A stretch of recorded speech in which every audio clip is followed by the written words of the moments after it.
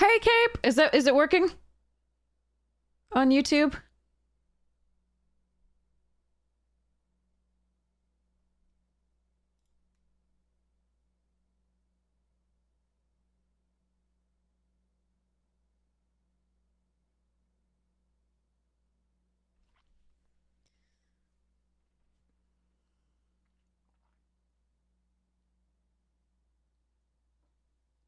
Awesome, I'm so glad.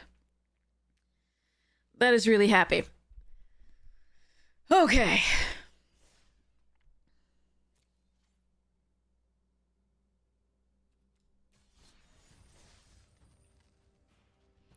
Alright, so this is a little pathetic of me. Okay, so I gotta fix that. So, alright, I'm gonna go get, a Coke, and, that will make me happy.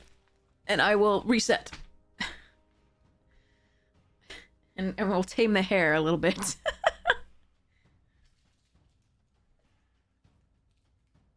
Alright, BRB.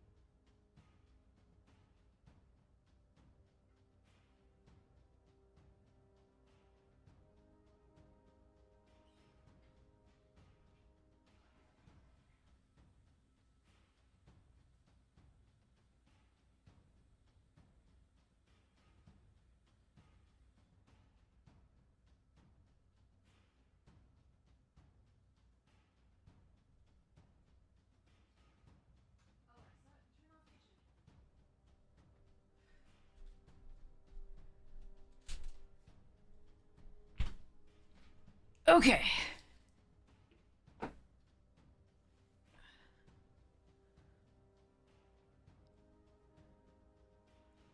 All right. We're back.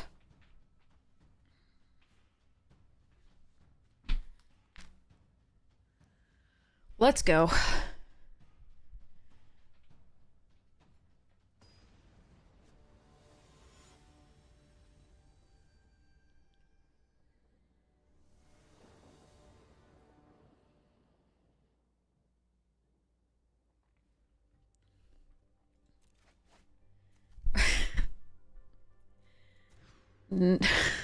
I give up. What the fuck?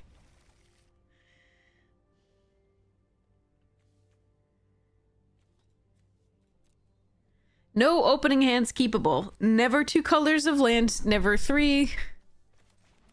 Yeah, okay.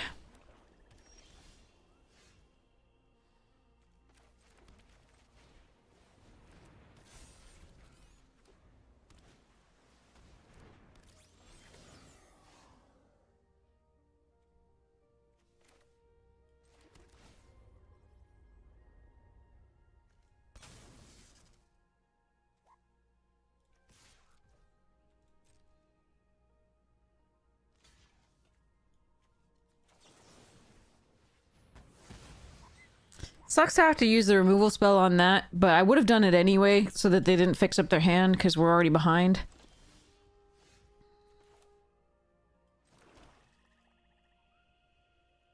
I would have loved to use Seed Ship Impact on that to get a thing, but we can save it for something better because they're in a blue deck.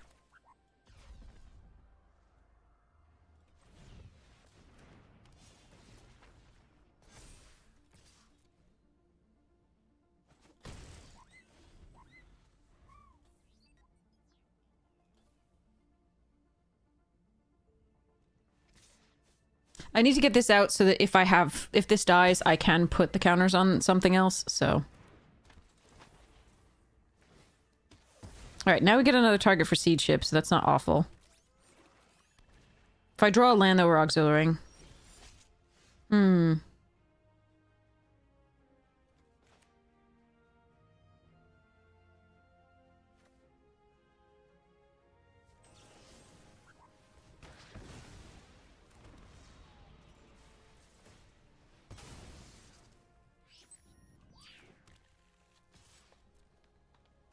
Has trample, this is fine. Obviously, they'll probably have removal for my Fate Maker now that it has counters on it. But hopefully that means they won't have removal for the boosters afterwards.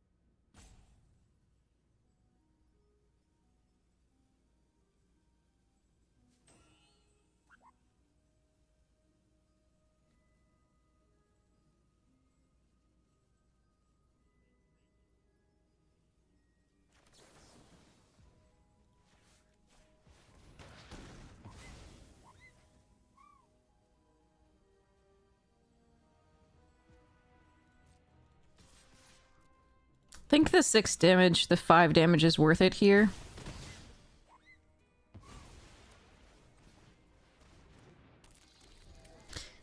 It would have been wonderful to be able to move the auxiliary and then punch, but we didn't have the 6 mana. Otherwise, I might have even considered double spelling here.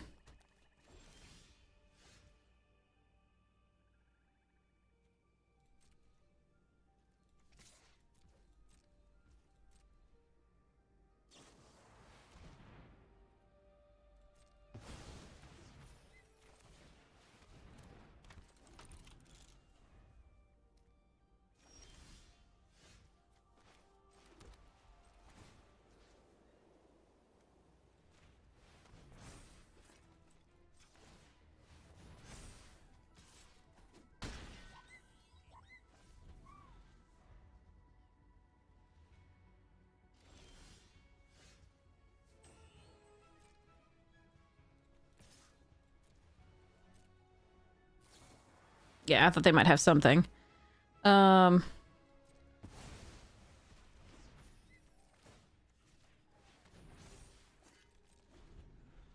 Two grav kills already.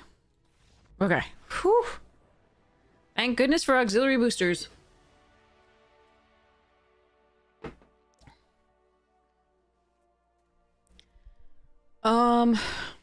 Yeah, just run it back. Exosuit is interesting, though.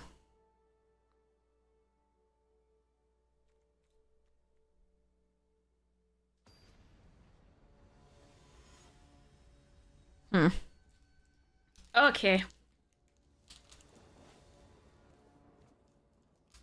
Crap. Why? We have more white than green, but we just can't get two colors or more than three. God damn it.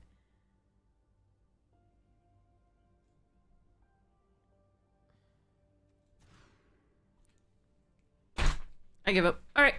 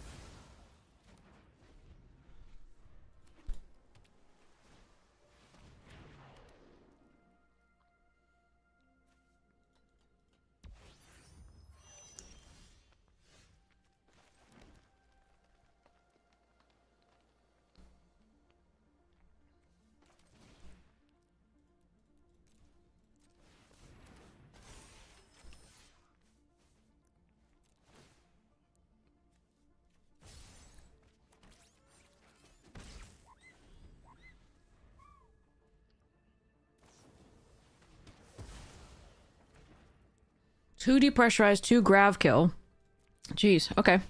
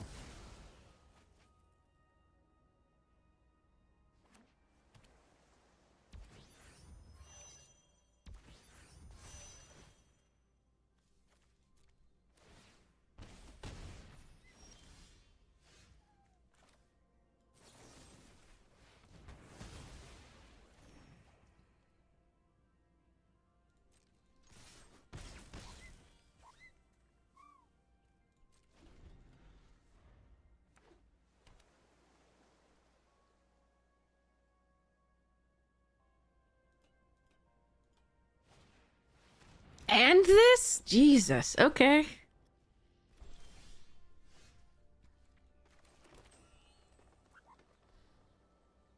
We know they still have two grav kills, so this Alphate Stalker is not nice here, really.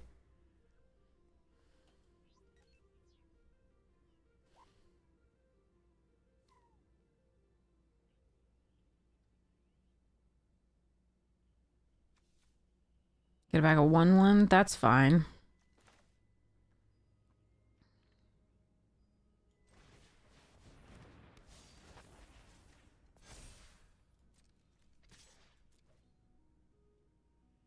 Or a 3-1 with the Faithful.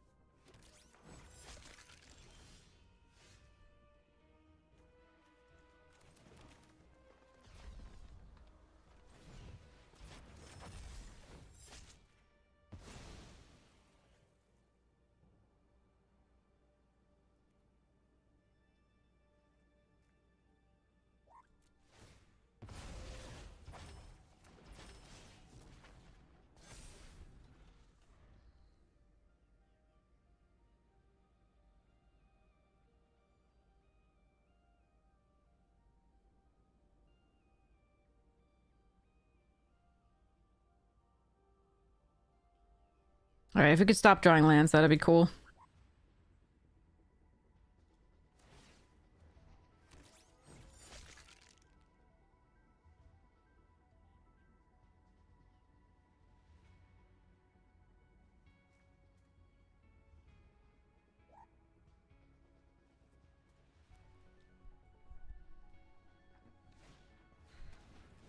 Oh, they have a vote out as well. Hmm.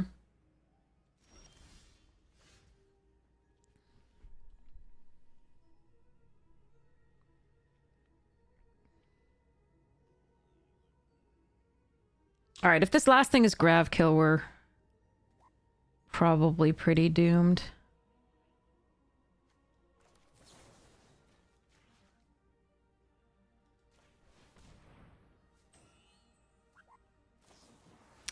I mean, what are you supposed to do against 2 depressurized vote out tractor beam and Grav Kill in one game? This is ridiculous.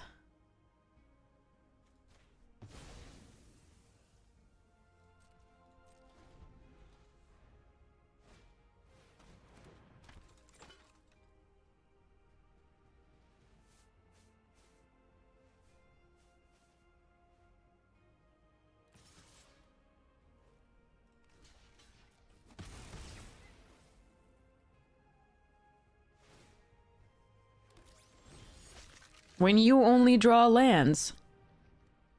So 1, 2, 3, 4, 5, 6, 7 cards we've played with.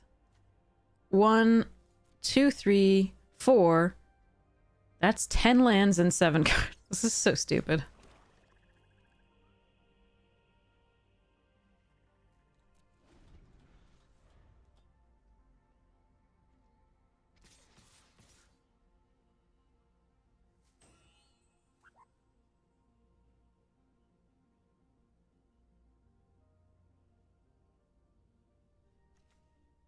They've outdrawn us by 3 cards, and they have... We've outdrawn them by 3 lands. We have 24 cards in our deck, they have 21.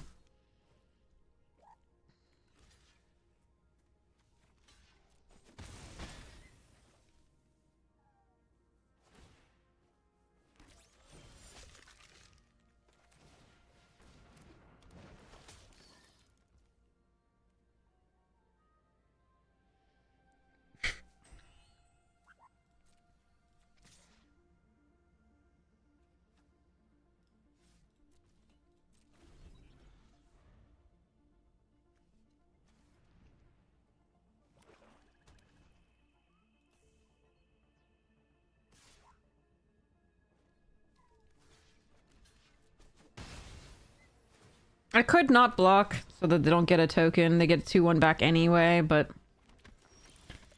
Oh, thank God. Okay.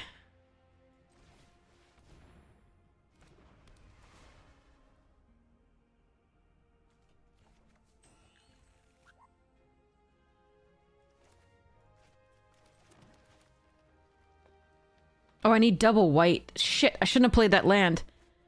I was thinking I could get there, but no. Alright.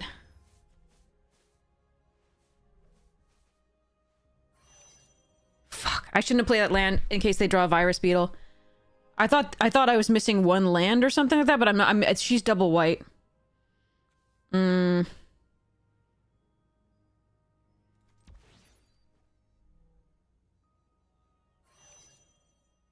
Shit. We also have more white than green in this deck, but we have 5 green. Yeah, this is gonna suck. I should not have played that land out. Wait, why would you not destroy this? Oh, okay. Yeah. Alright, no, that doesn't make sense. But I'm gonna be so sad here.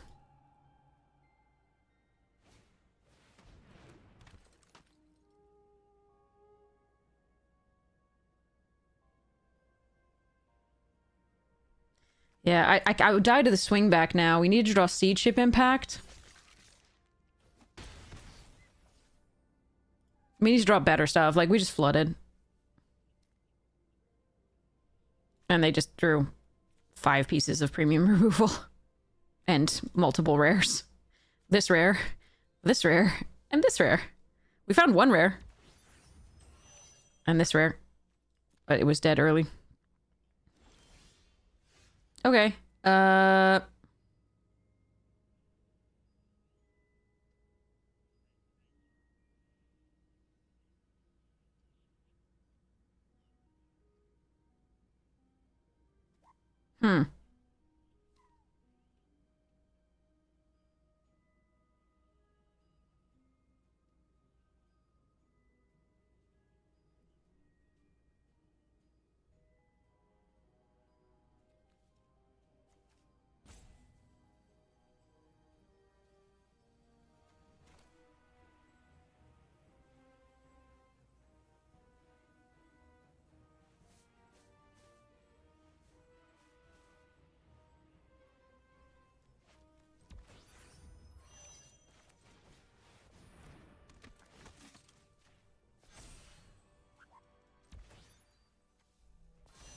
Might just be dead.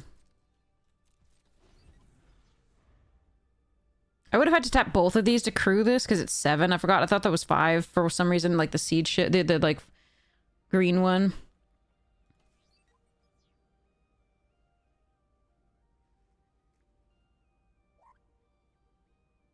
So it's probably just better to play the auxiliary this turn.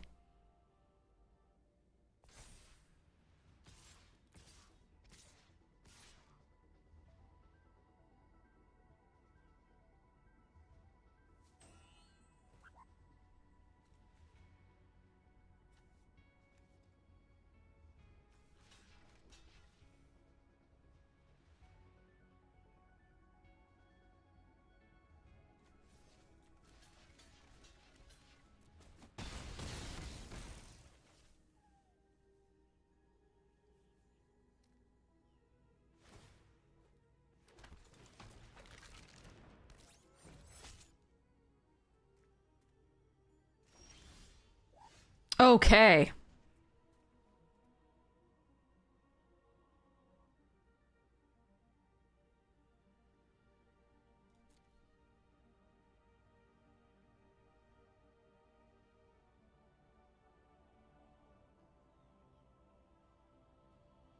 What do they have though? What is this?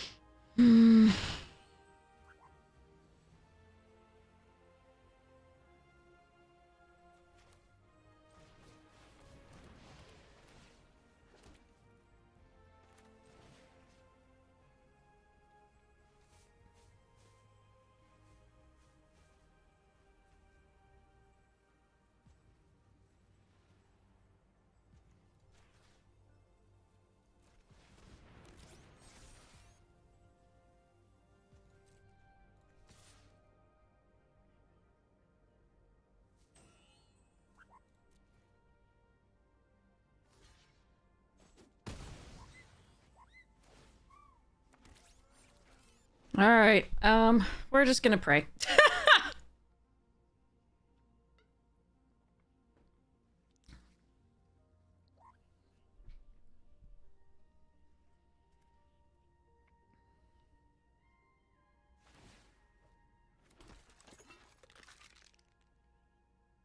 Yes, it is.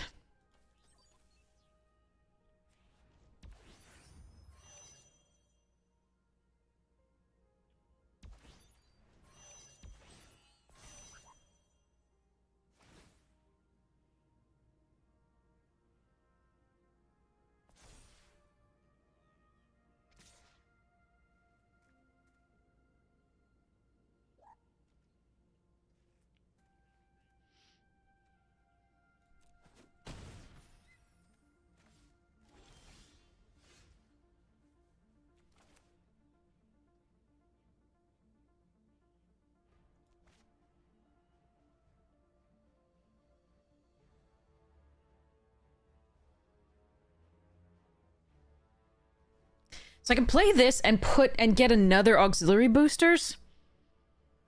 I just need to not die on the backswing. I really need to kill... I need to force them to block, though. So... I probably need to flip this over, but then I can't do this and do the auxiliary.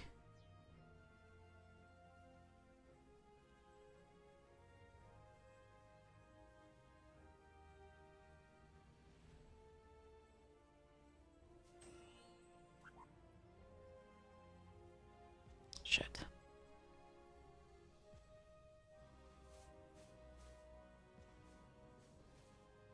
Yeah, safest is just attack with this.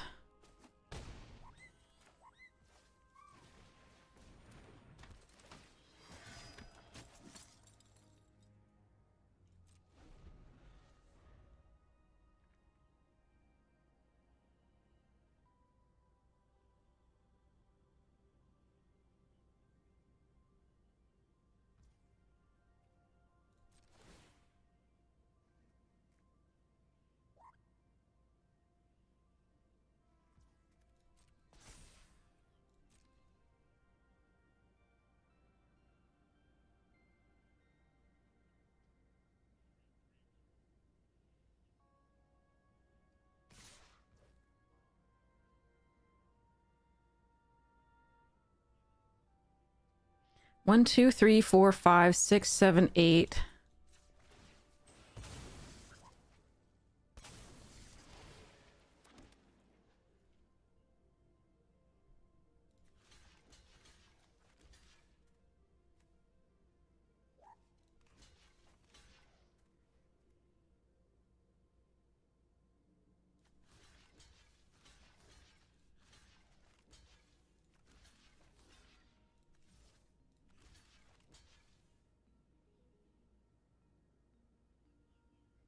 If they have the, like, draw two, burn you for two, that's so bad, though. Oh, that's gonna be so depressing, because I almost made it.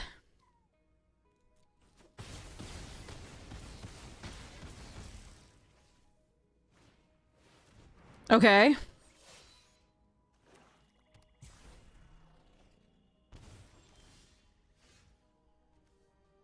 Whew. Oh, okay, alright.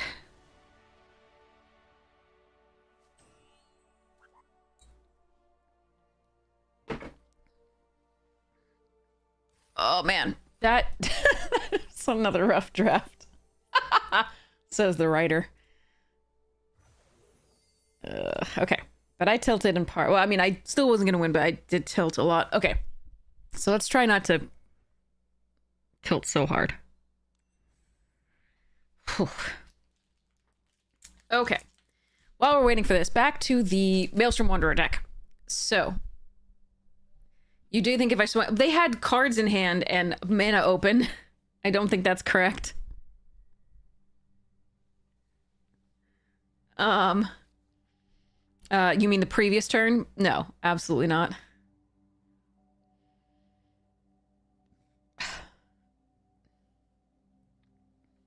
I don't think so. I don't think it's the correct to swing there when they have two cards in hand. I think it's still at that point and all the open mana. Too risky. Fortis. Okay, so the next creature we have in our lovely set of creatures here is Emoti, Celebrant of Bounty. I do have the, like, special foil of this from, like, March of the Machines or something, but I don't like it as much as this art, so yay. So yeah, spells you cast with converted mana cost 6 or greater have Cascade. So, and it has Cascade itself. Super fun for that. I'm running this because reasons. It is not that strong, but it is very fun. So this is another, like, maybe. Hullbreaker Horror, of course. Yes, this is a commander deck. Nezahal Primal Tide. Shardless Agent. Balefire Dragon. The new Atali. Pathbreaker Ibex. So good in this deck. Morag, Fury of Akum. So we have this landfall, right? If it's your main phase, there's an additional combat phase after this phase, right? So you want to have the land enter the battlefield as second main so you can keep attacking with the giant things. Bloodbraid Elf, because classic. Molten Primordial. I'm doing the Primordial thing. I had a lot of Primordials in this one. Obviously, I had the green one, but then it was banned a long time ago. And rightly so, but like, yeah. So this one's fun. We have Delighted Halfling, Lotus Cobra, Fanatic of Ronus, Gwenna, Eyes of Gaia, Goreclaw, Terror of Kalsisma. These are all to make things cheaper. These are all ramp, basically, for my stuffs. Oracle of Moldiah, Shadow in the Warp, nutty. This is the banned card, but I refuse to take this one out of the deck because it is so freaking gorgeous. So there.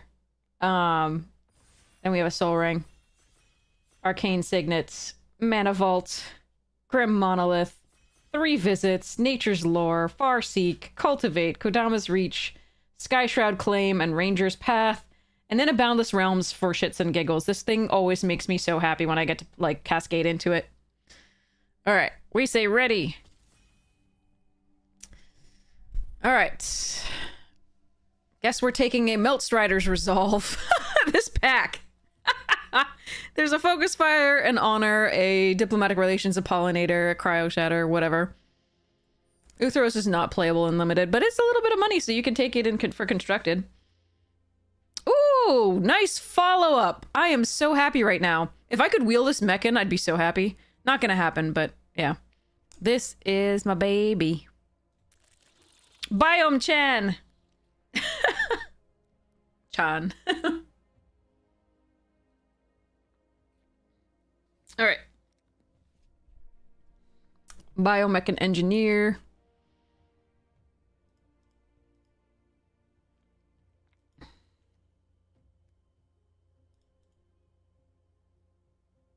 If you're not going to get a rare, this is a good one to get. I'm going to say. But yeah, that Boundless Realms is such a jank card, and I love it. All right, we'll take a Gene Pollen. Actually, I could take the Tragic Trajectory. I just passed one. I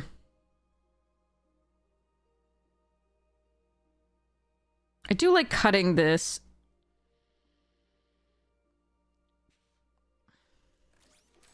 No, Duthros is unplayable. I disagree.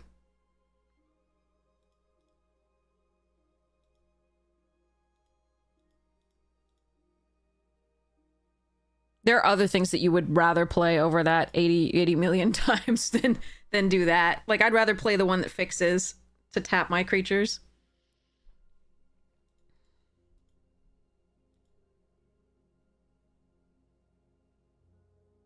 Uthros is the Ursat's Tolarian Academy.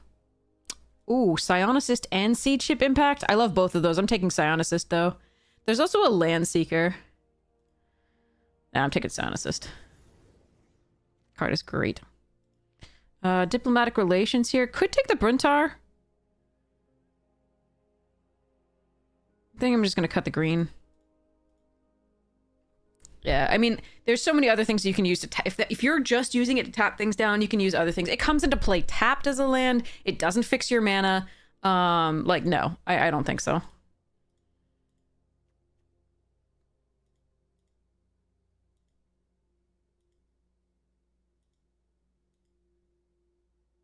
Yeah, fine for Constructed with Kona. Exactly. If you have your Survivors going, sure. Like, but again, other lands are better for the limited format for that anyway. Like the one that gives you any color of mana. Pollinator's better, a better card to run in that spot. Just make sure you don't want tapped lands as much as you can avoid them if they don't fix your mana, I think, in this format. Command Bridge, that's the one I'm thinking of, yeah. The one that fixes your mana and taps something. Okay. Dawn Strike. Oh, do I want to try this?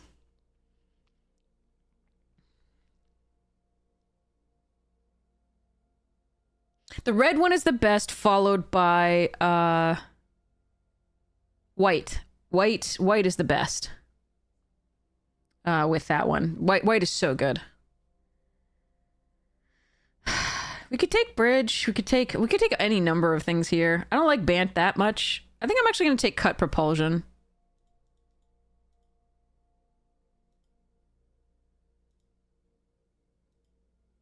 But yeah, Caveron, which is the red one, is the best, followed by Adagia, which is the white one.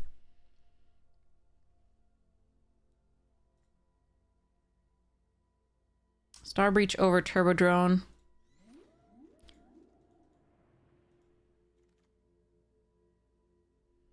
Yeah, maybe I should have been in white. I'm going to take the Mechanozoa here over Chrome Companion, but there's some good white, and maybe I was just supposed to be in Bant.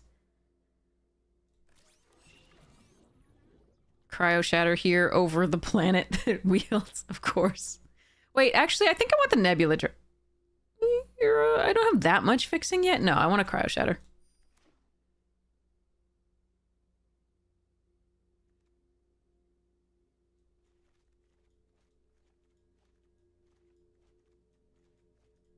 All right. Yeah, the black one is third best. I think Adagia and so Cavron's the best, and then followed by Adagia, followed by... What's it? Ooh, okay. I actually want all three of these. I'm still going to take the Blooming Stinger first, just because we seem to be blue-green base. And while this is fine later on, it's not that good. So I'm gonna... I like sacrificing lands to draw cards, that's fine, but I'm not red base. If I were red base, I would take that over the Stinger.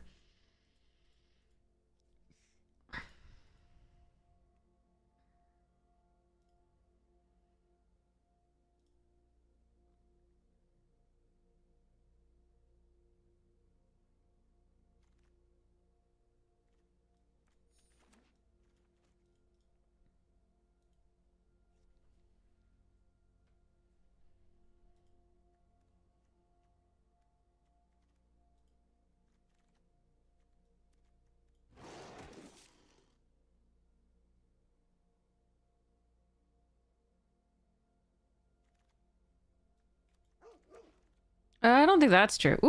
Oh, I want the Edge Rover too, and the Mech and Navigator. I'm still taking this.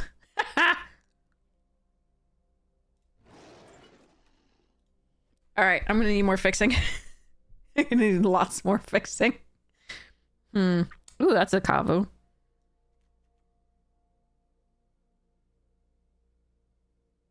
Desculpting Blast. Interesting. We're going full-on Teamer. I need help. Ooh, that helps. Oh, love Giga. Freaking Grav Kill and Vote Out and an Invasive Maneuver. I need this, though.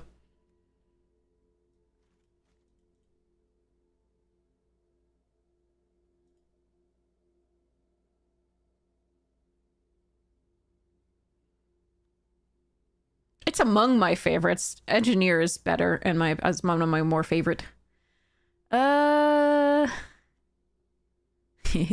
No. Okay, so another Stinger, Eulogist, Nanoform, Mechanozoa.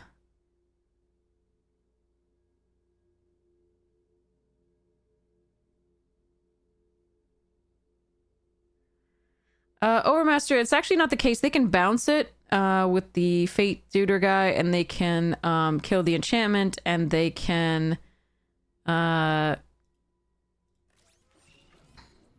oh man. Oh no! I knew I should have been banned.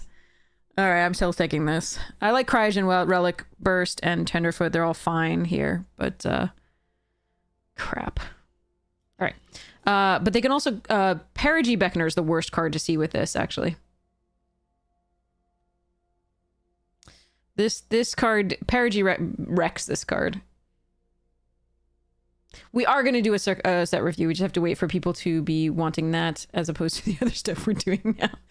I'm going to take the Biosynthic here over Broodguard. Yeah. Okay, Pinnacle Killship here over Weft Stalker and Skywarden and Sentinel and Jammer. Green is not open. I should have probably been in blue-white or something like that, but I'm having too much fun, so.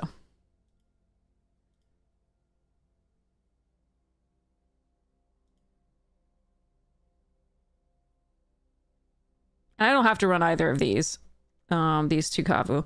This one I'll probably still splash for, but the stuff. So we might be able to pick up some, but green wasn't particularly open in pack 1 either, if you noticed.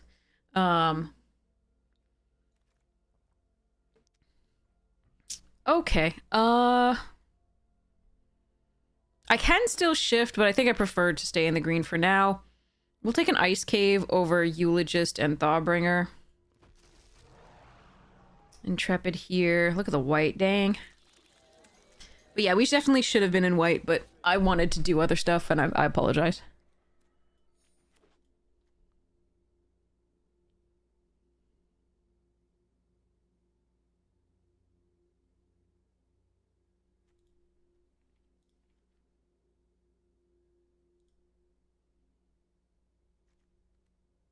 Oh yeah, can you imagine a dodge with this? There's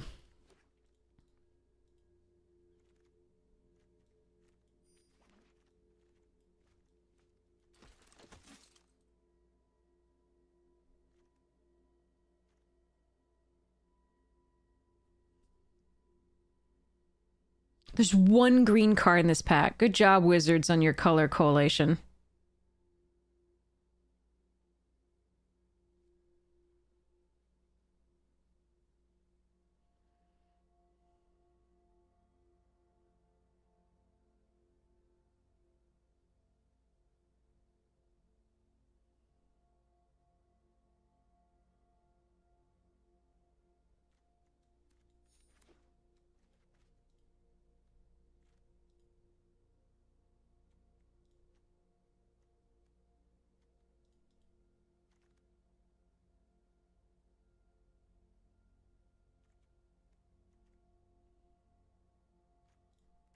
Six artifacts. Probably not enough for Phenomena. I do like Consult the Star Charts, but I think we need this Mouth of the Storm.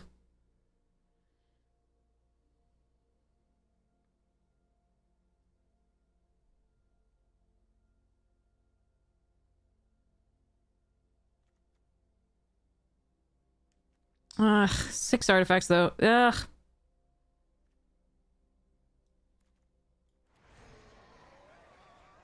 Oh, damn! No, I want it all! Why did that have to be in the other pack? Ugh, I want these 3 so badly. The Breeding Pool Specialist and Wayfarer.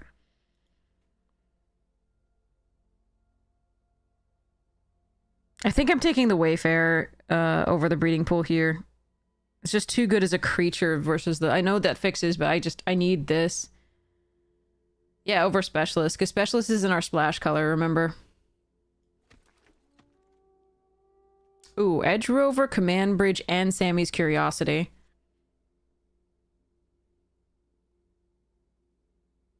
I think we take Command Bridge, although Edge Rover's close. That's also a Kavu that I actually want in this deck, as opposed to, like, Skywarden and Team Leader. Team Leader's actively, like, not good in this deck. I'm gonna still take the Command Bridge, but... Ugh. Ooh, Terra Botanist is good. Ew. Do I want a Wrath? I'm gonna try this out. Crystal Quarry! Alright, I'll take a Diplomatic Relations.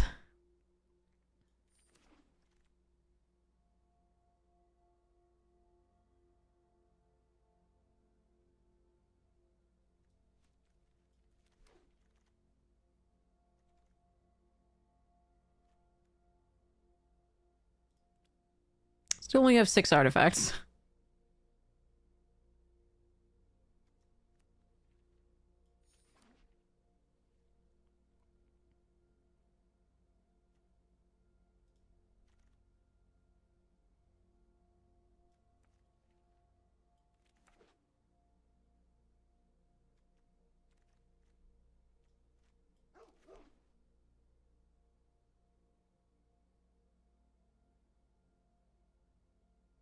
I love the Specialist too.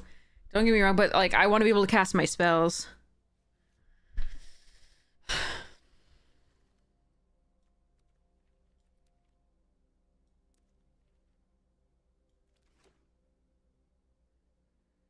Yeah, we definitely shouldn't have been in green this draft by the end. I mean, I'm sorry, by like the end of the first pack, maybe. I probably should have just let it go.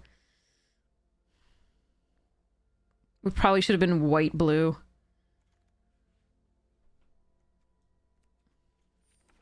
Yeah, who casts spells these days? In this economy?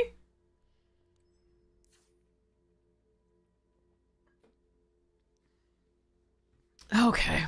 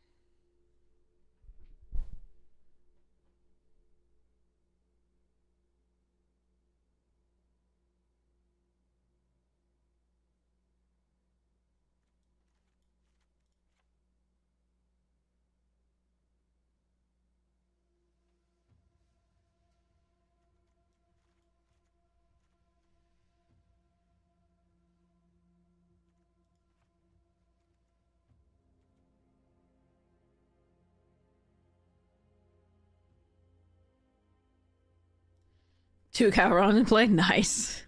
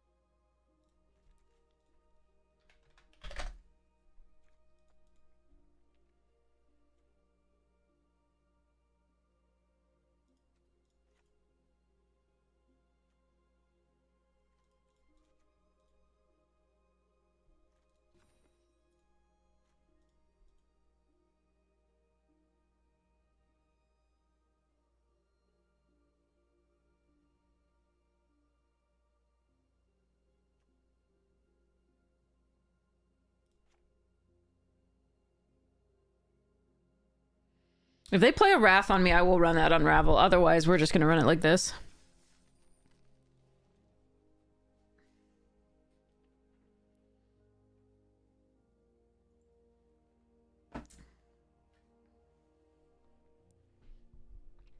Okay. While we wait. So yeah, this Boundless Realms is a hilarious card. So basically, you cascade into it from this.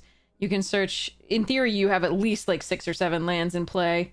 Maybe even 8, and then you get 8 basic land cards, and you can keep casting this forever. So I like this card, even though it's probably not supposed to be run in this deck. That said, we've got that. Things continuing for this one, we have the Mind's Eye to help me draw. See the Unwritten to cascade into this, and then reveal, you know, since I will in theory have something with 4 power, but maybe not. We can put 2 creatures onto the battlefield. From the top 8 cards. Got a Sylvan Library to mess with the top of my library. Rhystic Study because reasons. I think it's now the only deck I have this in. But yeah. Rhythm of the Wild. Hasty Bits and Can't Be Countered. Blatant Thievery. So much fun. For each opponent, gain control of target permanent that player controls. We got a Lurking Predator. That's fun. Hoof, there it is. This one cannot be cascaded into, but it's in the deck still to make things go boom. Bribery. We steal from opponents. Karn Liberated, one of the better planeswalkers to go into. Although, it turns out that I think the new Ugin is better than this. And I'm kind of sad about it. So I might actually put the new Ugin in this one. Tooth and Nail. Can't entwine it unless you can do that, but yeah. Mind's Dilation. Crystal Shard to put my commander back into my hand, but also...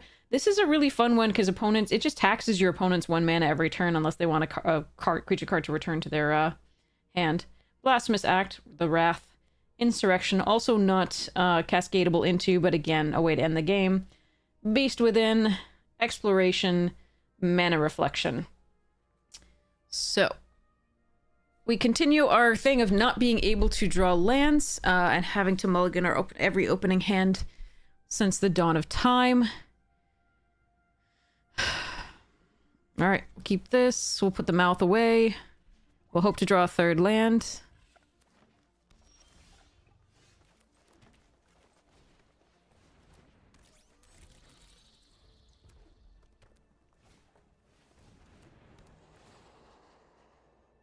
We've got this to warp now, so hopefully we can fix it so that we do draw that third land. I am very quiet when you mute me, it turns out, yes.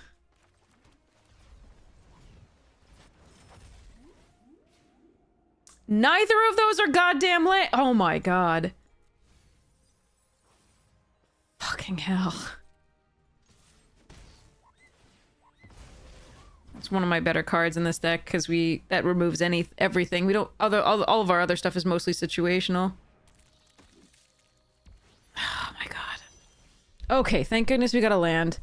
So let's go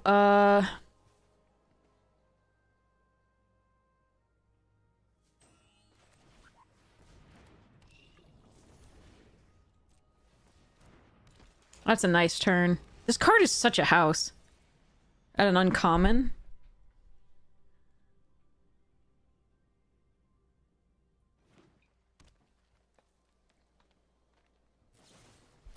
They know too. They're like, get that out. Hi, Floofa.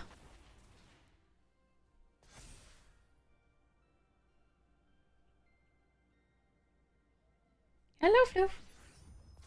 I did consider killing the Eulogist, but, before it got counters, but...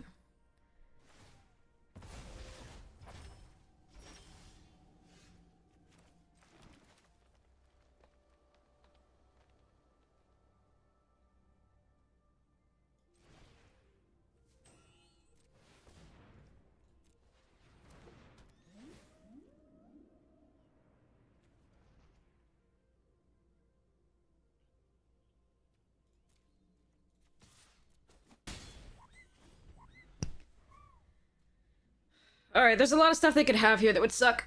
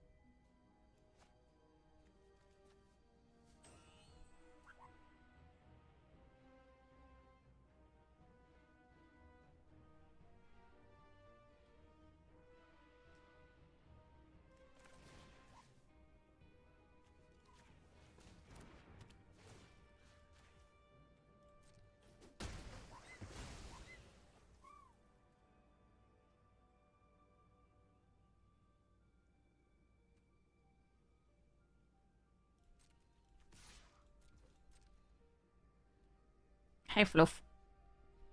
I love you, babe. Okay. Oh, but you are distracting, and this is important.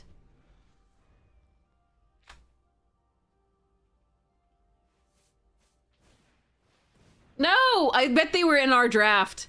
I bet they were in our draft. I hate it. Alright. No.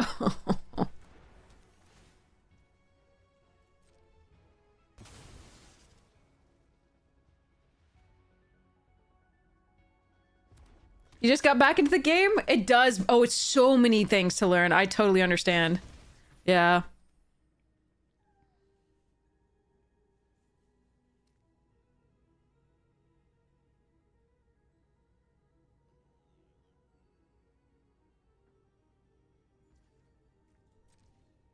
Hmm.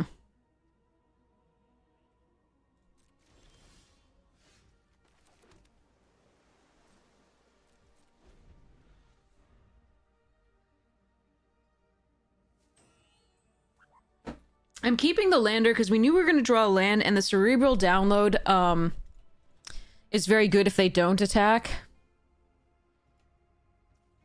And it gives us one more artifact for that.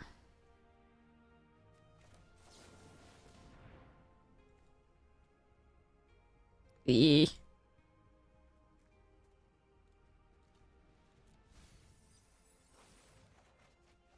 Sigh.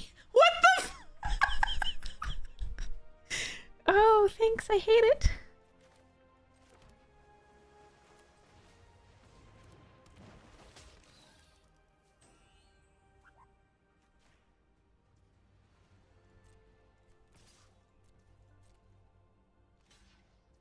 Oh. What? They want a card that badly? That they're gonna trade a 5/5 for a 3/3? Okay. Alright, 1, 2, 3, 4, 5, 6, 7, 8, 9 lands for us currently.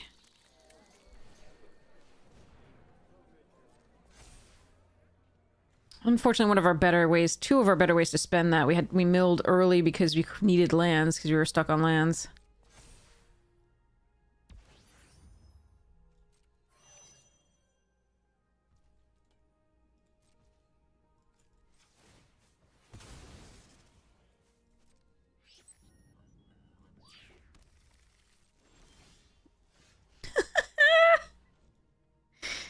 Uh...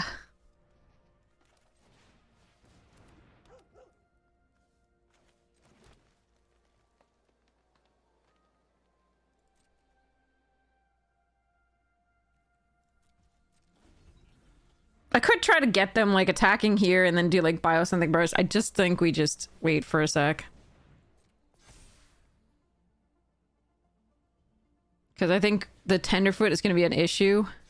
So we want to be able to block with Stinger and give it Indestructible at least once.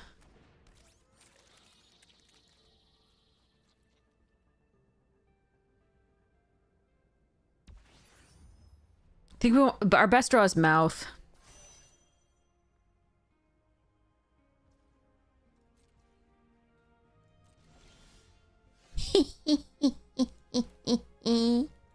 Sorry.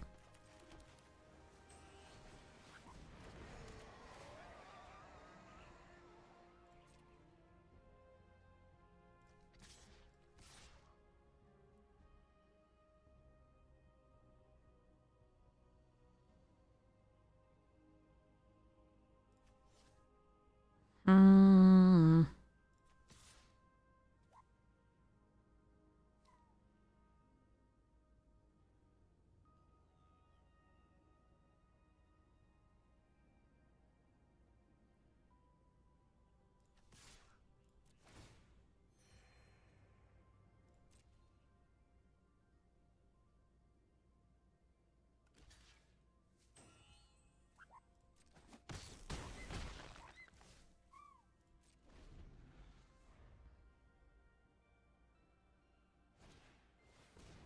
What the absolute pus bucket of a shitstorm?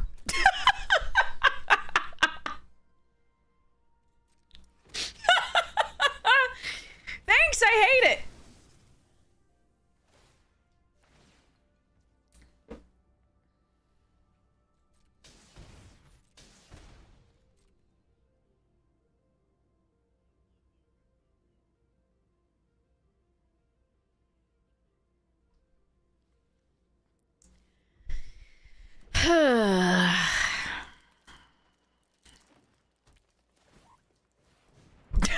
Damn.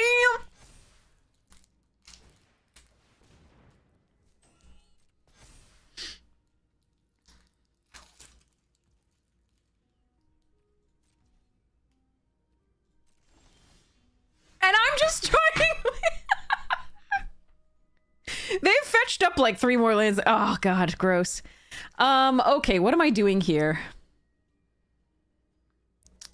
I have to hope they don't find a lander token. I think we attack with the Mouth of the Storm. And just that. I'm at 5. If I block and tap the Chrome Companion.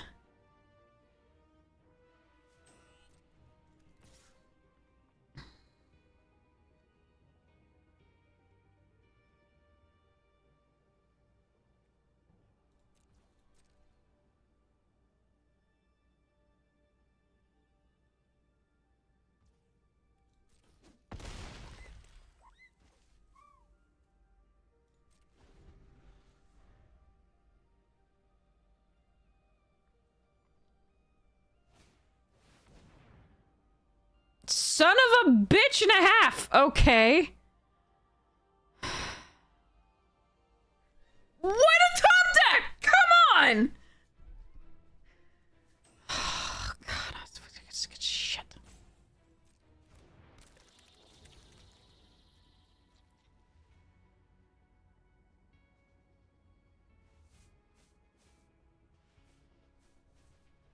Is your nickname back in college? Yeah.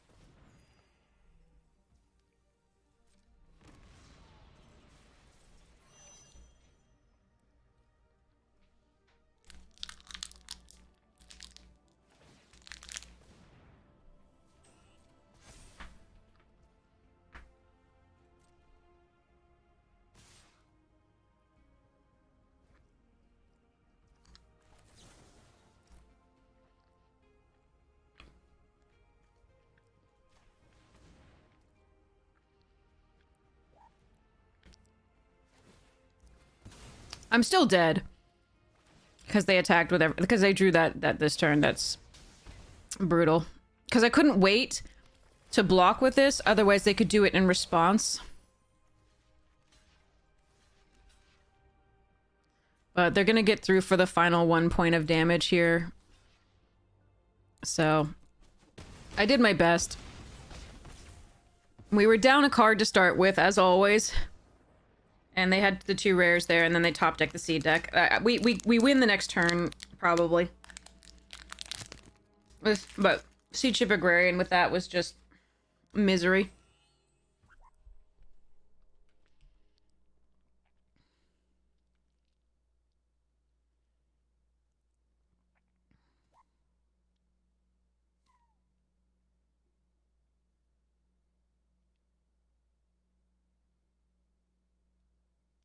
Cryo Shatter's okay against them. Bombard might actually be better.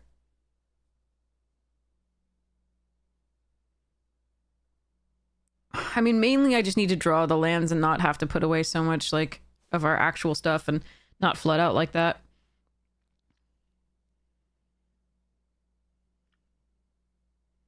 Let's just try it again. I don't think I'm supposed to side in more red yet.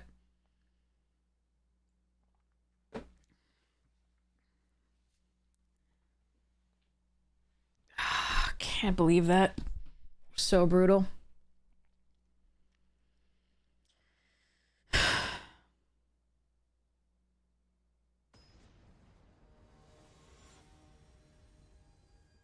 At least we almost killed them despite our being on the back foot the whole thing.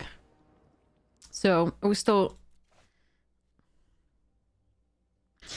There is no opening hand that we had tonight that's been good. I'm keeping it, but,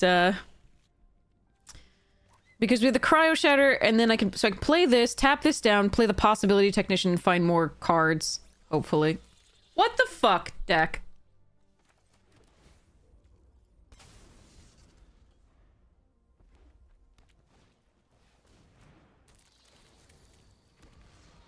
Look at their 1-2 perfect curve, and we're just like, I've drawn all lands, it's cool, everything's fine. Boss bucket.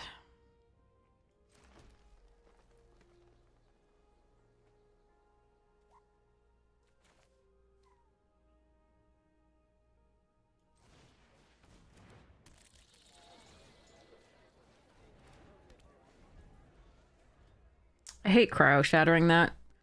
It's just an efficient use of mana this turn.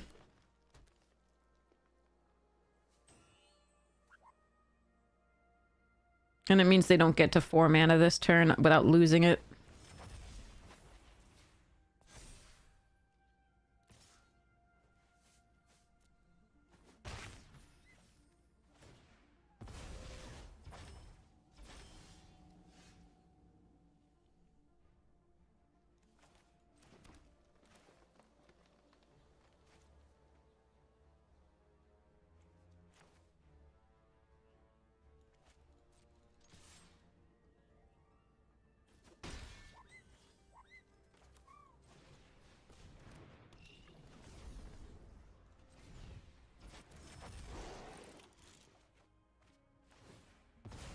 Well, that's somewhat tragic. I mean, I can play this out next turn and protect that, I guess. Why do you always have this? Why does this always... Ugh!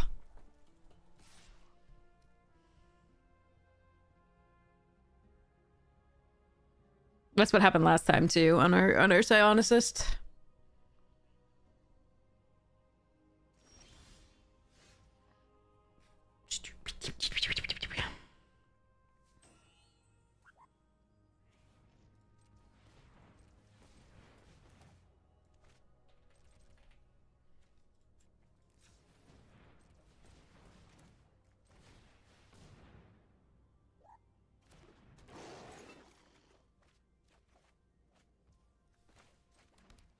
Alright, now I can't Biosynthetic Burst. But I did get another land. Yay.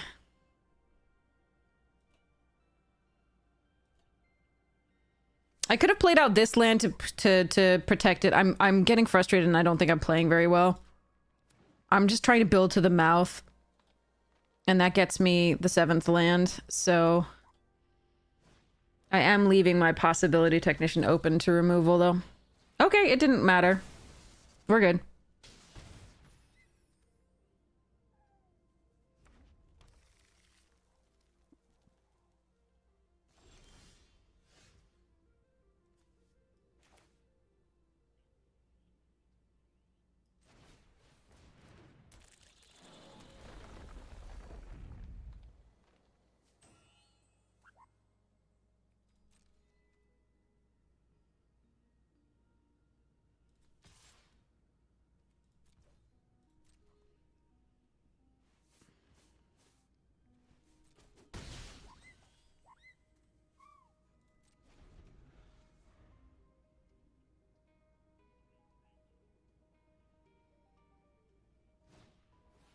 Oh, come on. How many rares do you have? Log.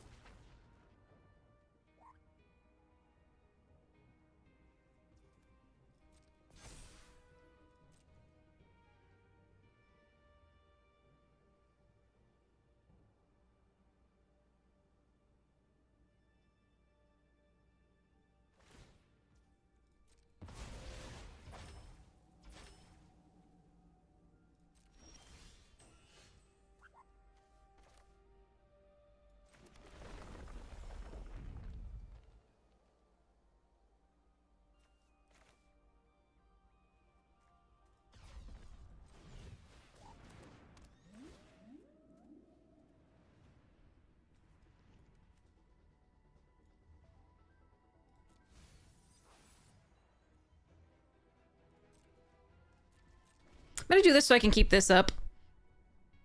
I could have played this, but they might have a plunge or something like that.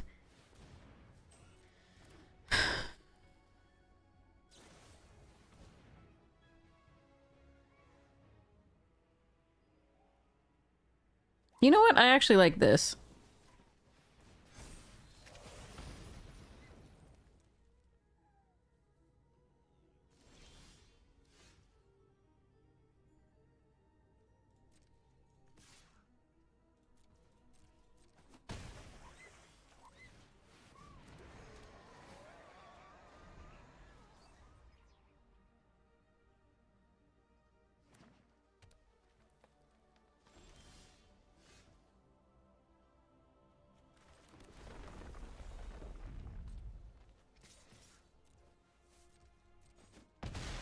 All right.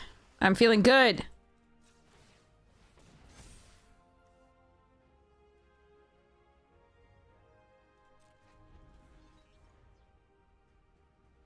Yes. Okay.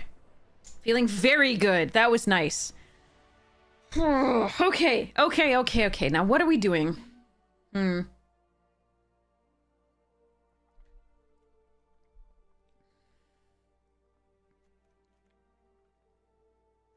No, we're still keeping this, I think.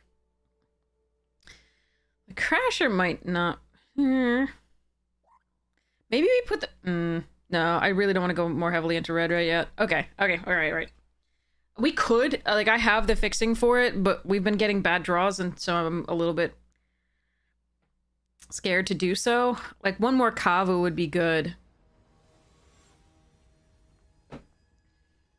But I think because that would require further commitment to red, that's probably a mistake.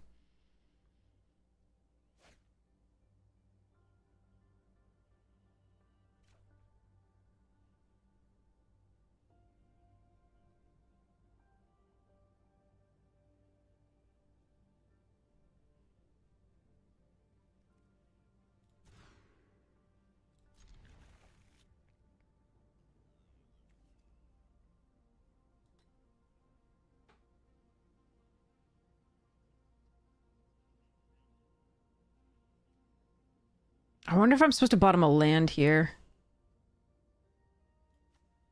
Because we biomech on 2.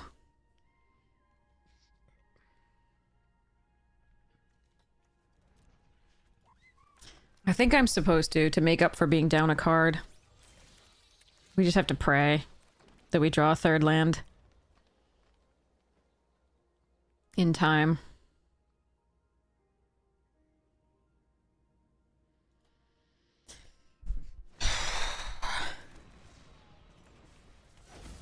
Oh, they also have another mythic! What the actual fuck? I hate everything. I hate it so much. Well, we couldn't draw a 3rd land. We drew Mouth of the Storm, which is the opposite of a land.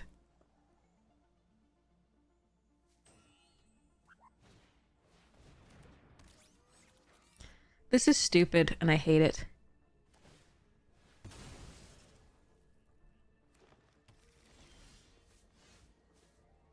Seriously? That's 3 draws with no land! That is 47% land. I put away 1 piece. We can. The odds of drawing 1 in 3 draws are so high. Oh, I hate. We're dead. Okay. I got it. Very well.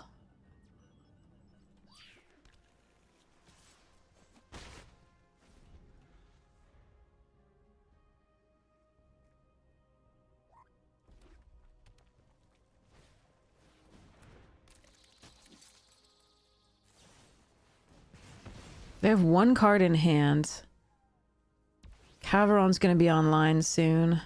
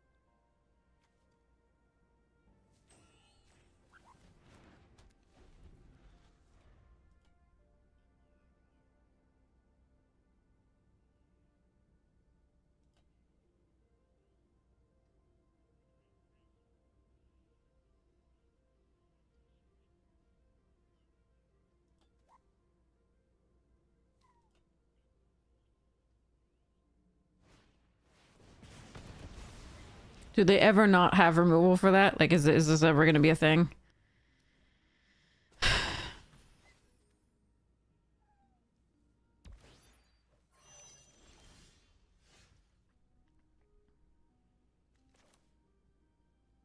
I could download this turn. I think we want a Terra Botanist and tap down the Mechan with the Mechanizoa. I could kill the Eulogist by doing that, but like they already, that has no power. I really need the Caveron not to come online.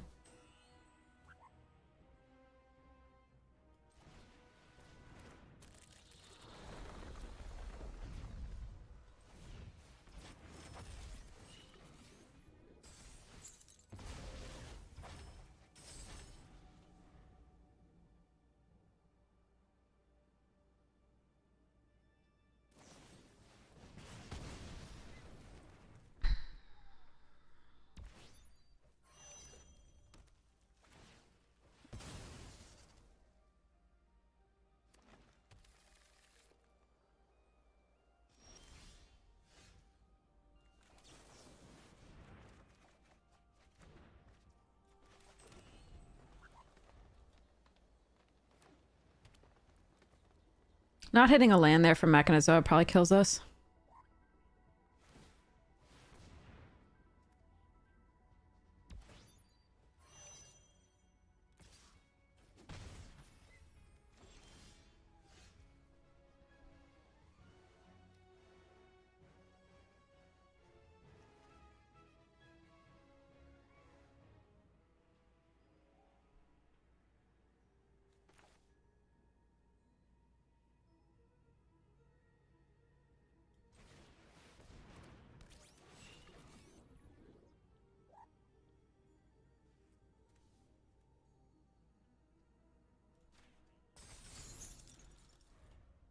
All right, let's see what we can do. Fuck me. Top Deck City. What the shit? Oh, God. Why do I even bother? All right.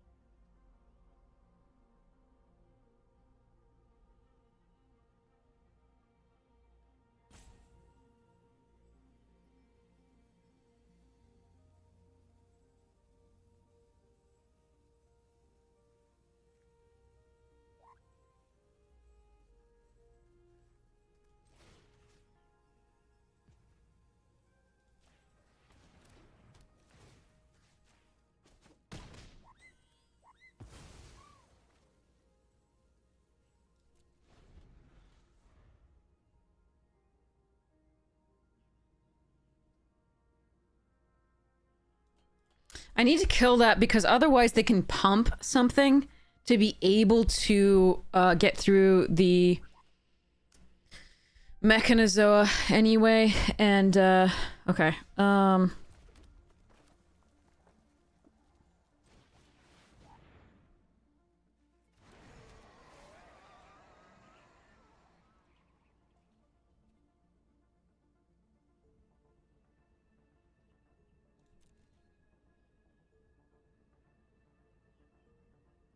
I'm probably still dead to the Cavaron. I don't think there's anything I can do.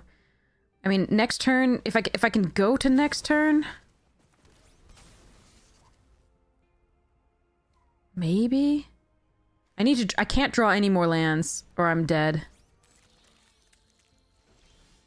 Fuck. Okay.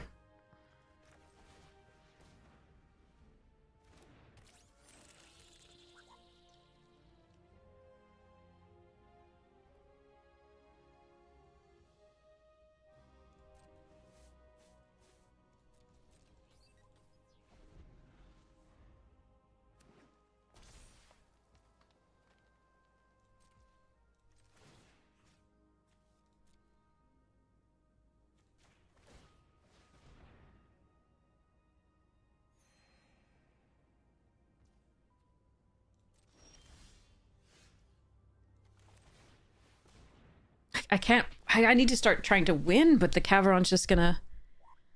Oh, man. I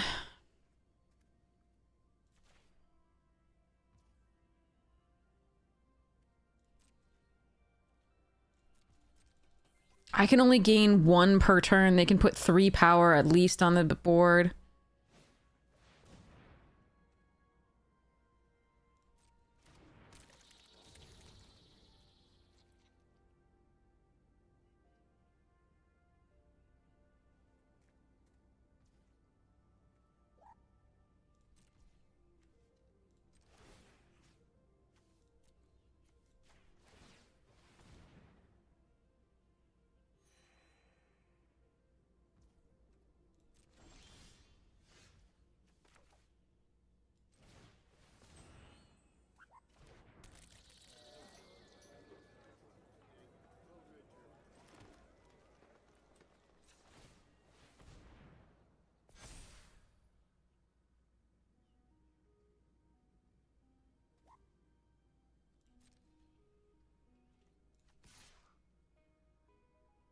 They make another one and then make another one?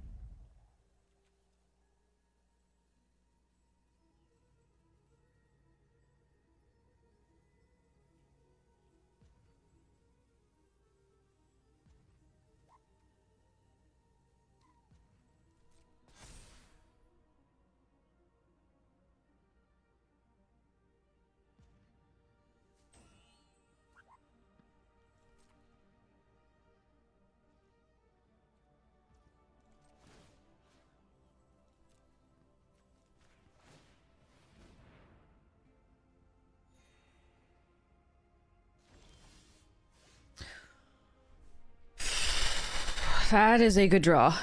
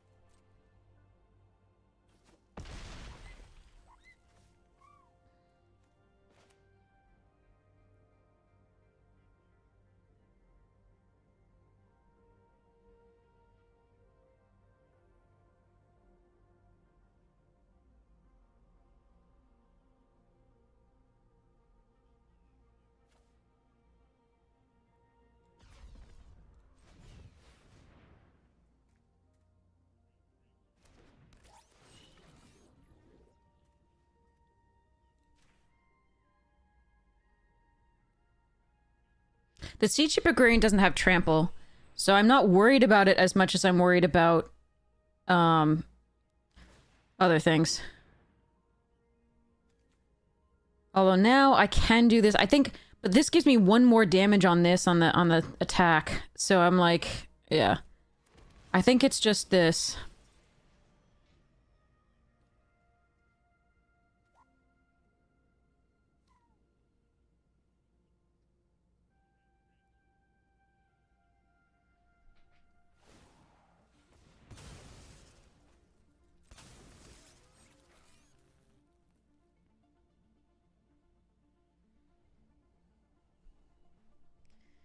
Like, I may be able to get them by surprise. Excuse, cat. Off the desk. Off the desk. Sorry, Boo. This is a really key turn.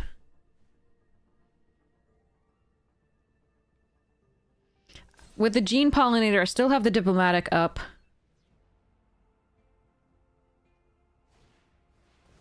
God damn it, they found the fucking trample!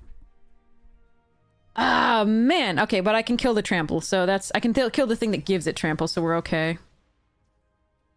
Oh, wait, they warped it? Oh, because they can give haste. Okay. Let's see what they do.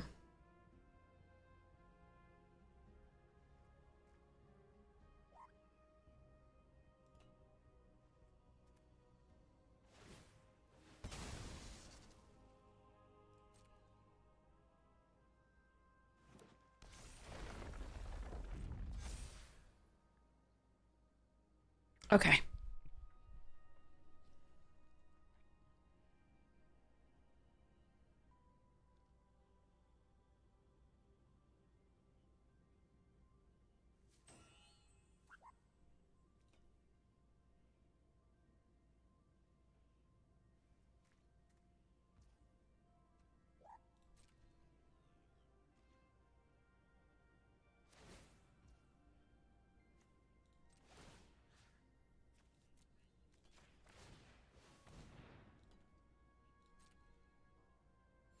I don't know.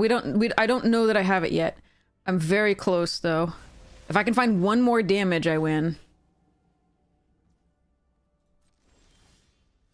Or we could find a land that is also a land. Okay. All right.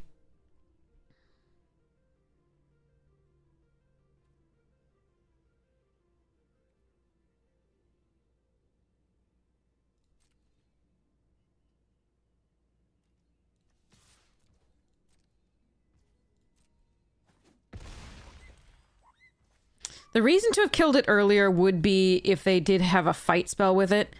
But I don't think I can... I can't play around that, I don't think.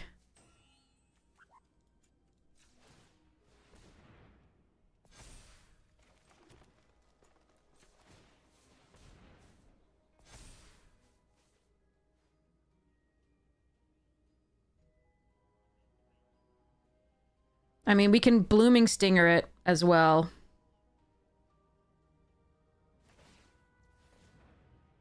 If they try to fight.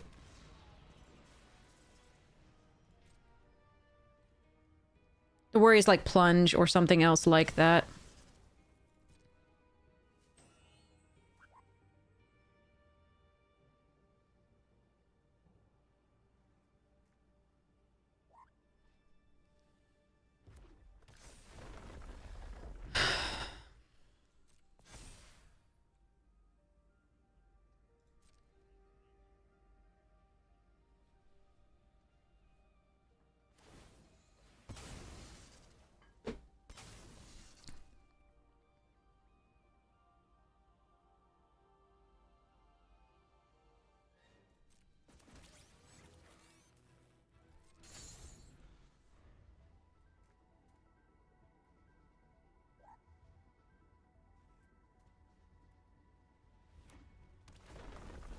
All right, now we win.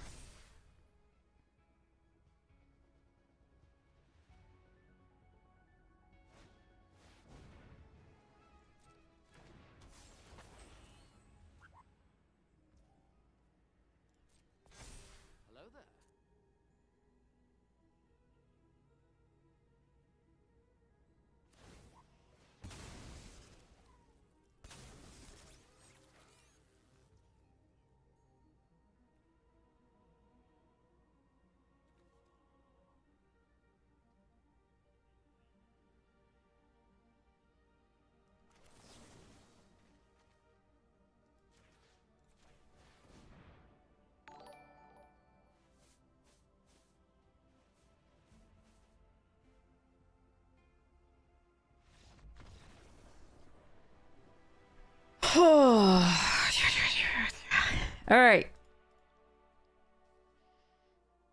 Blah.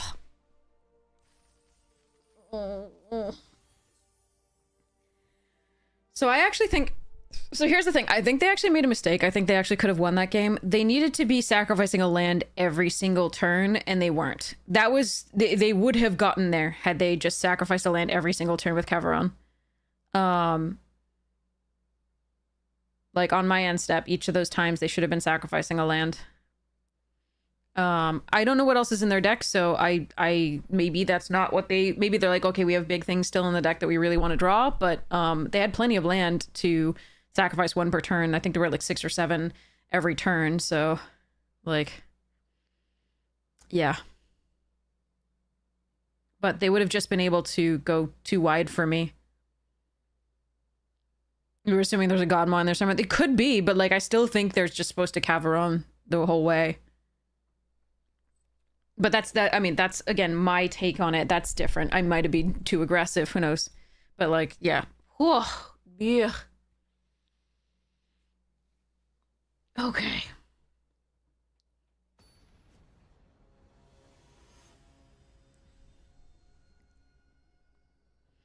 Do you suppose this person is huggable? Is that what that's supposed to be? Alright, I'll keep it off of the Star Breach Whale. And the 2 cryo shatters. Pray.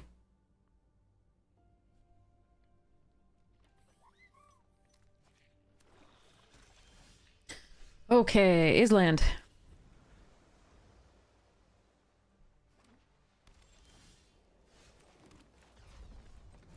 Please don't have a depressurize for this.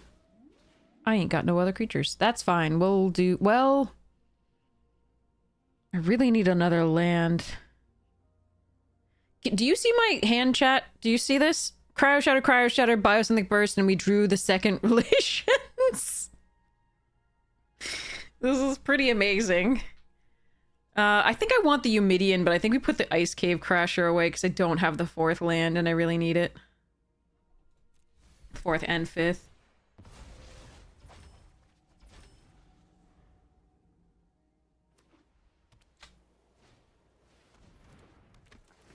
Naked Faithful!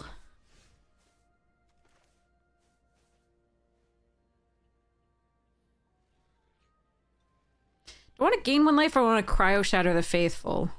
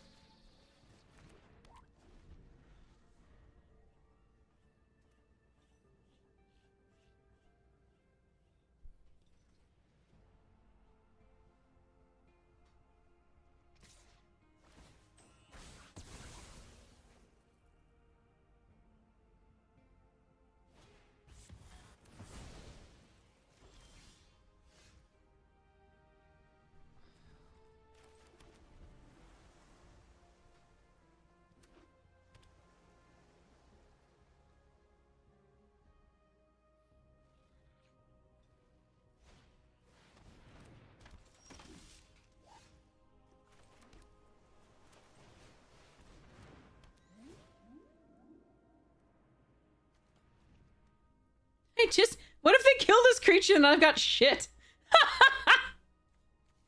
Oh, that's so sad. Whatever. All right, I am going to, yeah. I'm gonna be sad when they kill this creature.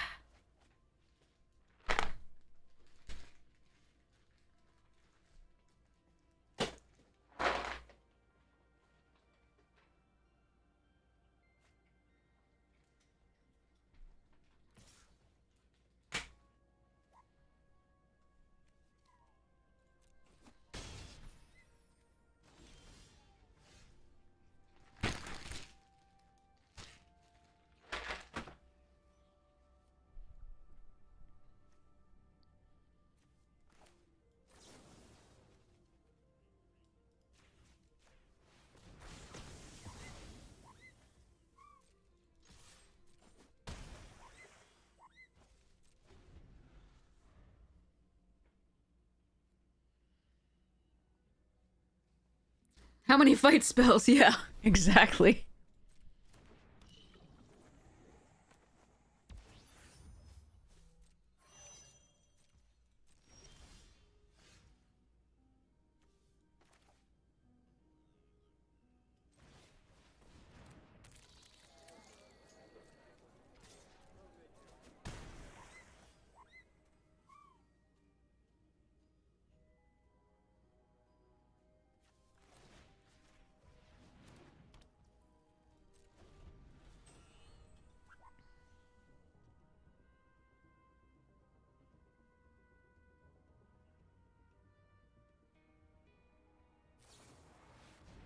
Fucking exile.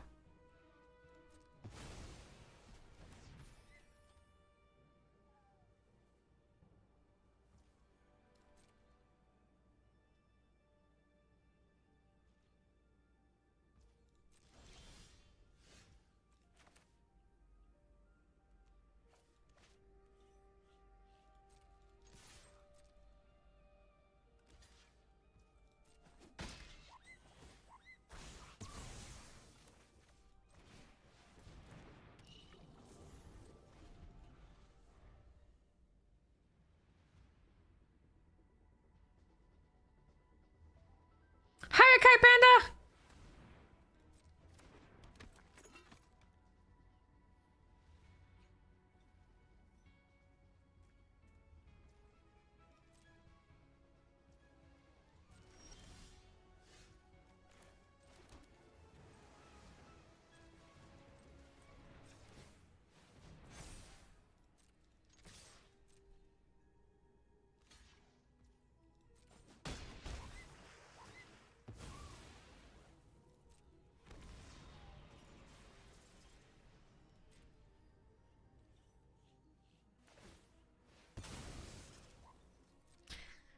We're going to do our set review. Chat has mostly wanted draft instead so far, but we'll be doing that soon.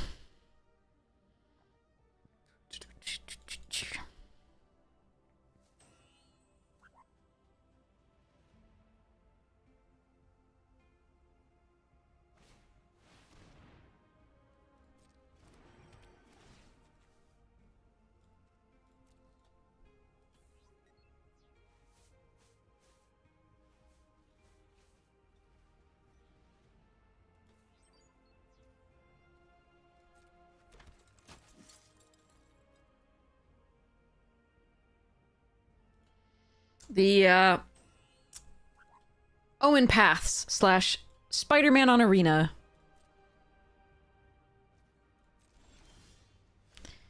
Well, in the very same way in which you went away before, you are going to go away again.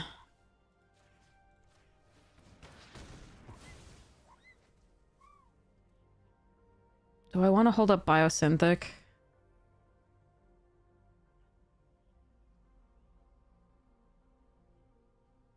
I think I do.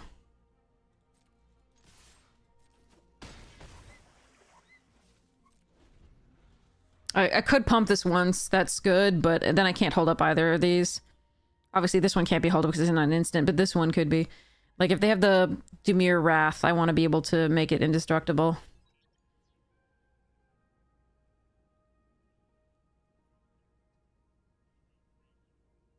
Not Spider-Man, yeah.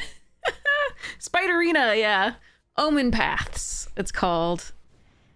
Destroy all blah blah blah. Toughness 3 or less. Okay.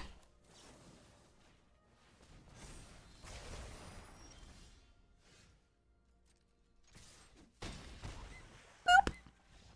Okay. So they have a Wrath. That's annoying. I want Unravel. And then I want what? They had a bunch of Death Touchers, so the Melt Strider's not as good. That said, it's still probably okay.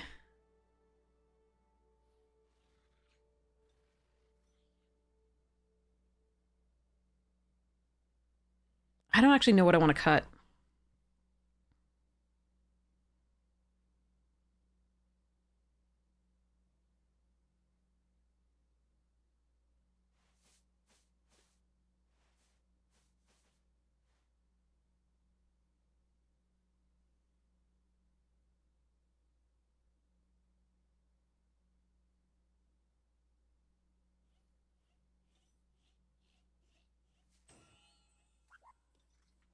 I think it might be... Might be Melt Striders. No, I like that card too much.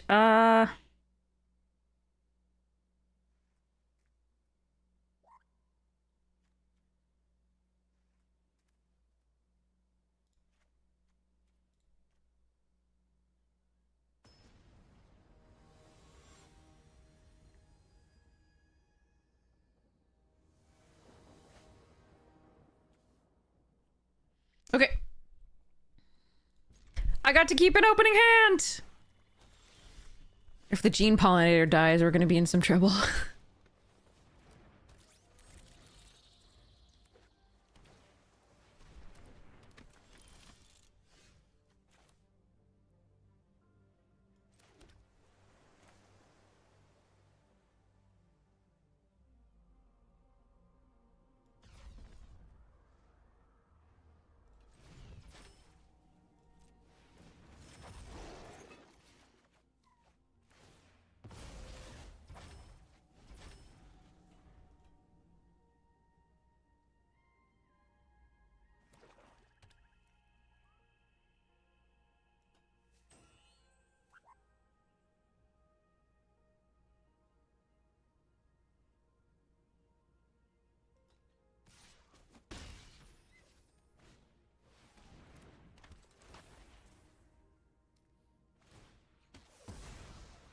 That's value.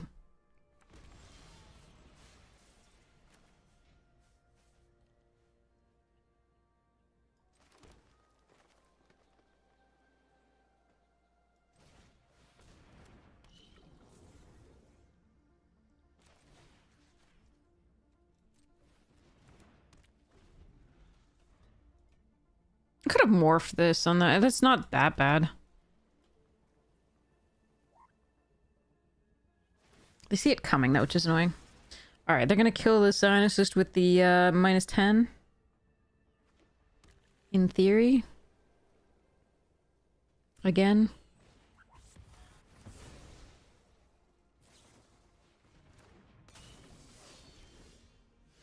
Hmm.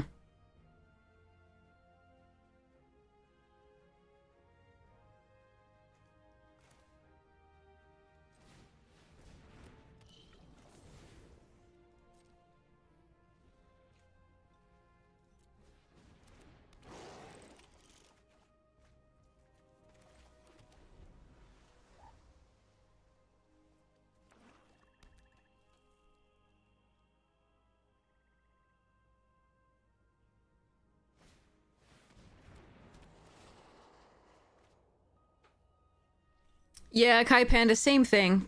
That's why I don't enjoy this cube that much.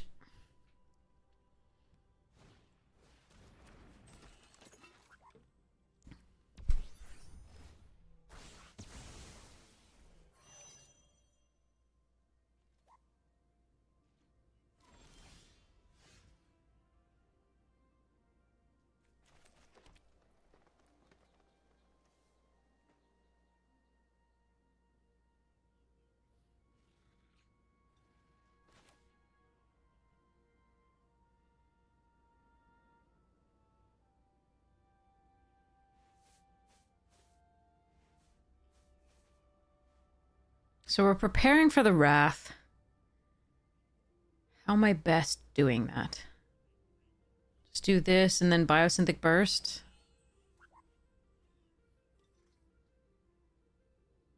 Hold up Biosynthetic Burst.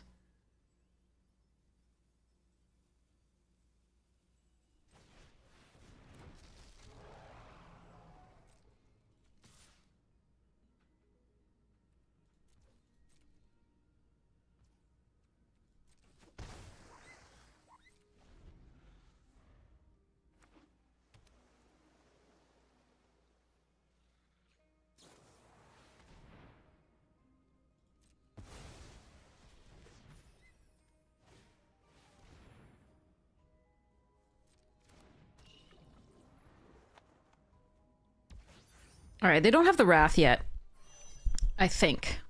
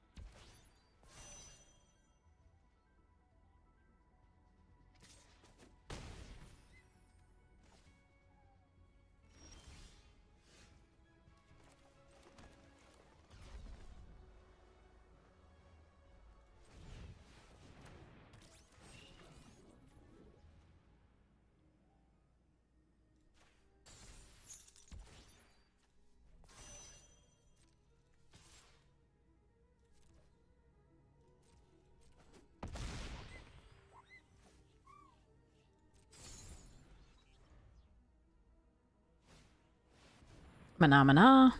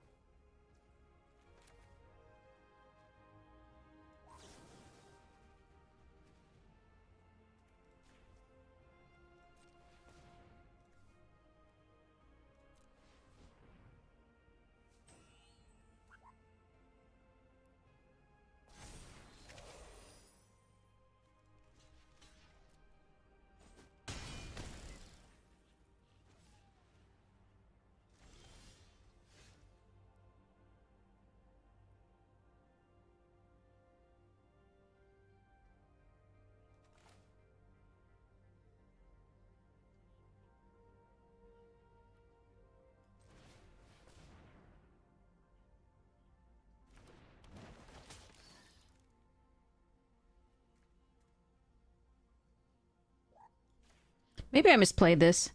Maybe I should have double blocked the escort there.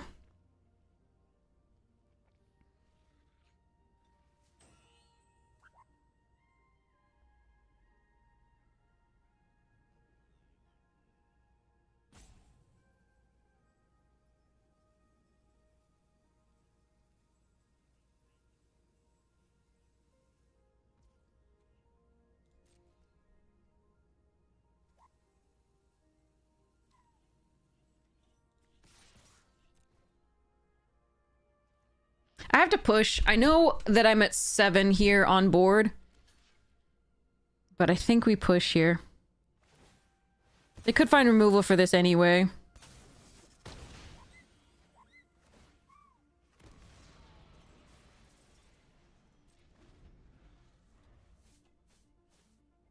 I probably should have double blocked this with these two. That was probably wrong. Yeah, they did find removal for it anyway. Okay.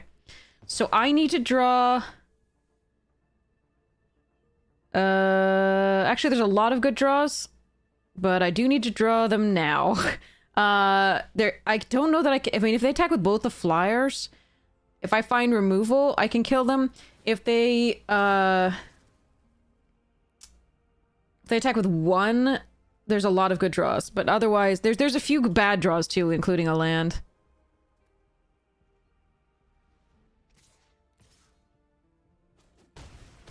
Alright, Mechanozoa kills them, I think. Along with other No, come on! Alright, well, that's too bad. I think I probably should have blocked the escort. I don't think it would have changed anything, really, but... oh man, I wish I could kill them here. Alright. GG's. Alright, go to the next one. Okay. They didn't find the... Like, what could I have done differently?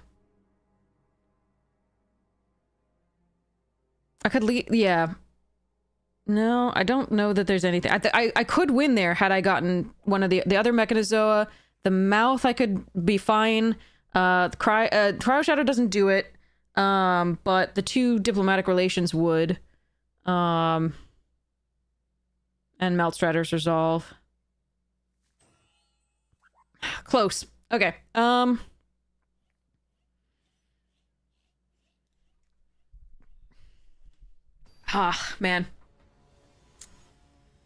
A Banishing Light splashed, huh?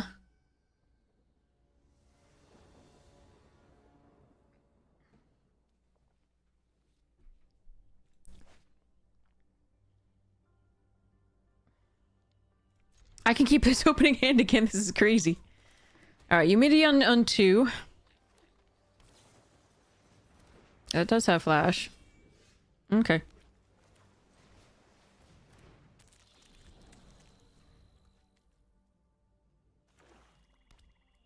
Yeah, I thought about it, Animatter. I thought about it. That was one of the things that, like, could have been a thing, but, like, I had to try, I think, for the stuff.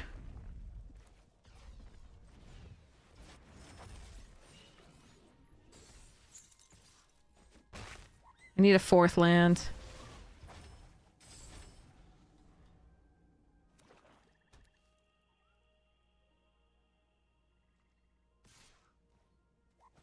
Please, 4th land.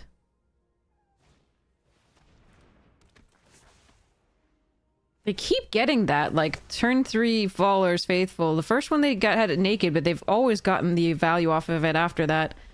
Kinda cray-cray.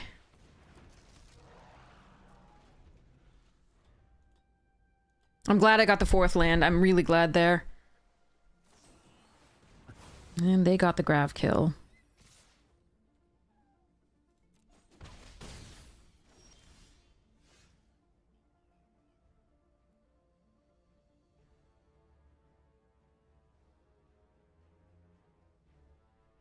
I didn't get another land. Okay. We just want to hit lands from here on out, basically, for a little while, and then gas.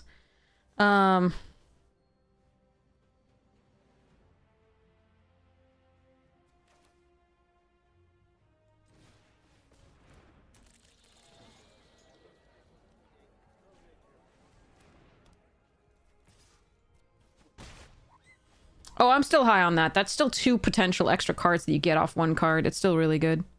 Otherwise, I wouldn't run it.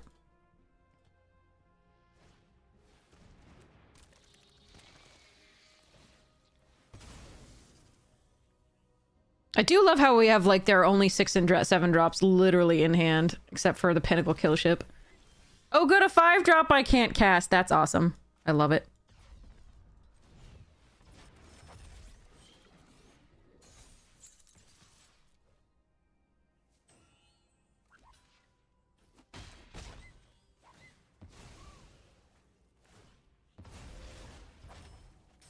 Alright, so we have an entire top end of our deck, except for Pinnacle Kill Ship. Everything else can be played for less than 4 mana. Son of a bitch. Off the splash. Amazing. Well, we lose. Yeah, this sucks. This sucks so hard! I give up. Just 1 or 2 more lands, instead of drawing the entire top end of the deck. Oh, this sucks. And they're just drawing their splashed Banishing Light, Lightstall Inquisitor, and Vanguard. Like, what the fuck is this?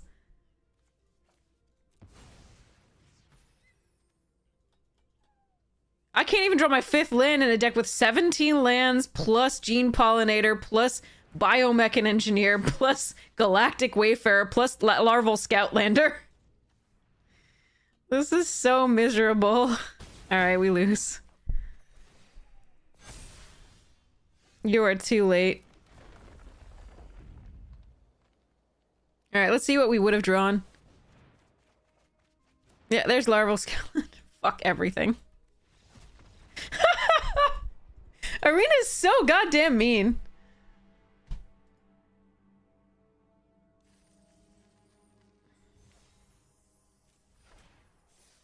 Arg. Alright, we'll finish off this draft, then we'll do the set review. So this is the last match of this draft. But yeah, I think we should have won that. I don't think their deck was better than ours at all. However, they did hit the Banishing Light exactly when they needed it the previous game, and then this one was too rare, and then a 6-drop off the thing where we were just stuck on lands. Ugh, God. Really?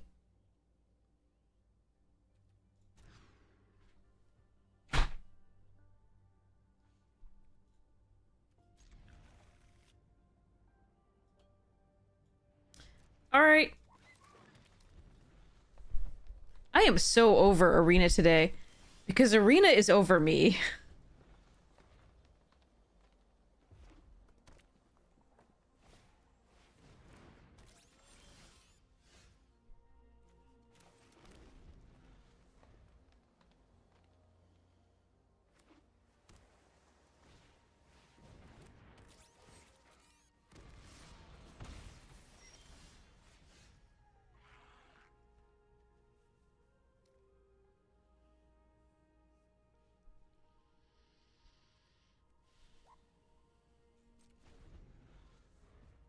I want to cry.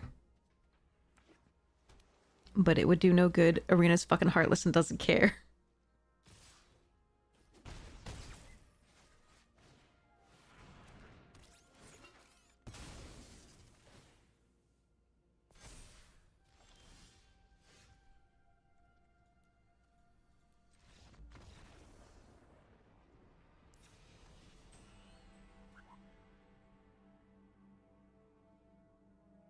Nine sources of green, 8 sources of blue, 2 sources of red, and that's just amongst the lands.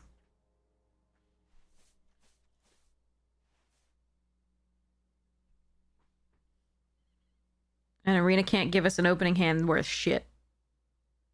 And then it can't give us a second hand worth shit. And then it won't give us any lands when we want lands, or land fixing when we want land fixing to get that. Because we have plenty of lands and plenty of land fixing, but it doesn't want to give us any of that. It wants to give us the 7 drops, the 6 drops, and the 5 drops.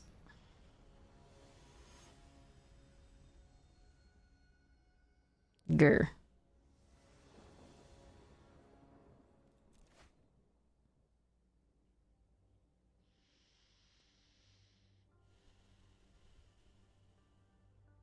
17 lands.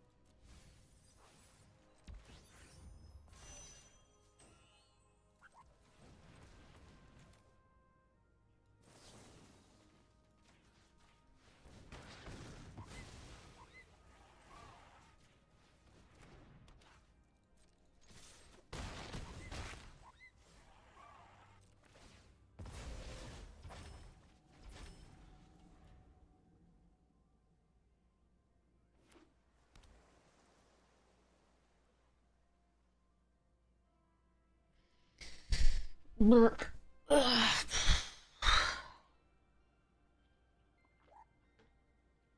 Yeah, Meat Hook, Day of Judgment, Damnation, and Sunfall.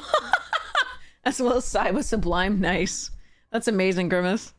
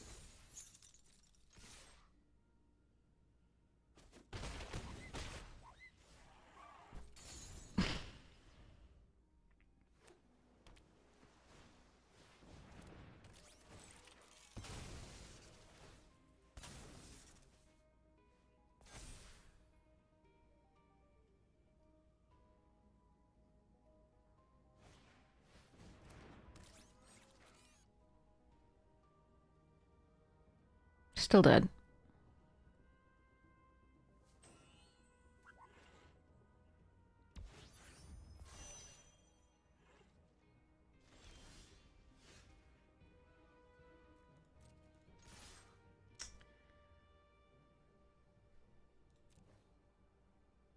Not dead this way. Because they can block the air and go to 1. But they have to double chump.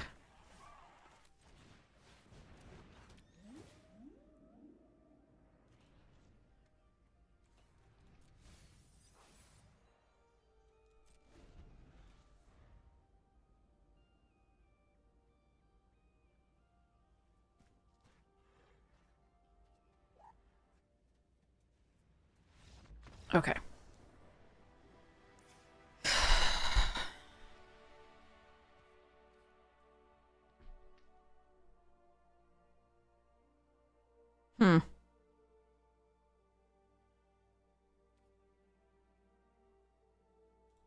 Yeah, I mean, okay, actually. We're just at the whim of Arena here, I think, so we will acknowledge that and move on.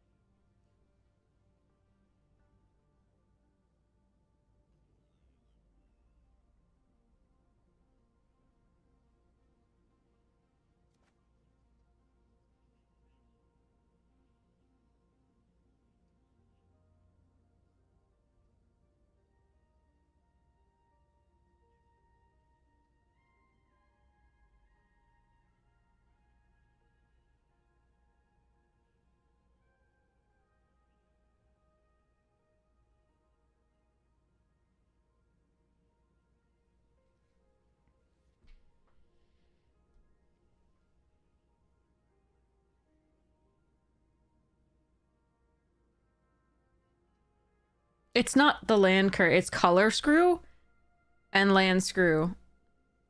It's both in every opening hand, save like 3 tonight.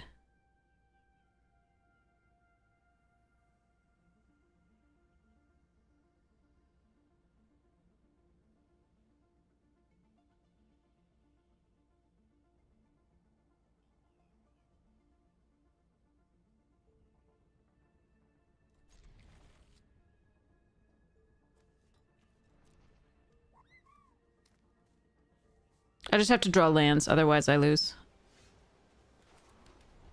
It's 1. That allows me to play this one. We need to draw a 3rd. Needle Spires. Okay, there's the 3rd.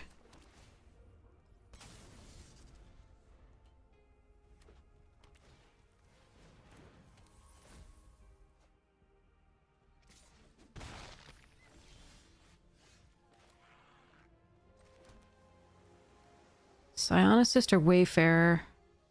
I think it's Wayfarer. That way if we draw one more land, we can Psionicist plus Mechanizoa Warp. Or Diplomatic Relations, depending.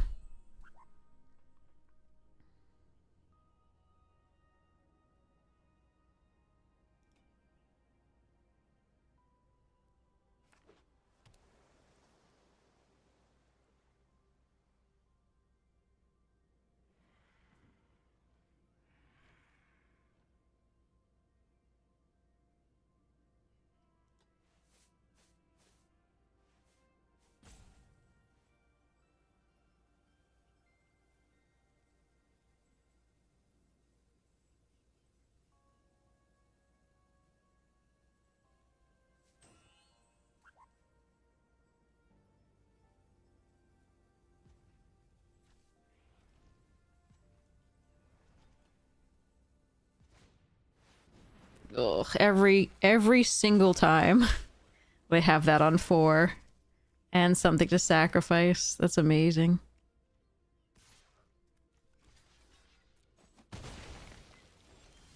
All right, there's a land.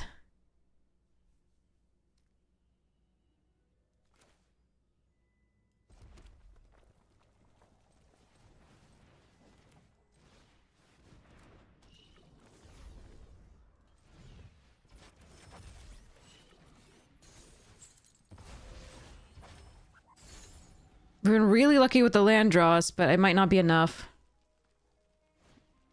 Oh god, more rares. And 2 Mechans, which... Okay, we lose. Alright, let's get to the Spider-Man thing, because Arena fucking hates us tonight. Opponents have had great draws and great decks.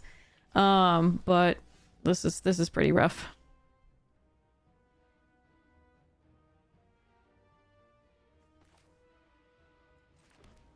Hmm.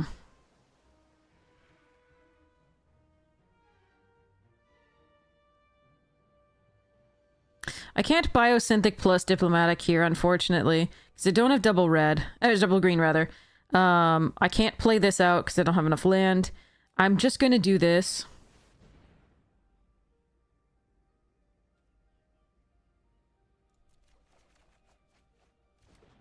Free Chrome Companion! I did a thing!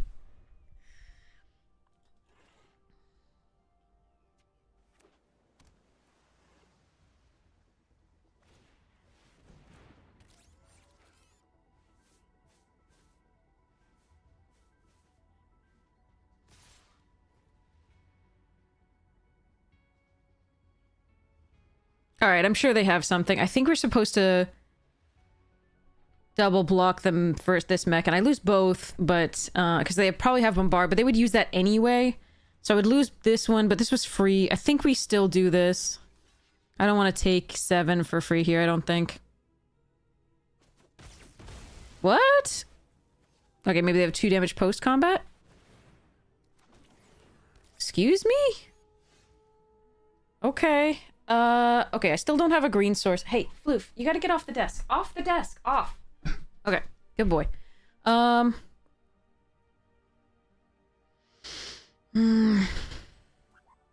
if I use Melt Striders... No, if I use this, can I still play the other thing? It's gonna cost 2... No, I don't have enough.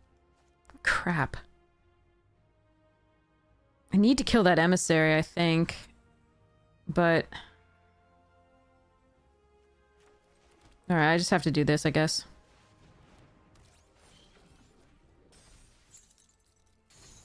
That's rough. Another green source and we would have been good here.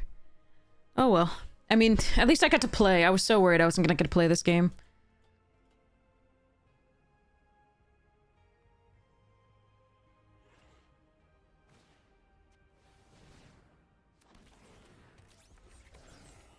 Need to find some flyers / reach blockers.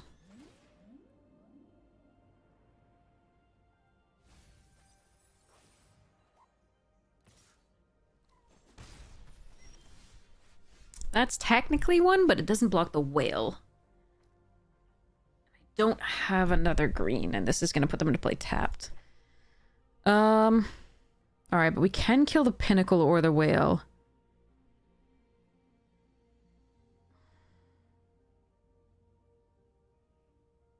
That is such a shame. Figures I have only green cards in hand. Alright, alright. Let's see. And we drew the one mountain.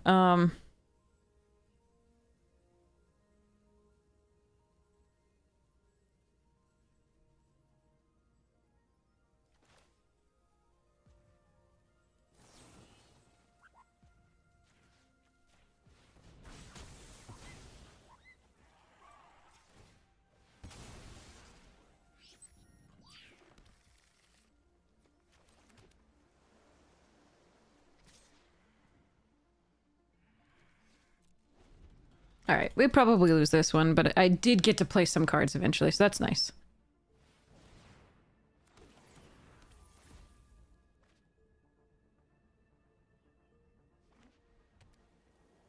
Okay, the Needle Spires is now online. Now they've got a second planes.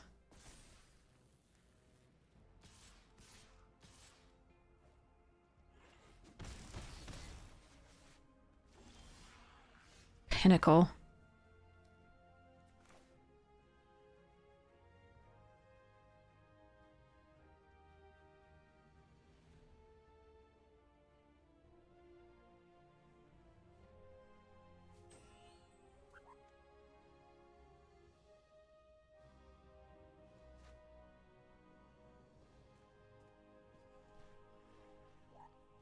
Hmm.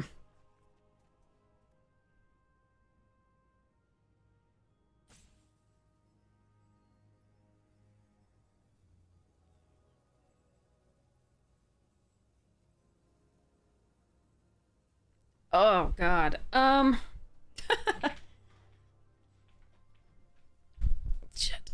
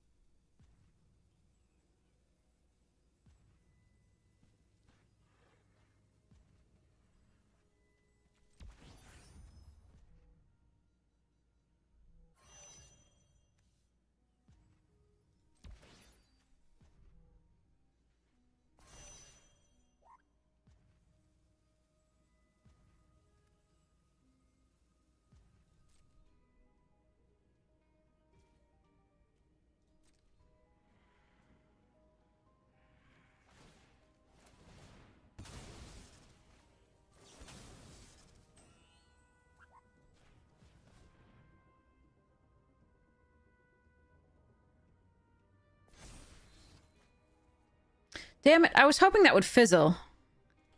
Oh well. Why didn't it fizzle? Target tapped creature. I mean, I suppose it was tapped at the time, but it should fizzle, right? It has no more legal targets for this effect. I mean, I know the stun counter doesn't go on, but... Oh, I guess it did fizzle, and then... But they did still get to draw a card when they left the battlefield. It doesn't matter. Yeah. Well, that's correct. That's fine. Alright. Let's hope we're not dead here. We got a lot more play out of this game than I was expecting with the really bad openers. So let's hope that we're okay here. I probably am not, but I think we did the best we could.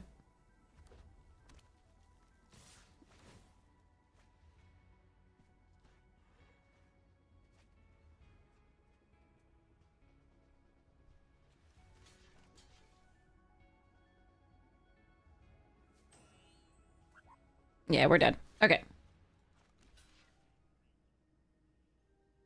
Oh, it's up to? Okay, I see. I think that's the best amount of damage I can delete, but yeah, we're just dead. We needed second green earlier. Obviously, we needed lands in the opening hands, and that was just brutal. I could have tried to kill the... I mean, I think I had to kill the threats at the time, but I really needed to kill this, and otherwise we were dead to the flyers. So if I played the Pinnacle, the same thing would have happened. We could melt Strezer's Blah. Yeah, it says... Okay, so up to 1.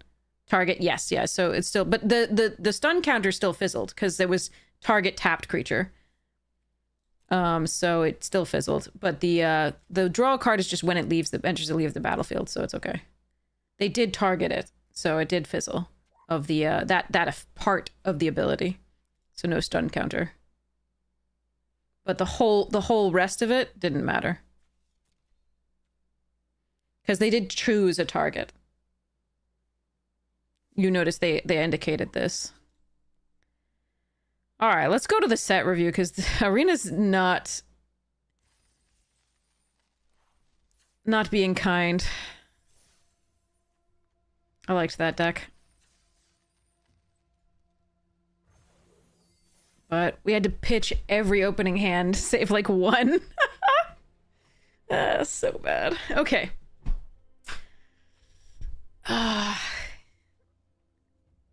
What's it like for opponents who can always keep their hands? I mean, that opponent did mulligan on, I think, the last game, maybe. Yeah, last game, I think it was. But yeah. Okay, so let's go to... Scryfall.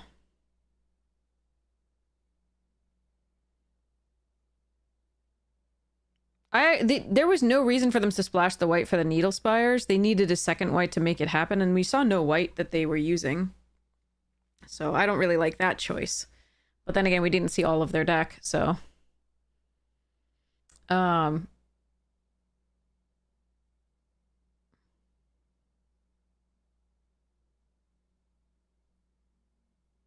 I don't think that was a particularly strong version of the artifact deck that I've seen.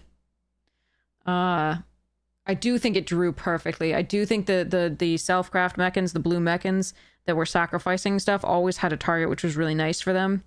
And so that sequence draw was really, really good. We've had like 3 or so of those and some the relics, but just never drawn them together in a sequence like that to have a mech on 4 and always something to sacrifice. So I am very envious of their sequence, but I've seen way better decks than that one in red blue. I've been crushed by some craziness there in that artifact deck. It has some lovely stuffs. Okay. So I need to find...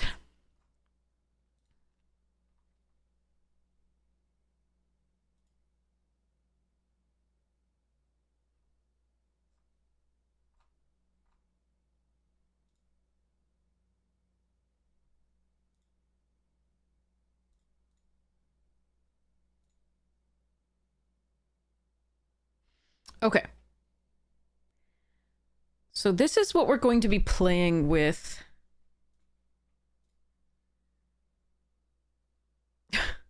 On the 17th. So 2 days from now, the streamer early access is going to be live.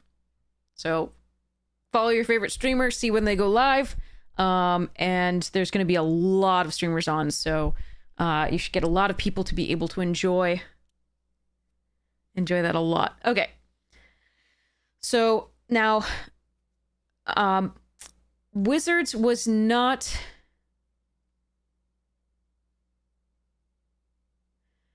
no, we needed the 5/5, so we didn't take the 4. The 4/5 couldn't attack us, Martelko. That was not correct. And what kill spell? On what? We couldn't kill anything. At the time. Anything that mattered. But yeah. Glad in hindsight you would have done that. Great. Okay. So let's see.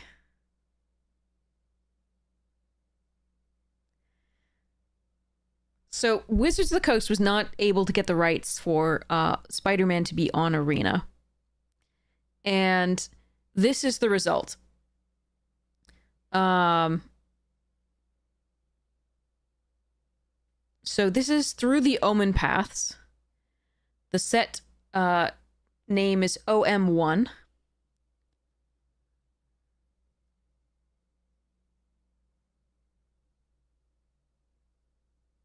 And it is... Marshall, this isn't helpful after the game. Like, you didn't know how the game would play out. I think we did the best we could with what we had.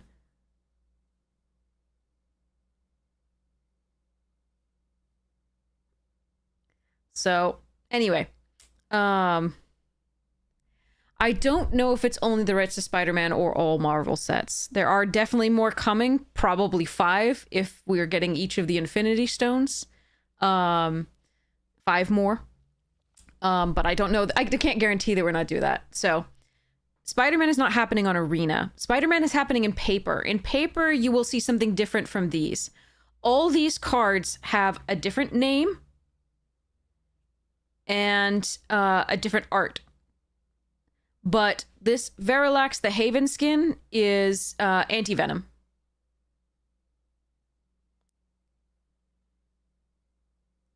So, we're still gonna have heroes and villains.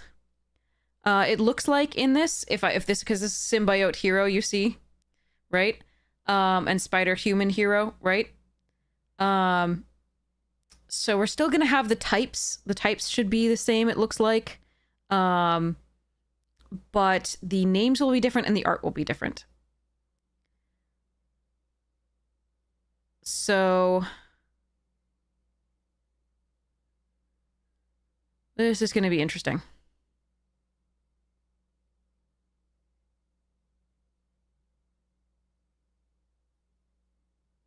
So let me show you the other side.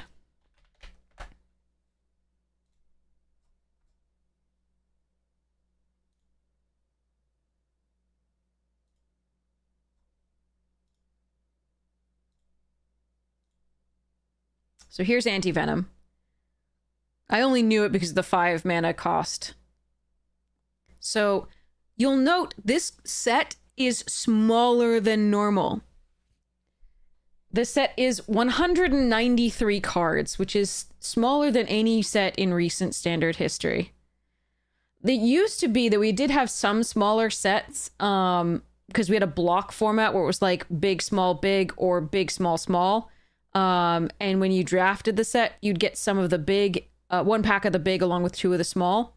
But yes, so this is, so on Arena, this is not going to be what you see. But in paper, you are going to see the same thing. Yeah, City Pigeon, they can't, they can't copyright that name.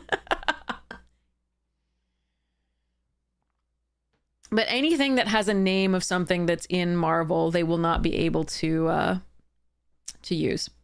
So this is Anti-Venom Horrifying Healer, but as you note, on Arena, it's Verilax the Haven skin. And And you can see Arachne, Psionic Weaver, will become Yera and Oski, Weaver and Guide. Aunt May has turned into Zora, Spider Fancier.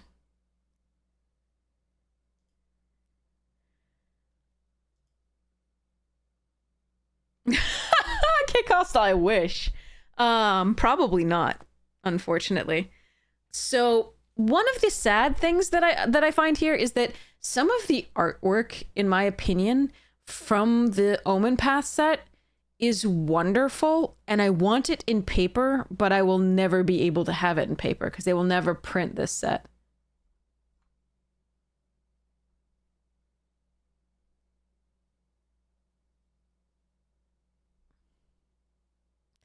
So, like, look at some of this art. Like, look at Mothwing Shroud. Look at this card. Look at that artwork. I'm not a body horror fan, but, like, this is just pretty. They might do a secret lair. Maybe.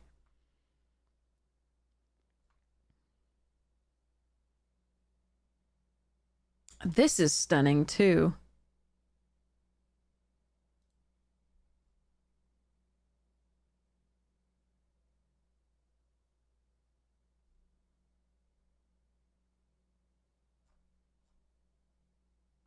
But yeah, but my point is that I want some of these in paper, and I'm never gonna have them. But we will have the Spider-Man version. Here are the Spider-Man versions. The art is very good in the Spider-Man stuff. Save a couple where I'm like, wow, no body does that. No literal body physically does that. And I know you're breaking the laws of physics in a lot of ways, but you don't have to break the laws of anatomy too. So let me give you an example.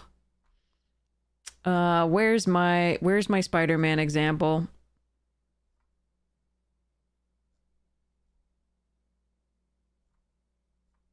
There's one where his torso is bending one way and his ass is like the other, and you're like, what were you thinking?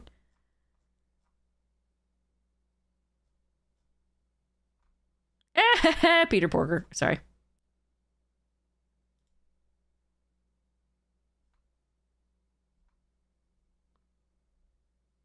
Might be one of the alternates.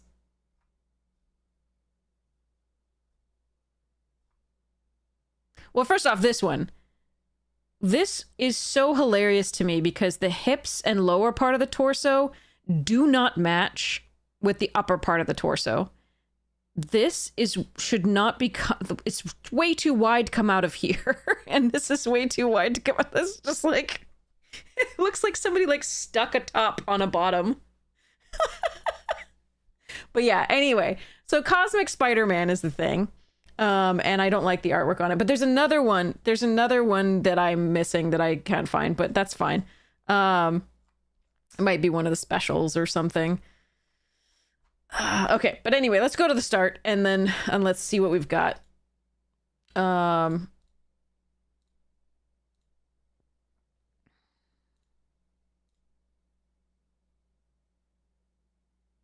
Yeah, sorted by color. Hello? Thank you. Drawing people is extremely hard. Extremely hard. But these are like prime artists. It's not that hard to get anatomy right. It's really not. Well, if you've studied at all, right? Like there's the I had another. Okay, so I'm really picky about. This is one of the stupid little foibles that I have. Is like I really don't like when people get the anatomy wrong. So like, let's look at the latest. Like, so what was the chaplain? What was the rare here? Yeah, this. Look at this gigantic head. Look at this gigantic head, and then look at the weird ass way that this. It's like doing some weird like this comes forward, and you're like, ah, I broke myself. Yeah, so like that's this it's so bad. It's so bad. Look at the giant head, and also like this hand. This doesn't work. The more you look at it, the more wrong it looks. And then the scale of this arm and this, not good either. Like, yeah. Anyway, sorry. This bothered me greatly, so I really don't like looking at this art. The arm is both of the arms are small, even for this suit, right? So like, it's, yeah. Could have called him a dwarf cleric and no one questioned it, except for this arm. I don't know. Can never unsee now. Sorry. Canonically, the Sun Star Chaplains had tiny arms. Yes. I love that interpretation. But like, this is just like, oh my God. Anyway, I don't like this card because I hate the art. Like, it's very rare that magic artists get anatomy so wrong. Like, it's rare. And that's why it bothers me so much when I see it. Is just like, it's just like, so like things like that are just annoying to me. So I do apologize. So would you prefer, chat, to look at the stuff you're going to see on Arena with the Streamer Early Access event, the Omenpath stuff, or would you prefer to look at the Spider-Man version? I'm going to leave it up to you. Because I'm happy to do either. This one, so the thing that hurts me about this set is that the way I recognize cards is from their images. And so we'll do a poll, actually. I've got 2 for Arena so far and 1 for Spider-Man, but let's set up a poll. Oh, wait, everybody's saying Arena. Okay, we'll just do Arena. Okay. So the way I recognize cards and know what they do instantly is the artwork. 90% is the artwork.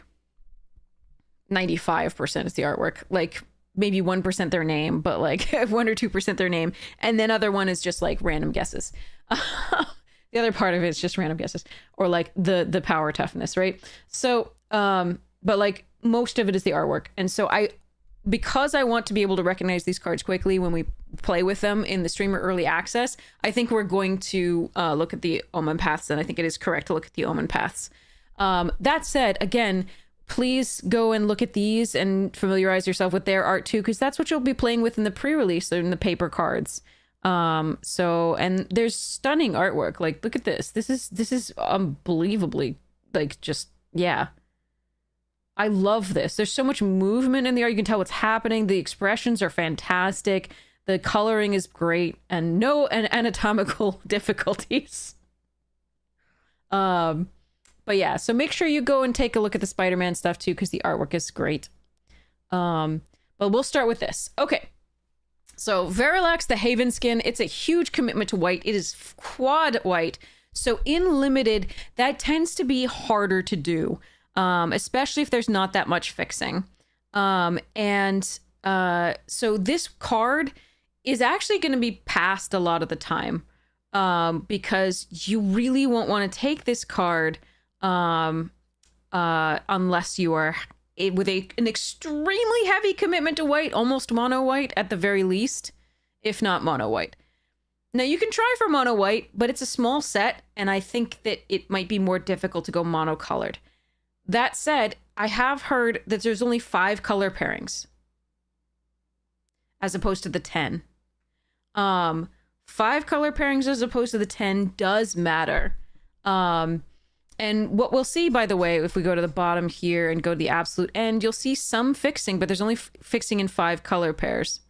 So you've got 2 sets of 3.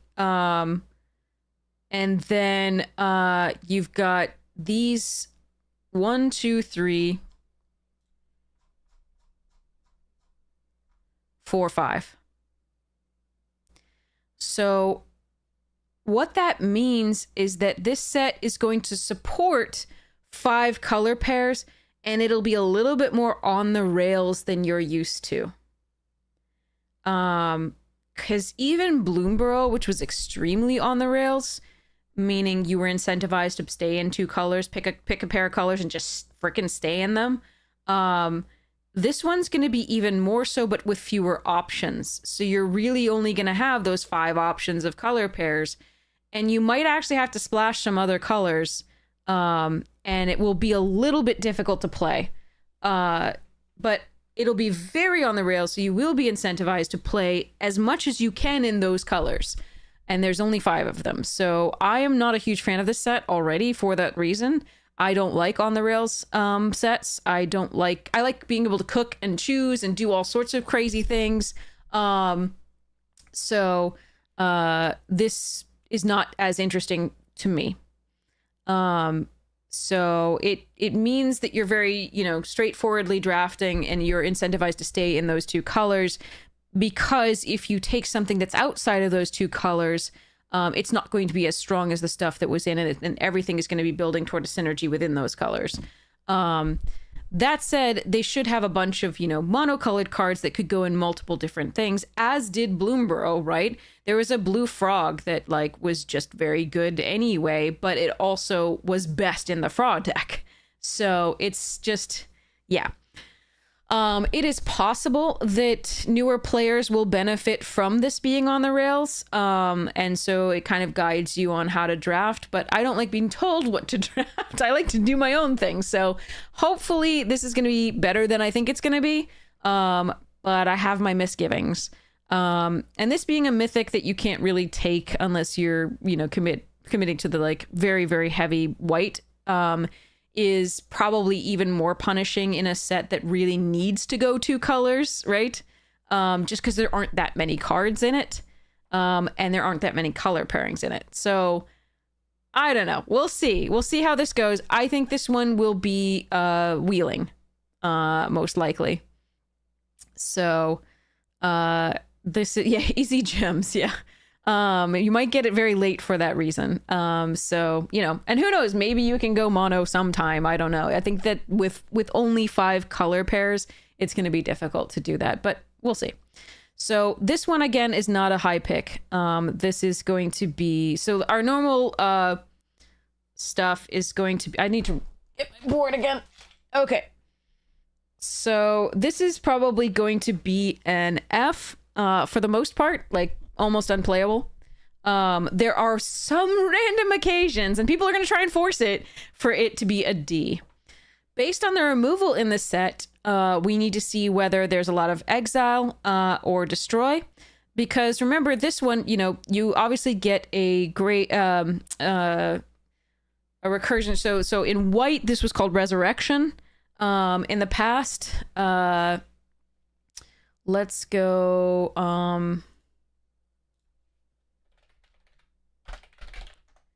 So Resurrection was originally around beta and unlimited here. I think there was an alpha. But yeah. Take creature from your graveyard and put it directly into play. So this was that on the stick, right? It's only your graveyard, not opponent's graveyard, so that does weaken it a little bit, but still good for 5 mana. For a 5/5, you get a creature back into the battlefield, and if damage will be dealt to it, prevent that damage and put that many +1/+1 counters on Verilax. Now, again, nearly unplayable. There are going to be fringe cases where you want it. If you're mono white, or you're heavily committed to white, or you have really good fixing. And we're going to have to check out what fixing there is other than those double colored lands at the end. But in general, this is going to be a DF, right? Not really playable. Yera and Oski, Weaver and Guide, 3 mana, 3/3, and Web. Oh, are you kidding me? Okay, so web slinging is called Enweb, apparently. So this is what web slinging is. You can cast this spell for 1 white if you also return a tapped creature you control to its owner's hand. So you can pay 3 and get a 3/3. That when it enters, look at opponent's hand and choose a card type other than creature. Spells of the chosen type cost 1 more to cast. So you can slow them down, but you can also cast this for 1 if you return a tapped creature to your hand.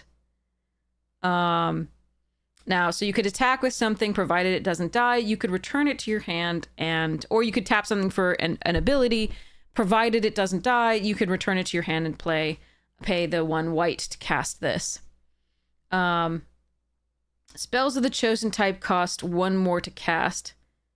It doesn't say for opponent. It just says period. Is that real? Yeah, that is symmetrical, it turns out. That's awful. Well, I mean, if you're an all creature deck, that's pretty good, I guess. So you would say maybe instants or sorceries cost, or enchantments cost one, or even artifacts cost one more to cast. Every part of me doesn't like that in limited because, why though? But yeah, thanks, Nambub. It is symmetrical. It is both of you, right? Have to pay one more to cast stuff. So I don't really like this card. But maybe it's really good in a... So this card is going to be good in like a constructed shell, potentially, because if you build an all creature deck, this basically slows down your opponent by a lot if they're in a controlling deck. It could be a sideboard card against a control deck with like a bunch of counter spells and things like that.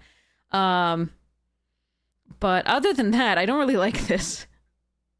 I mean, I suppose if your deck is entirely cheap, then in terms of its instants and sorceries, then maybe.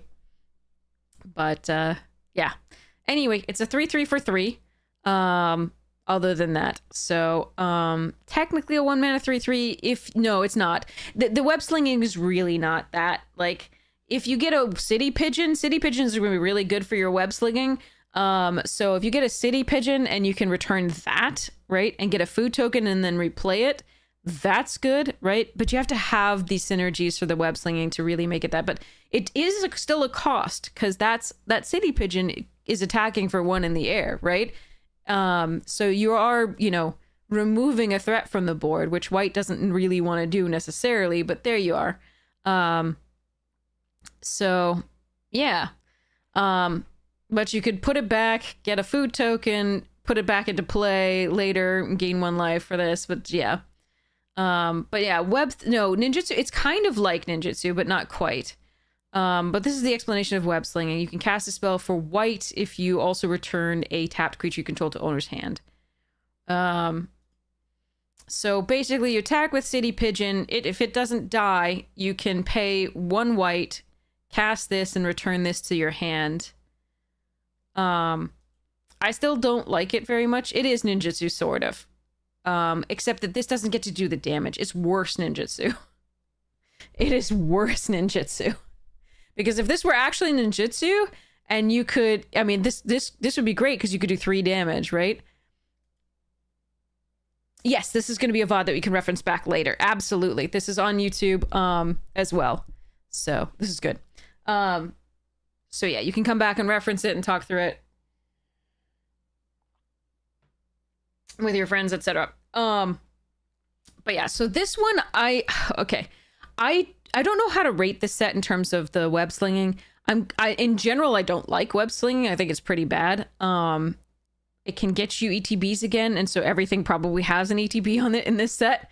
But I need to see how powerful overall the set is before I rate this card necessarily. For now, I'm gonna give it a probably a C+.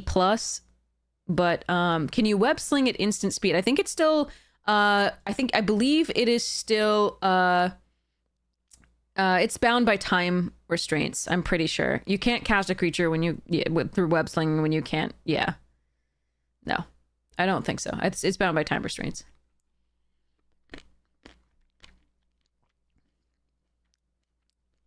Slow ninjas. Really obvious slow ninjas. Yeah. So. Yeah.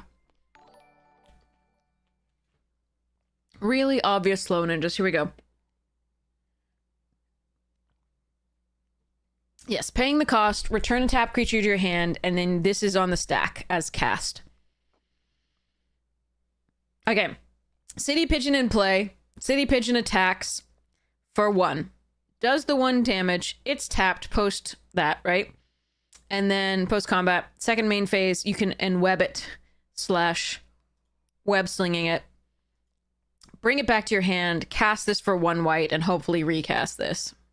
Get your little food when it leaves. But again, this is Cookies is gone from standard? Is Woe gone from standard?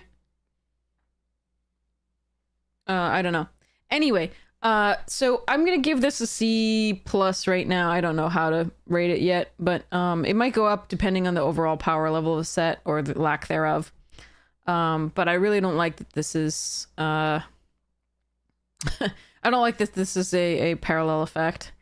So Zora, Spider Fancier, 1 mana 0/2. Whenever another creature you controls gains 1 life. If it's a spider, put a +1/+1 counter on it. Now, there's a lot of spiders. There are a lot of spiders in this set. So, yeah, this is a really, there's full of spiders. So this is a good card in this set. Not only is it a little bit of life, extra life, but it also pumps your spiders. So it, as an 0/2, not great. But the rest of this is very, very important. You want to build around it. It's not a very high pick, but it's still good. I'm still going to give it a B. Yeah. So for that would be Aunt May, by the way, just in case you're wondering what that is. So City Pigeon, really good for enabling your web slinger stuff, but it's still a 1/1 flyer. And we need to see what other kind of flyers there are, because if it can't get in, if it is not able to attack, and, you know, survive the attack, then it's still not good. It's still a 1/1 flyer for 1, which is meh, right? It can block, and then you get a food token. Great. So, I mean, it's useful. It's still going to be a perfectly fine common to enable your web slinging, but so far we've not seen any web sling cards that would make this very, very, you know, happy. So I'm going to go C plus or C on this one. A fine playable thing, but not exciting. Still enables stuff, but we need to see what we get. So, Costume Closet. So, enters with 2 +1/+1 counters on it, and then you can move a +1/+1 counter on this artifact, from this artifact onto a creature you control. You activate it only as a sorcery. That's really irritating. Whenever a modified creature you control leaves the battlefield, put a +1/+1 counter on this artifact. Isn't this just a reprint of that thing from Ixalan? Caverns of Ixalan. In green. Yeah, Caverns of Ixalan in green. So, wait, hold on. So we want green.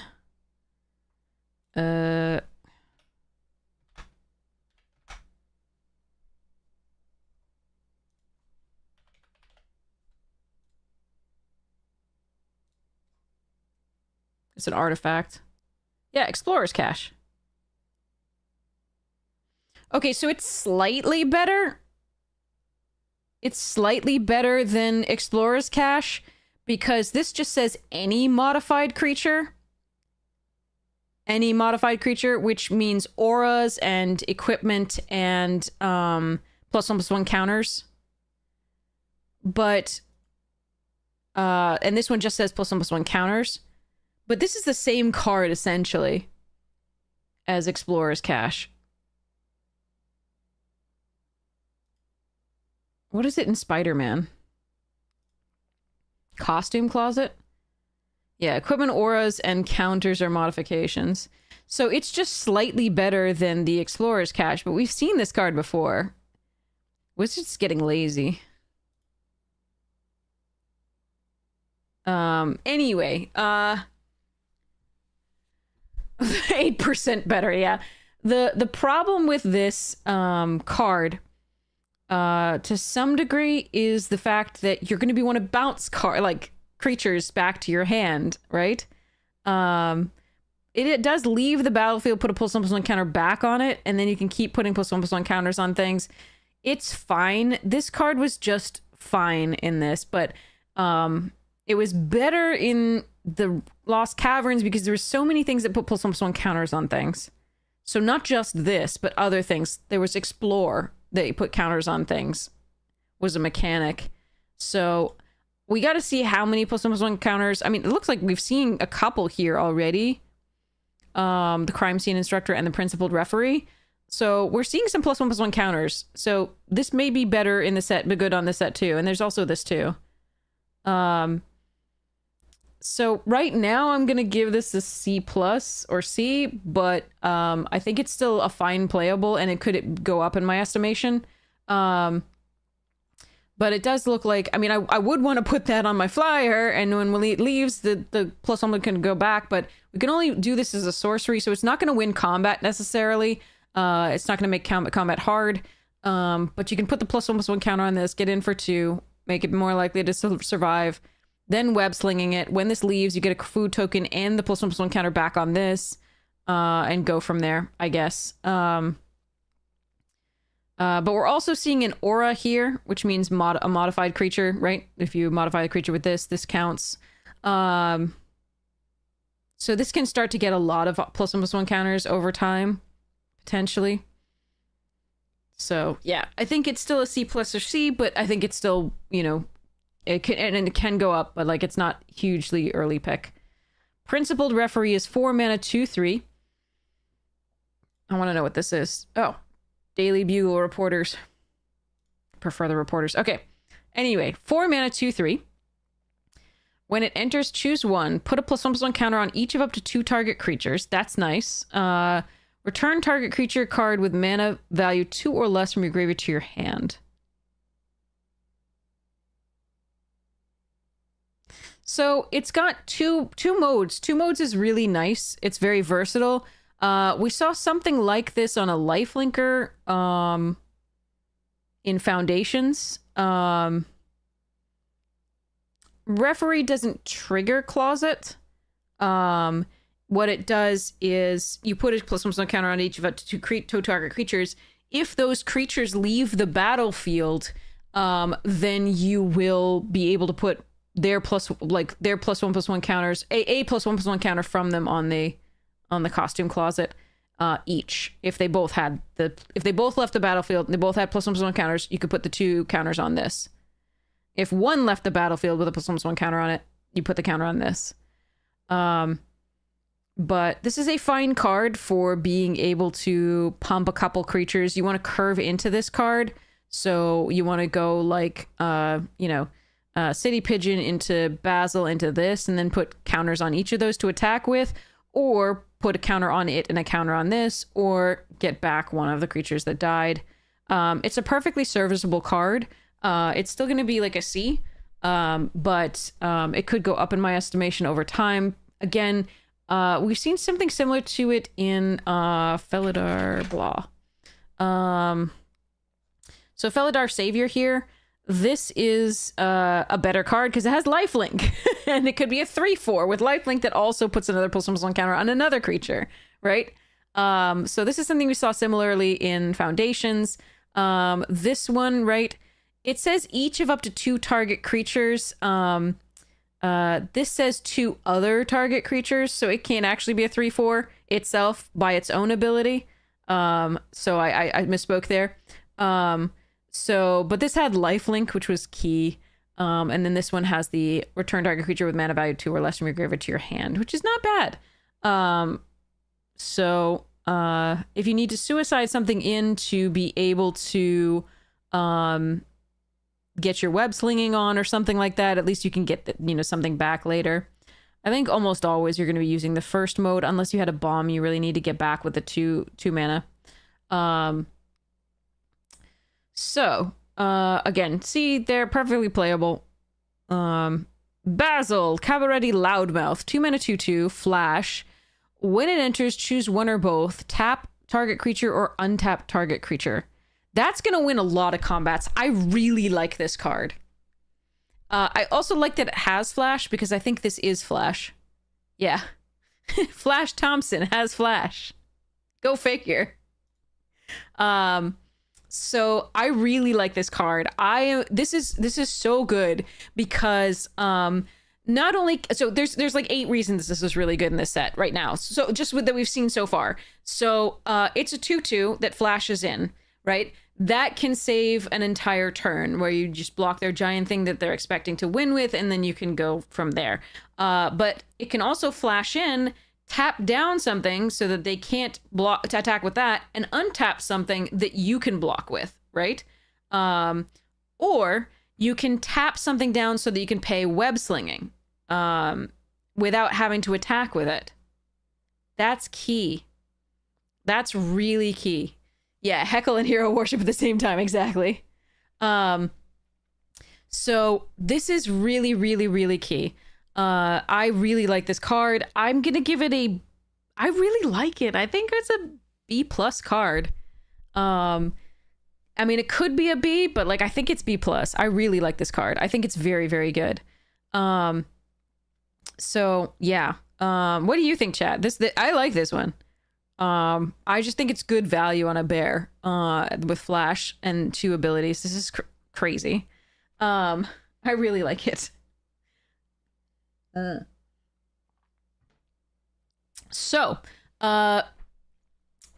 again, tap target creatures kind of reflecting Flash's making fun of Peter and making Peter's life hell, and then untap target creature, you know, worshiping the Spider-Man himself. So yeah. This is a pretty sweet card. I really like this one. Yeah, that's so sweet. Okay. So remarkable readings, 4 mana. Looks like they okay, so chat,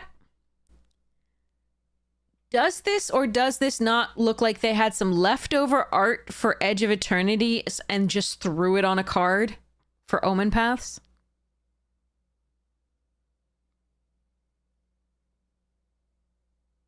And maybe there's nothing wrong with that, because some of the others are like, this one's from Streets of New Capenna, right? Did they just take old card? Like, some of the art is probably very new, because we have, you know, the spider art. I'm sure that they didn't have this many things with spiders prior. But yeah, so this looks like Edge of Eternity's art that they probably had stored away. And this one looks like, you know, Streets of New Capenna art that they had stored away. But yeah. Yeah, there's no specific plane. Very clearly, we have a number of different ones, right? This would be Streets of New Capenna because we had boxing rings there. This would be Streets of New Capenna. This would be, but I suspect they didn't have spiders at the time, and they probably made this for this set. Same with this. We just didn't have that many spider cards. But yeah. So here we have remarkable readings, 4 mana, enchant land, and it's any land. It's not basic land, so you can still guarantee to cast this most of the time, and not be worried about it. I don't think I've seen any land destruction so far. We'll hope there isn't any, period. But when this aura enters, create a 3/1/1 green and white human citizen creature tokens. And enchanted has 1 tap. Target creature gets +1/+1 until end of turn for each creature you control. Activate only as a sorcery. This is really good. Going really wide is really nice here. This is pretty sweet. Yeah, 3 tokens for 4 mana is the norm. We've got oops, sorry. Here, come back. We've got Captain's Call in the past. So like create 3/1/1 white soldier creature tokens. This one's creating 3 green and white human citizens.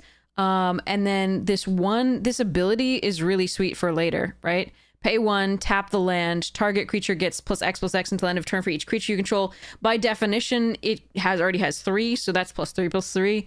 That's pretty sweet. So I do like this card. I think it's good. I think it's probably an A, as opposed to like A+ or S. It's just a very good card. It's not a great card. So, all right. Most helpful Weaver. Is this going to be like Amazing Pig? I swear, sorry.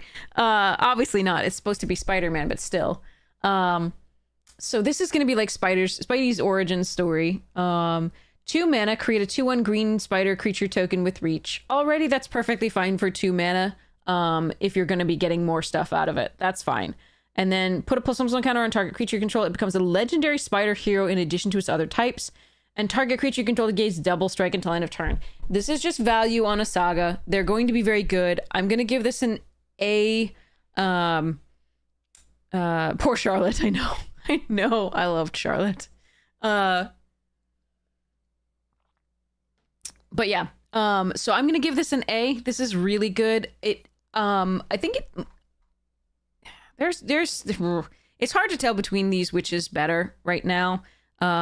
This comes down on 2, and that's why I'm more likely to do this and gets value over time as opposed to this, which but the thing is, like, the land can tap right away and make something else bigger. So, like, let's say you have played a 2-drop and a 3-drop, a 3-drop and a 4-drop, and then on 5 you play this on a land.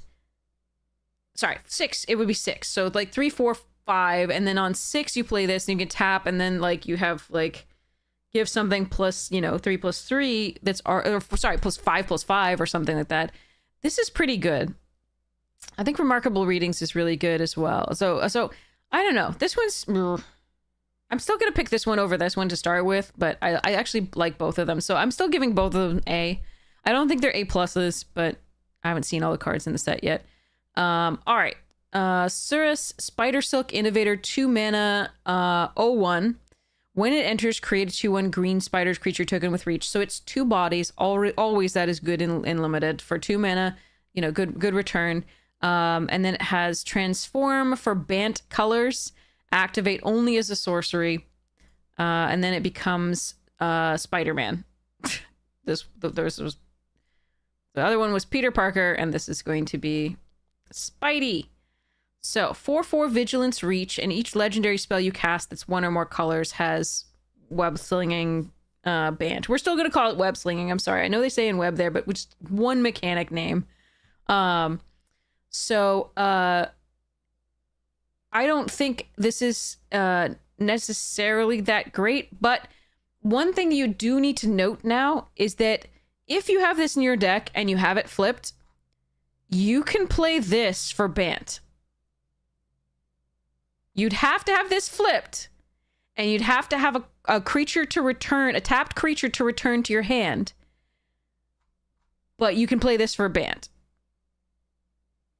Because this is legendary. Now it's legendary spell, not just creature. So any legendary spell you can play for Bant. So I don't think it's very good on this side, but I think the other side's good enough that I would absolutely run this card. I think it's a B plus, or maybe B, but it's pretty good. 2 bodies for 2 with a 2/1 green with reach. That's fine. And then you can maybe do this. You cannot cast both sides of this card. You can only cast the front side and then transform. You cannot cast it for this. I don't think. Unless you're... Wait, is this new? Is this new that you can cast the other side? Wait, Want Wings, are you correct? It does have a mana cost. I just noticed that too. Like, I just noticed the mana cost here. Wait, let me go look. I think you might be right. Because it has a mana cost, I just noticed that. And it looks like the same thing as Essica and stuff. Yeah, I mean... Does it have this thing at the bottom? It doesn't have that thing, but it's on Arena. It's a new rule for transformable cards. Okay. Okay, so both sides can be cast. Ooh, I like that. That I think that's an A then. Might be an A plus, depends. I think it depends on how easy it is to get Bant colors, but I still think it's good enough on its own in white.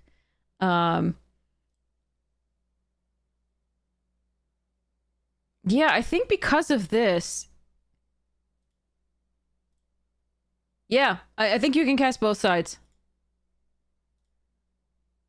Yeah, I just noticed the casting cost up here. I was like, really? Yeah, thank you so much. That is absolutely correct.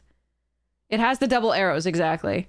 It has this, and then this just indicates a flip card, and then this. But the main thing is that it has a casting cost here. Because, like, Jacob Halkin, right? This has to be transformed otherwise. It doesn't have... On its back, it doesn't have a casting cost.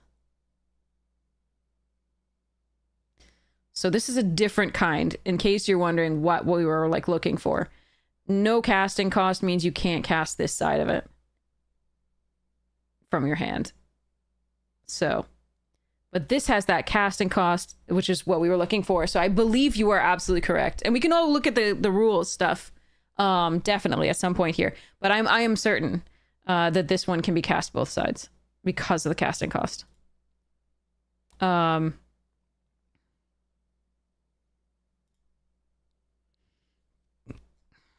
slinging. Mayhem. Connive. That's returning. MDFCs.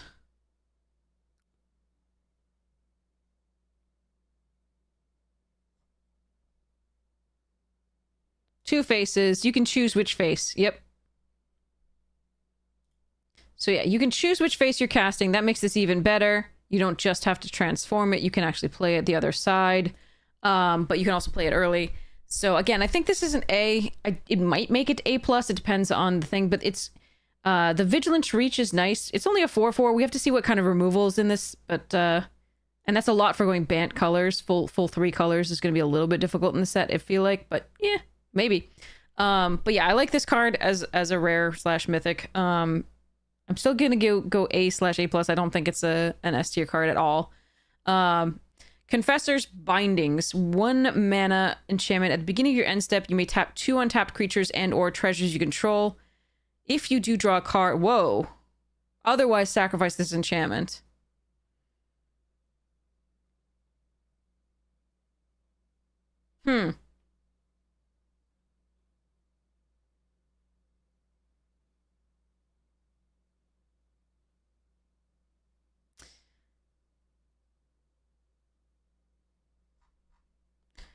These combine really nicely.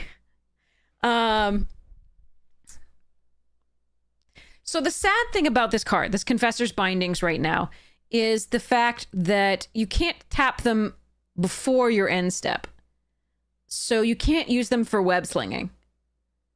But as long as you can get a couple creatures, you know, drawing a card is really sweet. You have to be able to do it every single turn. Or you sacrifice it. But I really like this. As long as you've gone wide, it's a really nice way to be able to draw further into your deck for white. White has a lot of trouble drawing cards, usually. So, the way white normally draws cards these days is if you pass 2 spells, or if an opponent has more lands than you fetch up lands. That's usually what white is doing these days. But this is kind of sweet. I like this card. I do think it's probably a B+ or A. You have to build around it. And so I kind of like to put cards like that in a B+ slot. Things don't really have to go right for you to play Remarkable Reading, Surus, or a Most Helpful Weaver. This kind of has to be, you have to be building around it. That makes sure that you have a lot of go wide synergies, and make sure that you can afford to tap things down, and not lose tempo, etc. I still think it's really good. I kind of want to put it in A. Okay, so let's change this things up now. Let's go with this as an A and these all as A+ for now. I really don't like... A+ is more powerful than this, but let's put this as an A and let's put these as A+, because I think this is less powerful necessarily than these, just by a little bit, but still decent. Yeah, it is really definitely.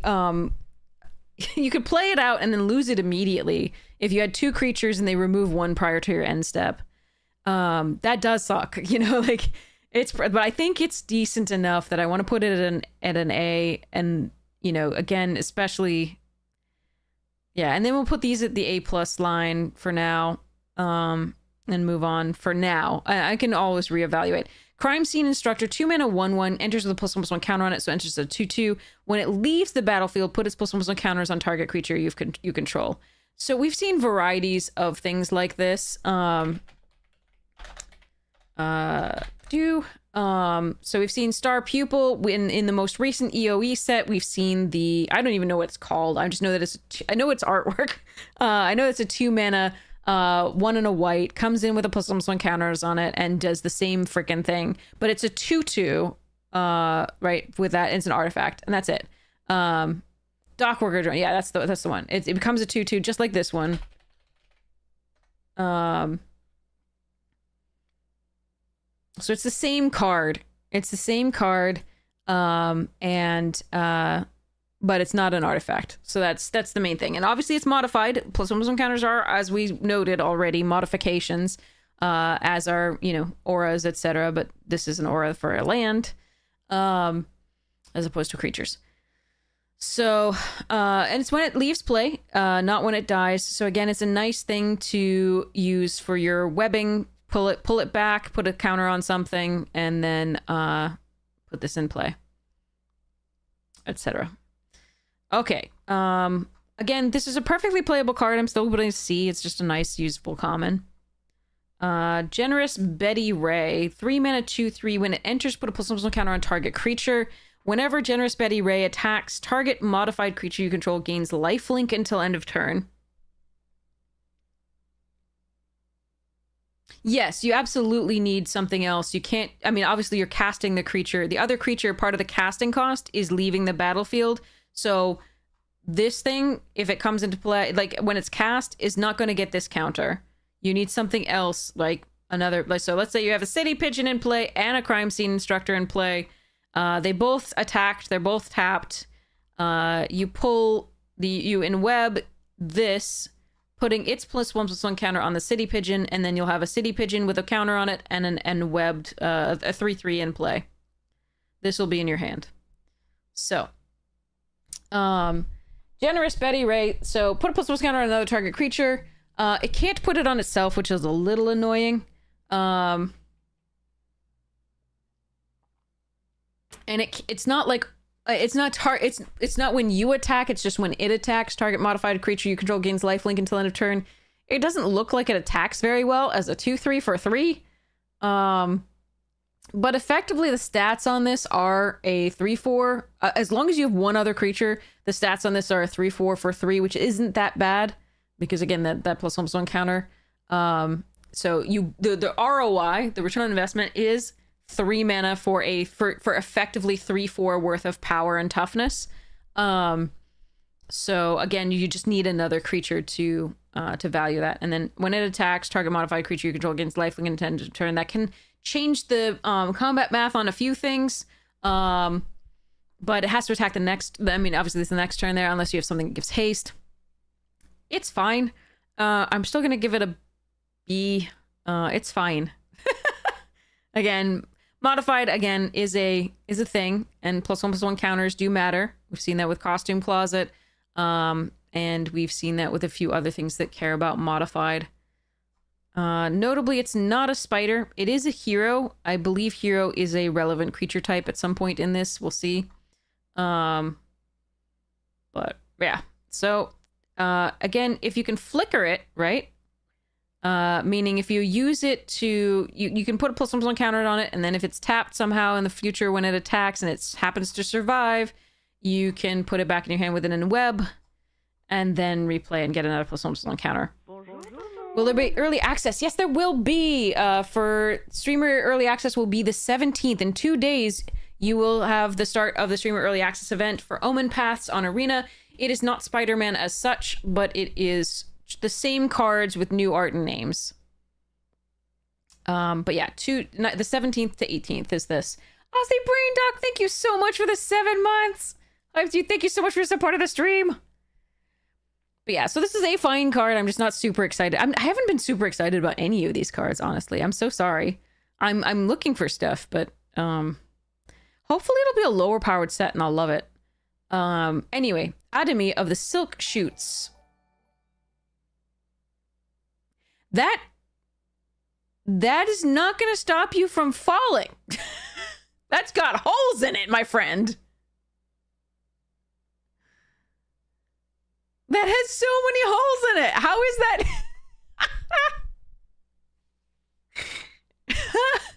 That just folds like nothing. Like that's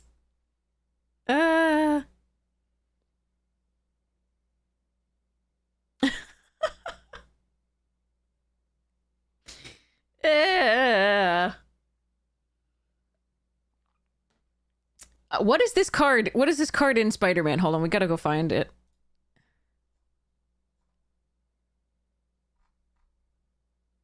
Up, selfless police. Spectacular. No.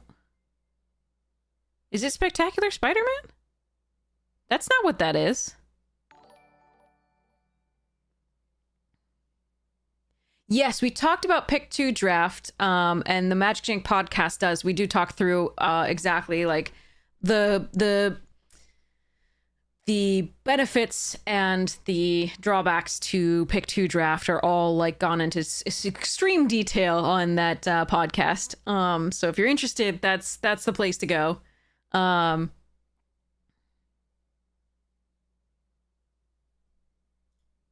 Oh, it is that. Okay. Yeah, so Spectacular Spider-Man. All right.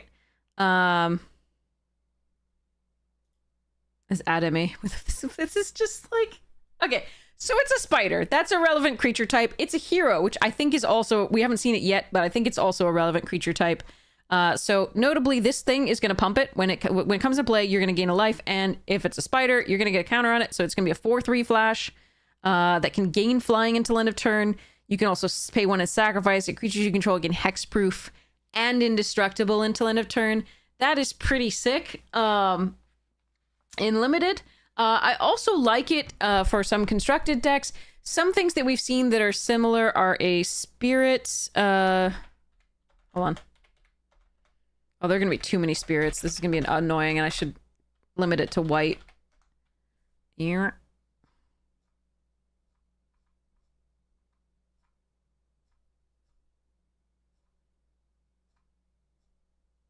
Selfless Spirit. There we go. So one of the things that we've seen like over the course of time is there are a lot of white cards that have sacrifice. Creatures you control gain indestructible. We've had it for a very long time now. Obviously this was originally printed in Eldritch Moon, but there were ones way before that in like Conflux and stuff. There was a Rhino that did it that was white-green. But this is not just giving this is really good because it is it doesn't cost anything, so you don't have to leave a mana open to sacrifice this to gain indestructible. It also natively has flying as a 2/1 as opposed to being a 3/2 with flash that can gain flying. The hexproof is actually relevant here though, because indestructible alone often doesn't do it these days, right? Because people have so much exile and -X. So the hexproof is actually very good here to protect, in particular, one other creature. But it's just a good one in and of itself. So it's a good ROI. 2 mana for 3/2 is not great, but at flash is fine. And then the can gain flying is very, very nice. And then this additional like text is very good. So I like this one. This one I'm going to put on the par with the most helpful Weaver, Remarkable Readings, and Surus. Just above the Confessor's Bindings. So I'm still going to give this an A+, but it's not like, again, the S tier is going to be a little crazy in this one, I think. And it might be that I'm rating them a little bit too highly. I still haven't seen the rest of the set, so I'm not absolutely certain. Hexproof does protect stuff from no, Pinnacle Starcage says all, right? You're talking about this. Yeah, all. No, hexproof does not protect from that. Hexproof protects from being targeted. This does not target. It's just all. Just like temporary lockdown. Same thing. Each and all, same idea. So again, hexproof would be if something gives -X until end of turn to one of your creatures, and then that would protect that. And then indestructible would be a mass destroy effect. So I do like this. Okay, so Spectacular Tactics. Put a +1/+1 counter on target creature you control against hexproof until end of turn. Okay. Or destroy target creature with power 4 or greater. I haven't seen a lot of power 4 or graders yet, except for the flip side of this and the 5/5 here that's rarely going to be drafted. But there are some things that could get to be 4 power with like some of the +1/+1 counter synergies. I do like the hexproof. I haven't seen what kind of removal there is in this. But the hexproof on this is pretty good too. This is a this is probably a Duskmourn art that they were waiting to use. I'm gonna you know, posit that this was one of the I'm gonna posit that this was one of the Duskmourn arts that they were going to use and didn't. And they're like, we'll just throw it in Omenpaths.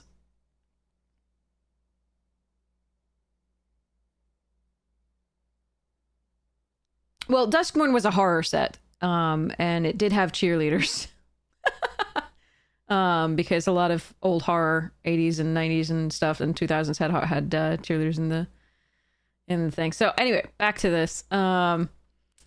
So it's a fine trick. The removal, I haven't figured out how strong it's going to be. We're going to need to see how many things regularly get to 4 power or have natively 4 power in the other colors.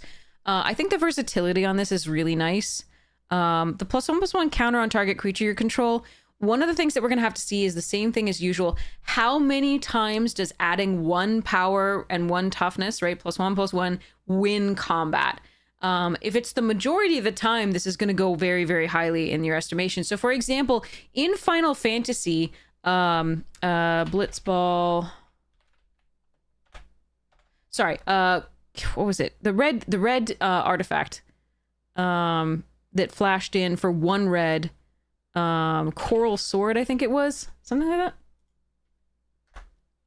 So in Final Fantasy, +1/+0 and First Strike was enough to win a large portion of combats. Not all of them, but a large portion given the stats of things. And so this card was much more powerful in that set than a lot of other, sets in particular. So you can see here, right? 1 mana flash, +1/+0, First Strike until end of turn. Then you can see that, compare that with the Echoes of Eternity knife, I think it was. Something like that. It was a white knife. Nope, not that. So it might have been a sword. But I don't know. It was white. 1 mana. Flashed in. Same thing. Gave First Strike until end of turn. Did equip for more than the other. But... Jesus, there's so many swords. Okay, it's not there. It's not called a sword. Okay.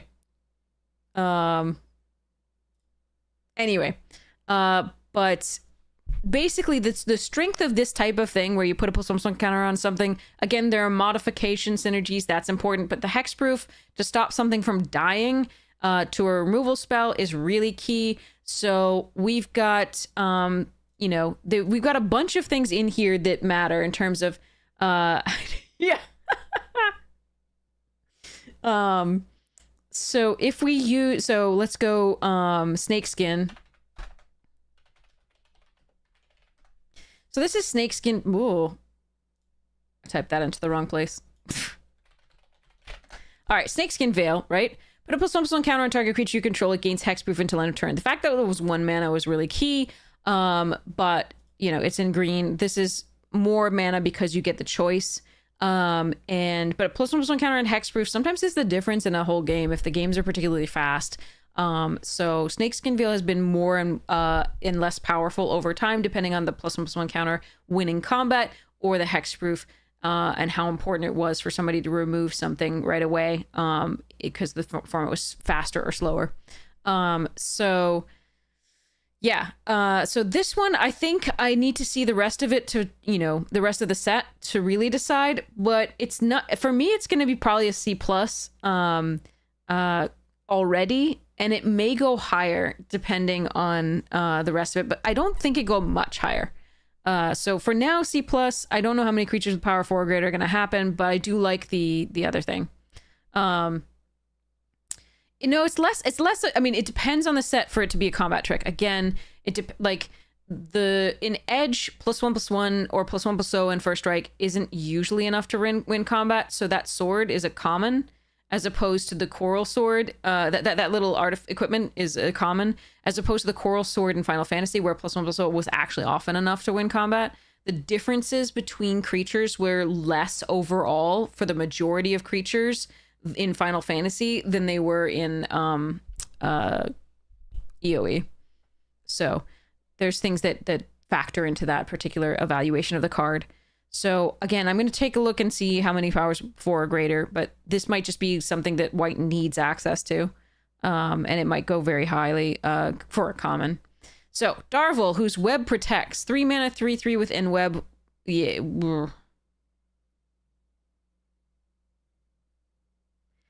Meh.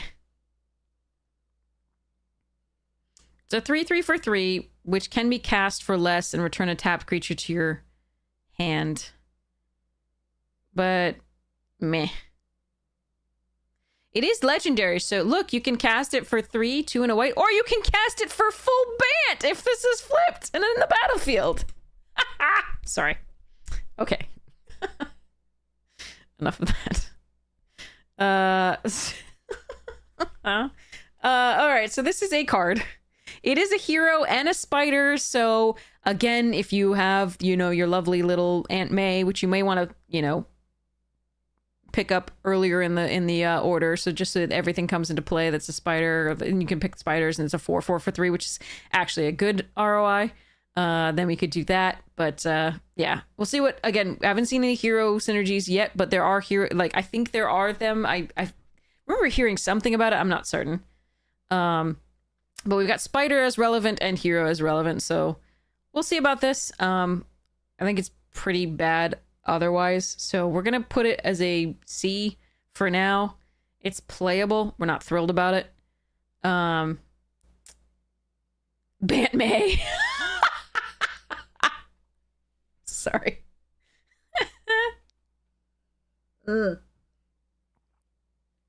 Okay, so Sarn of the Silken Throne.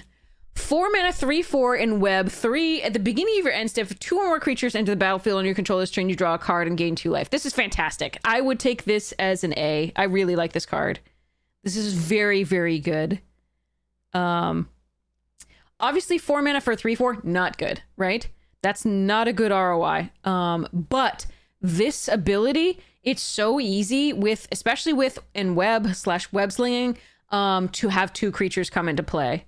And just anytime you can, cast 2 creatures, this is going to draw a card and gain 2 life. This is very good. I like this card. It's also a spider hero, so relevant types. Again, this just seems very, very good to me, as an uncommon. This one I'm actually excited about. I haven't been that excited about any of the uncommons so far. This is fine, but not great. Though I have been excited about, okay, so Basil and Sarn, I'm excited about. 2 things I'm excited about so far. Nice. So these 2, I think this is an A. I still think this is probably a B+, but it could be an A. Who knows? But I really like this card. All right. I think it's really important in white to just keep drawing through. But again, I'm a super fan of,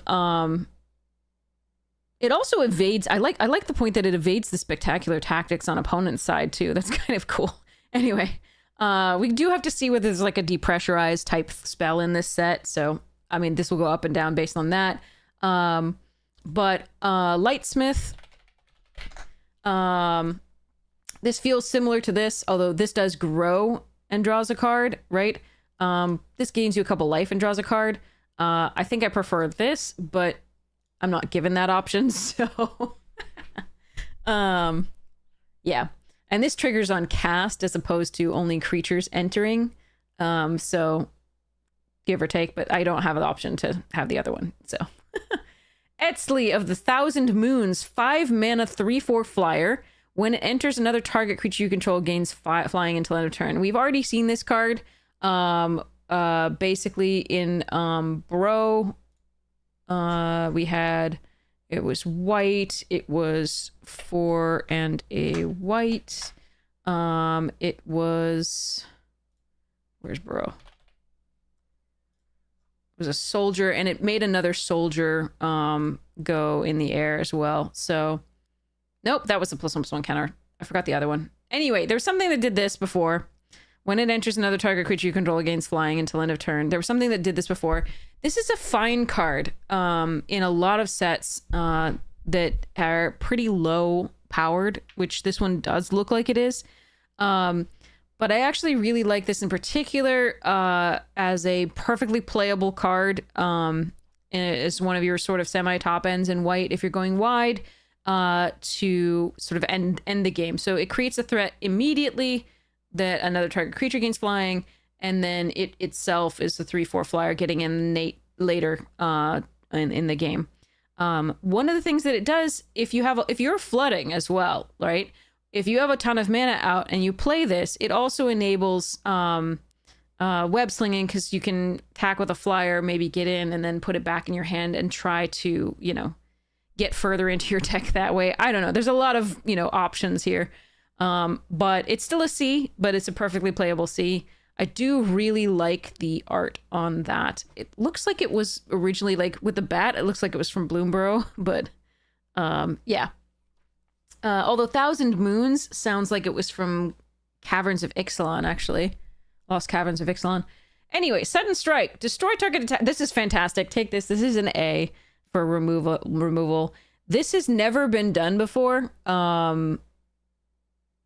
Attacking or blocking creature, I think. I don't think at 2 mana we've ever had destroy target attacking or blocking creature. We've had Smite. Smite. Destroy target blocked creature.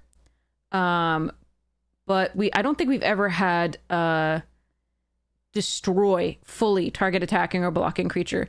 In the past, 2 mana instant speed has been 4 damage at the best, I think, or 5 damage. So like Gideon's, is it with Reproach? Is that what it was? Yeah. So like we've had 4 damage. We maybe had 5 damage at one point. I think there was another spell that we had 5 damage with, but we've never had just destroy target attacking or blocking creature. This is fantastic. I love it. I think it's a great removal card. And I think this is probably an A. You take this pretty highly. No, but that's like 5 mana. This is 2. So yeah, this is very nice. Now, one of the things that this does, the presence of Sudden Strike means that Spectacular Tactics goes up in value. Because if you're playing against an opposing white deck, that hexproof is very important. Sacrificing this is also interesting as well, right? But yeah, this card is excellent. Take it highly. That's a great card. Okay. Lively Leap. 1 mana +2/+2 gain flying until end of turn. If it's a spider, you gain 2 life. So +2/+2 and flying for 1 is pretty excellent. We used to have Mighty Leap.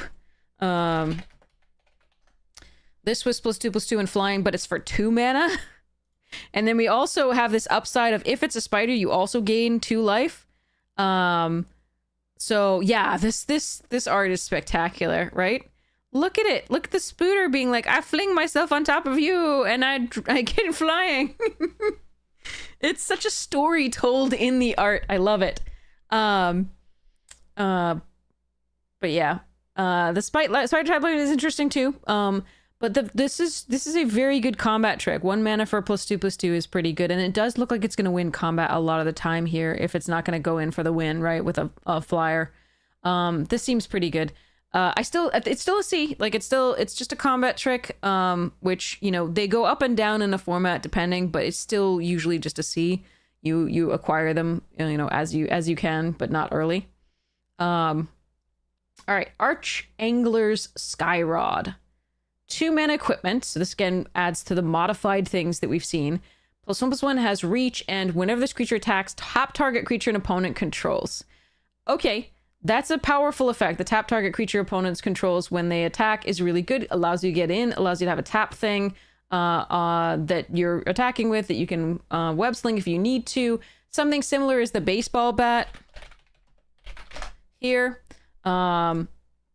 When it enters, attach it to target creature you control, which was the free equip was pretty sweet. Gets +1/+1. Whenever it attacks, tap up to 1 target creature.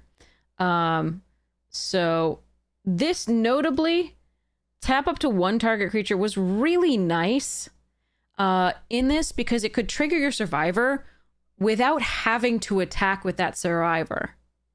You could tap down one of their creatures so they couldn't block, but you could also tap down one of your creatures, right? Or you could choose not to tap anything. This says up to one, and I kind of like that because maybe you don't want to give them a tapped creature. I don't know. Although it's going to untap on their turn anyways. Anyway. But yeah, tap target creature. This one, an opponent controls. I hate that for us. I guess it was too strong if it tapped one of our creatures with and enabled web slinging. This is annoying to me. This is very annoying to me. It's still good because it still enables attacks that wouldn't be able to otherwise. You just tap down the one that has a profitable block. But it says an opponent's control, and I really don't like that. I really wish they had just reprinted baseball bat. Seems better. Like this is a good thing for a set that needs to tap things to enable its main new mechanic, bad ninjutsu. So yeah.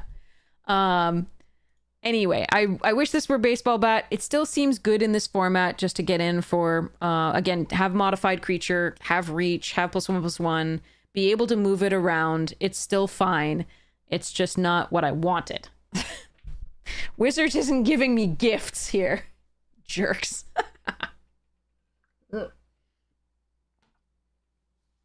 Okay. So, Mothwing Shroud. Again, this art, again, Duskborn type art. Pretty sweet. So it is exile target non-land permanent opponent controls until this enchantment leaves the battlefield. So it is, as we've always seen, just a hashing of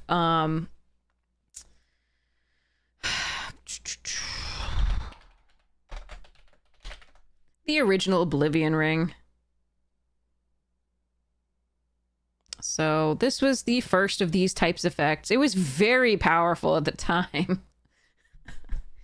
This was a long time ago. This was like $1. Sorry.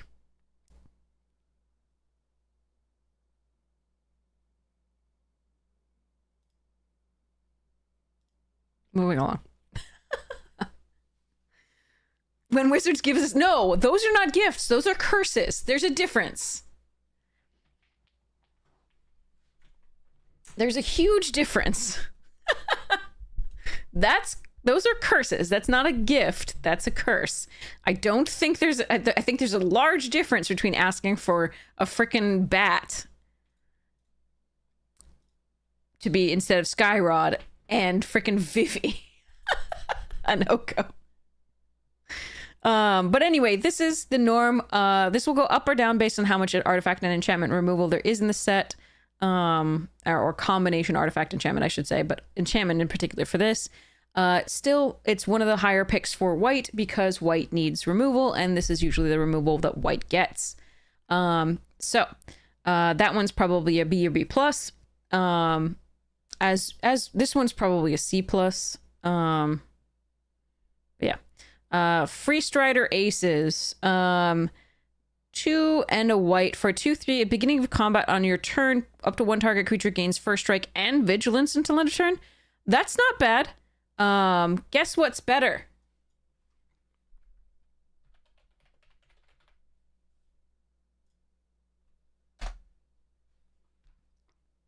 The +1/+0 is huge. Huge. So important. And one of the things that's really awkward about this freaking card is that it gives vigilance in a set that wants tapped creatures for web slinging. These are still good effects. First Strike and Vigilance is nice. First Strike and Vigilance is nice, but it's just freaking awkward. So I still like this card. It doesn't pump the thing. It does give First Strike and Vigilance.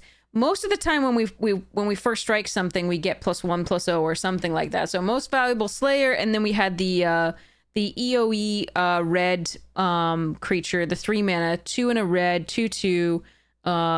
You know, when you go to combat, at the beginning of combat, you get +1, target creature control gets +1/+0 and gains first strike until end of turn. That card, we get +1/+0 as well. So we're used to having that in that sort of card. This is a common, not an uncommon. Just as Most Valuable Slayer was. The 2/2 was an uncommon in the latest set. But this is fine. It's not exciting. It's a C. It's a perfectly playable card. We move on from there. It's just awkward in a set that does actually want tapped creatures to be able to web sling.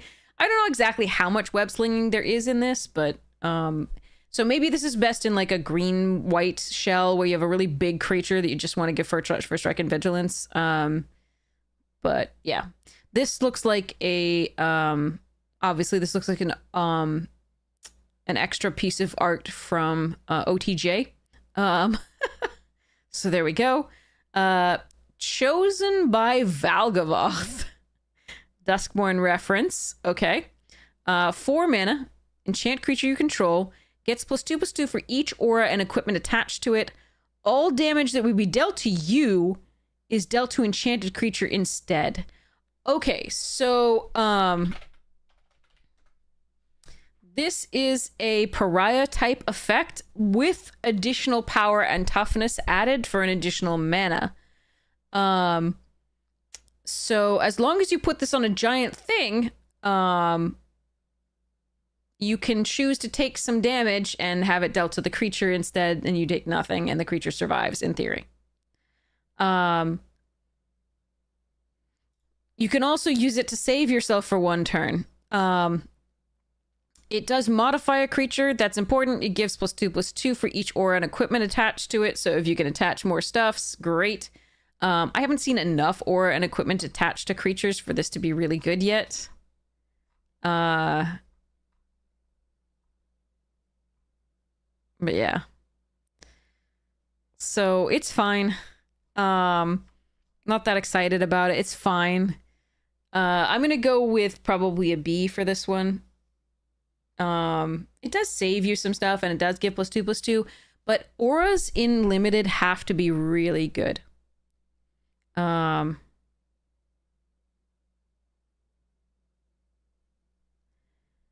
Auras in limited have to be really good because you're asking for a 2-for-1. And so that can be really rough. So if they like Mothwing Shroud your chosen by Valgavoth creature, that just feels so bad. But yeah. Again, or if they bounce the creature in response. I don't know what blue has as far as stuff, but yeah. So auras better be very good in limited, and I don't know that this one's good enough, so I'm not going to pick it very highly. I could change my opinion on this later, but that's fine. So again, like C+B, something like that. All right, Drix Interception. It is a cancel or tap 1 or 2 target creatures. Again, that can give you web slinging. It can tap down opponent's creatures for a turn, and it can spell stuff. We had something like this in Brothers War, I think. But yeah, I think Brothers War had this. Give me a second. Blue, common, bro. 3 mana, search. Would you? Yeah, Urza's Rebuff. It's exactly this. So this is exactly the same damn spell. I wish Wizards were a little bit more creative here. I'm sorry, I'm getting slightly down just because so many things are just like repeats of, like exact repeats of before with maybe one tiny change. I know that blue needs a potential counterspell, and I do like that this is versatile. And I do like that it taps things in a set like, it taps things in a set that cares about tapped creatures, which is nice. Yeah. Anyway, it's fine. Blue does need a counterspell, and white does need a Banishing Light, effect. And I do like the art on both of them, so that's cool. This one is going to be a C card. You might run it, definitely, but it's not, exciting. You can choose both. That's interesting. Wait, you can choose both. That's... Wait. I missed the both. That's better. I like that. Still a C, but I like that way better. Ooh, I like that way better. Okay. That's fine. That's fine, because you can save you can counter the crazy spell that they do and tap it down. So one of the things you're going to have to remember for this set, attack first. Do not play your spells before attacking. Because of this card, if you're playing against blue. Yeah,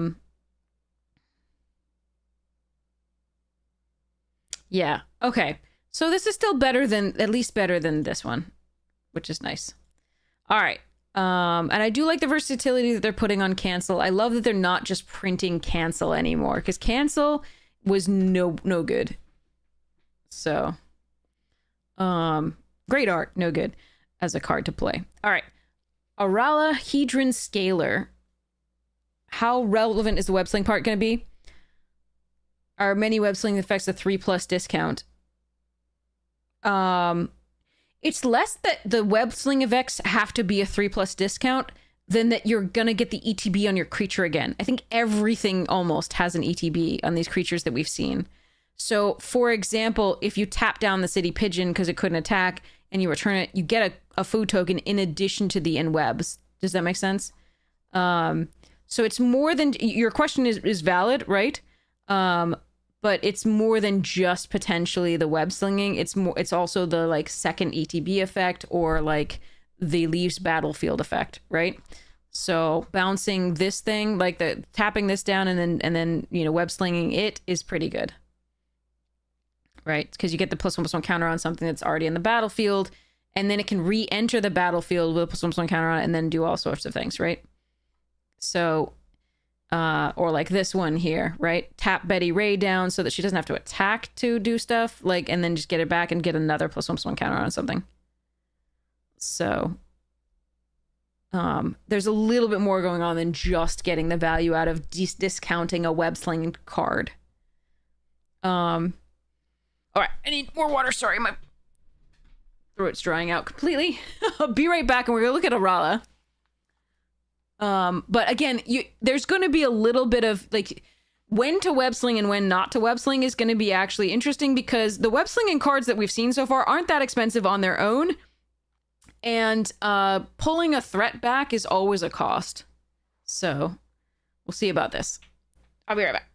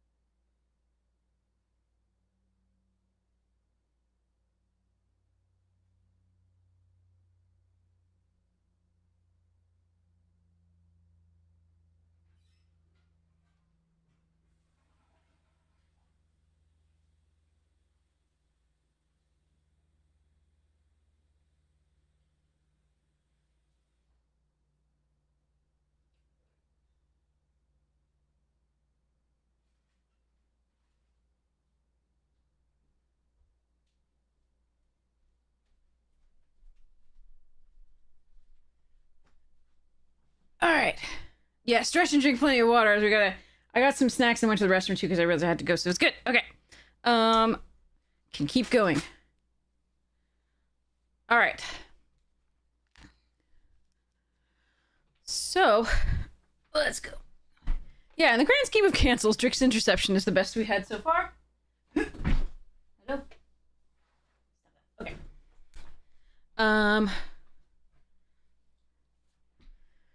Okay, so Arala Hedron Scalar. We've got 4 mana, 3/3 flyer. Exile this card from a graveyard, put a +1/+1 counter on target creature. It gains flying until end of turn, activate only as a sorcery. The +1/+1 counter stays, so that's a modified thing. Gains flying until end of turn is useful. I think the villain card type is relevant at some point. A 4 mana 3/3 flyer. Obviously that is our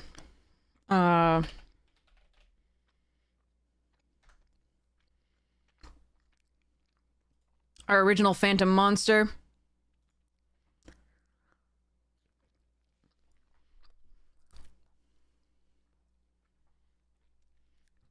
While like a ghastly rapid river through the pale door, a hideous throng rush out forever and laugh, but smile no more.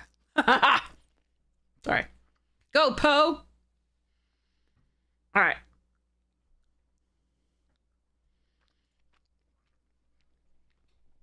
So, we've had a Phantom Monster. Phantom Monster was good back in the day. It may not be as good now. Yark. I'm gonna blow my nose. You don't have to hear it. Yeah.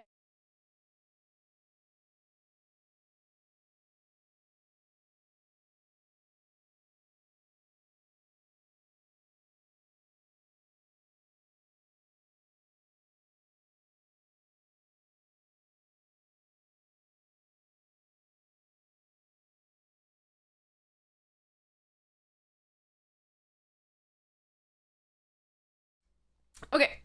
So, also pet the cat, sorry. So this is fine. Then it also seems to have these sort of recursion stuff that we saw from Dragons of Tarkir, right?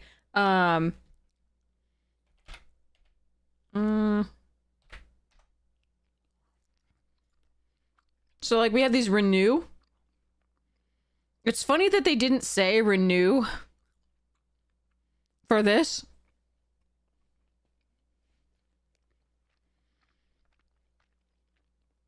Do they forget the keywords that they put in these things? Or were they just like, it would take up too much space?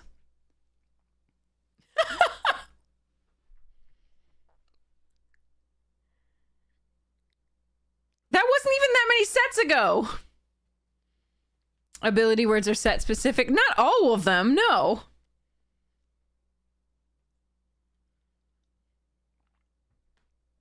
Madness is still madness wherever you go.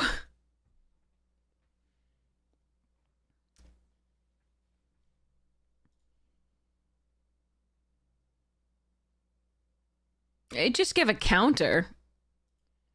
This gives a counter, +1/+1 counter, and that's it. Just flying until end of turn.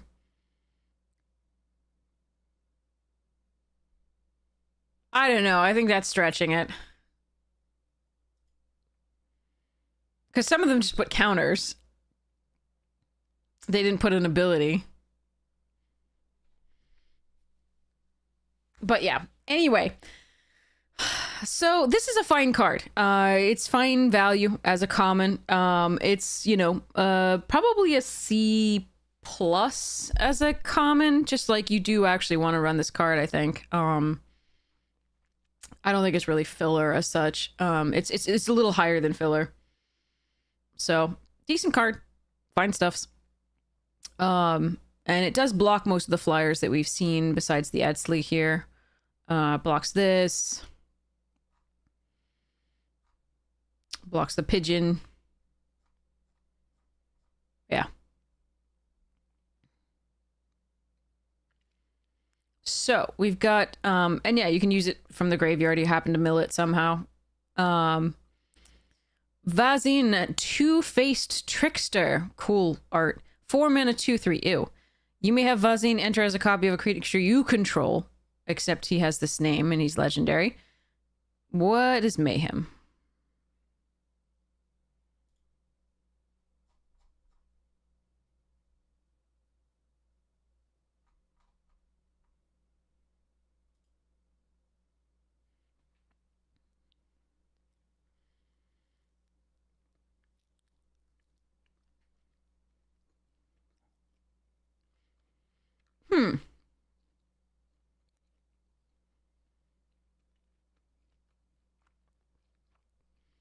Sorry, I'm absorbing the artwork, which is really cool.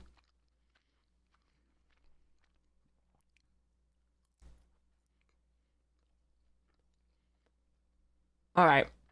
So you can cast it only if you discarded it this turn. This card. Not discarded any card, but this card in particular.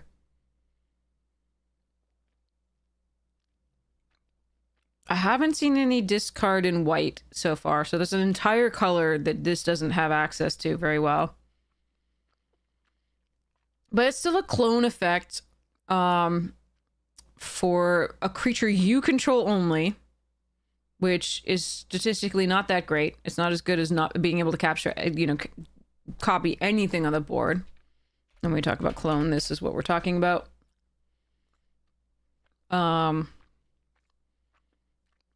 Look at it! This is the first clone I ever saw. Although it was printed prior to this. This is revised. So, acquires all characteristics, including color, of any one creature in play on either side. Any creature enchantments on the original creature are not copied. Clone retains these characteristics even after original creature is destroyed. Clone cannot be summoned if there are no creatures in play. These days you could summon it, it would just die. But yeah.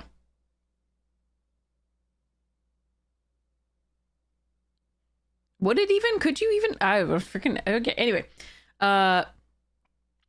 so this can be the difference between this and some of the more recent ones is that this actually can be cast as a 2/3 for 4, and the worst case scenario, you can still cast the creature.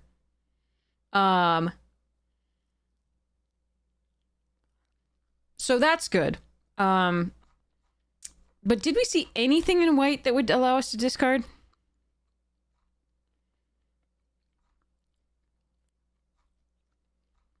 So it's not getting any synergies from white whatsoever. It is getting synergies from the next card, right? Obscura Alley Lurkers, 3 mana, 2/1 flash. Whenever it attacks, it connives. So you can discard this, put a +1/+1 counter on this, and then play this for 3. Once this attacks, like if it attacks, you have to do that. But like, But again, you have to have a good creature to copy. But at least you can cast it without. I'm gonna go for a B on Vazine. Because you can still cast it for as a 2/3. At least it's not a dead card in your hand if you control no other creatures. Because like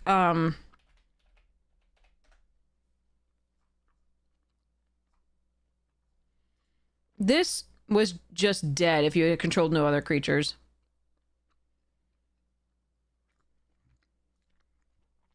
So we're used to that a little bit. Now, the Mayhem isn't that much cheaper than his normal cost, which is a little bit annoying. I don't know. But it is, you know, value because you're discarding it at the time. That's still value. I'm still going to go with a B here, but it could go up. Obscura Alley Lurkers is really important if you get this card, because there's Connive. 3 mana, 2/1 flash, not good, but whenever it attacks, it connives is probably fine to, if we have more connive or mayhem synergies. This is going to be really important to make that deck work. So it's going to go up as you get more and more mayhem cards. You're going to need more and more of these, I think, to really get the value off of that. More mayhem and more of the not Not Sagu thingy ability from the graveyard. Yeah, it'll be really hard to have it attack and have it survive. Absolutely, but it only needs to attack once to get the value to be a 3/2, which might, you know, force a block or something like that, and then you still at least get this. You get the connive at least, it's nice. But it's still not a good ROI at all. Like a 3-mana 2/1 is awful, even with flash.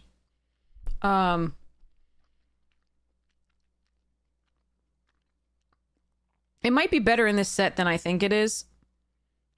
That's why it's 3, but yeah. They'll go up as you need for Mayhem cards. So first I'm going to put it a C, but like it does enable the deck, so the more Mayhem you have, the better this gets. Because maybe they attack all, and then you get to do this. The other good thing about web slinging, right, is that if you attack all and you need something back to block, you sort of have you can return one of those tap creatures and play something bigger, right? To be blocking, I guess. Although, wouldn't you just play this as a 3? Okay, anyway. I don't know. This one's it's a weird set. Okay. Let's look at Ozor. Chronicler of Collapse.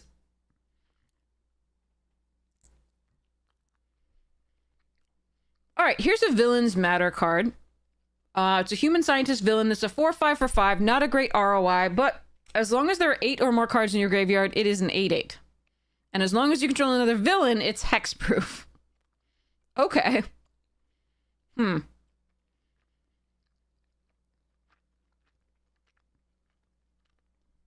That's a fine top end for like the Mayhem decks, right? If you're gonna connive, put a lot of creatures in the graveyard, then, you know, 8 or more cards in the graveyard, and, you know, over the course of the game, you get an 8/8 hexproof. That's not bad. If you can then also give that hexproof creature flying, that is pretty sweet too. We haven't seen an equipment that gives flying. We have seen like a lively leap here, and this like 1 turn flying. But 8/8 hexproof with flying is pretty sweet. Hold on.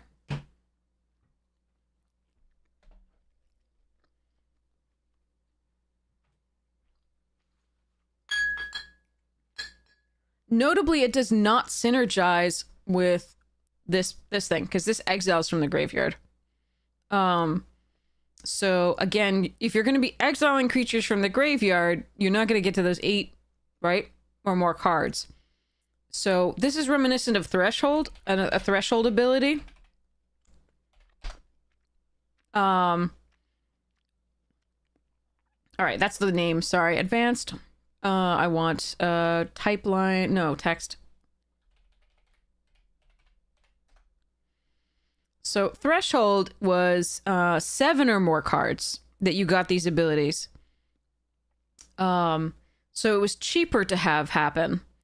But Threshold was often difficult to get before the game was over, in a limited set where there wasn't much mill. But now, I mean, even with the conniving, I'm not sure it's super easy to get this. 8 cards, along with like having to exile, like, I don't know.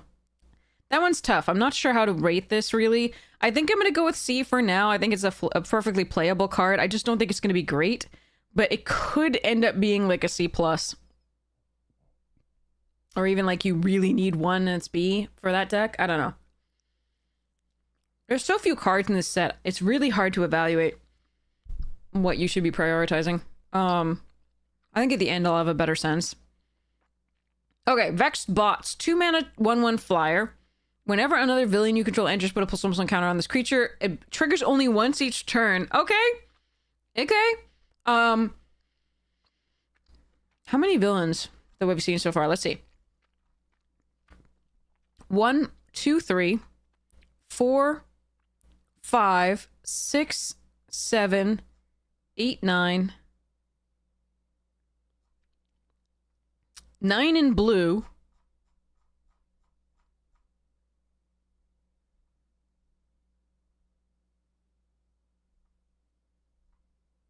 None in white.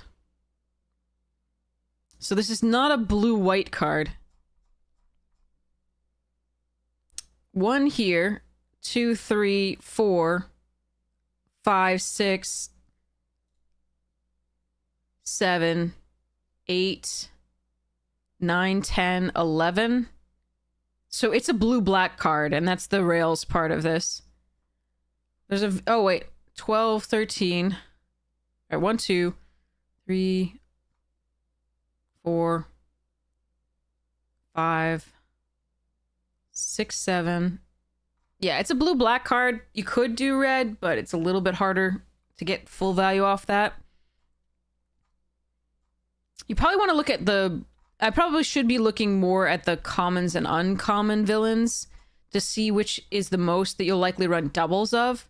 But yeah, if you can get a couple of these in a villain deck, I think you've just won.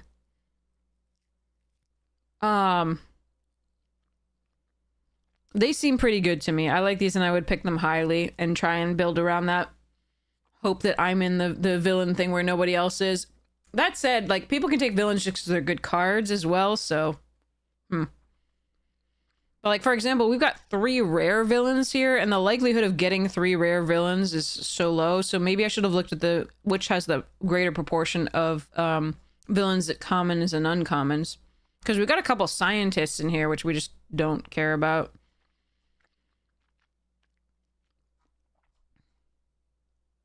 And that was rare. Sorry, that one's rare. This one's mythic. This one's at common. That's important. This one's rare. That one's at common. Uncommon. Common, uncommon. Okay, so... Common. Uncommon. Yeah, black looks like it has there. Okay. Uncommon. Uncommon. Uncommon. Uncommon. Common. Uncommon. Yeah, I think black has the most common synergies with the villains there. So we like Black Boo as a card. All right, good to know. But yeah, I like this. I think it would be a B+. Might even be an A in this set that I've seen so far. Okay, Spectral Restitching. Oh, I want this for my Blink deck. I want this for my Blink deck so badly. What is it called in the other one? Hide on the Ceiling. Okay. We would want to do that. That's pretty sweet. I do like this. It gets your ETB effect again at the beginning of the next end step. You can also use it to, you know, take out opponent's creatures for the win. Because it's the beginning of the next end step. And if you do it on right after the beginning of their end step, right? They'll only come back at the end of your end step, so pretty sweet. So you can use this to get the win, or you can use it to flicker a bunch of your cards to get their ETBs again, or you can use it to protect a creature. I like this card. I think this is an A. I really like it. I don't think it's quite an A+, because again, things have to go right for it to work out well, but there we are. All right, Bellion the Parched. 2 mana, double blue, 2/2. Whenever you cast a blue spell, if it's a creature, gets +1/+1 until end of turn. Beginning of your end step, untap it until your next turn becomes a land and gains add blue. So he turns into... Oh, wait, I think I know who this is. Yeah, Hydro. Okay. All right. Interesting.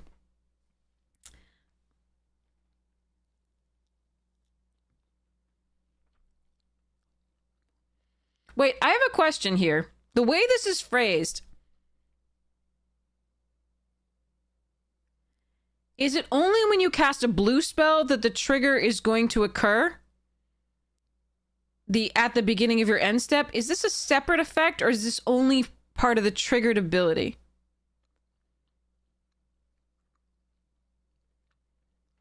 Does anybody know?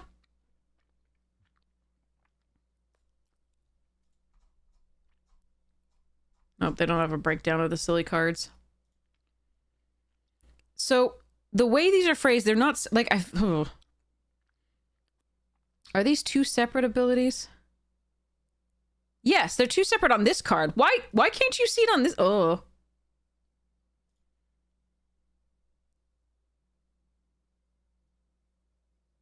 Okay, so I've got my answer here because they actually did a paragraph break on this card. All right. So basically, obviously, when it's a creature, it's a 2/2 that gets +1/+1 whenever you cast a blue spell. And then at the beginning of your end step, untap it. It's going to become a land and gain blah. Hey, Meta Magic Mage, how you doing? Welcome, welcome. Yeah, bad typesetting in the arena version. Jesus, this looks like it's a trigger where it's a 2/2 for, you know, double blue that all of this only happens when you cast a blue spell. You know what I mean? But this is much clearer, right? This is going to be at the beginning of your end step, right? You're going to untap it and blue blah.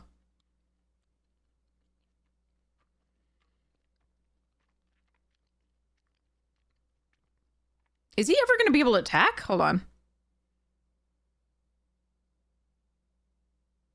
Hey, Meta. It's going okay. How are you? Wait, does he? Hold on. Blue spell.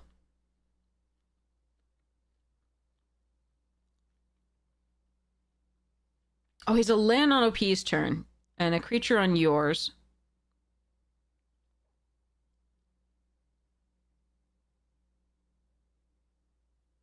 But he's not leaving the battlefield or transforming that, like, or transforming in a way that leaves the battlefield. So he still gets to attack.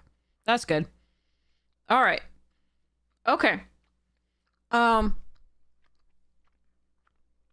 really like this card in blue. I really think it's good. It's ramp at the very least. So I'm gonna give it a B+, but I think it's a fun card. It is best in a majority blue deck. Like, you really want to prioritize blue for this because you want to be casting the blue spells to pump him on the attack. And then, again, use his ability to become a land to help you ramp into other stuff. Like the spectral restitching, any instance that are expensive. But yeah, still a B+ just because, you know, it's not the most powerful thing, but it's just fun. Okay, Imposter Syndrome. That's gross. Okay. It requires a few things to go right. So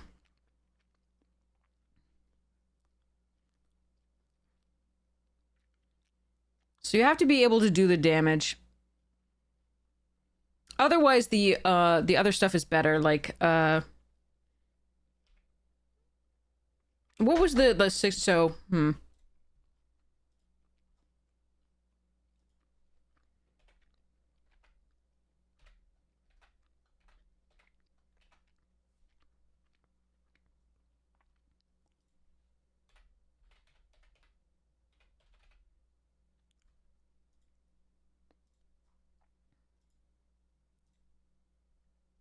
The Omenpaths release, I don't know exactly when the release is. The pre-release is this coming weekend, I believe.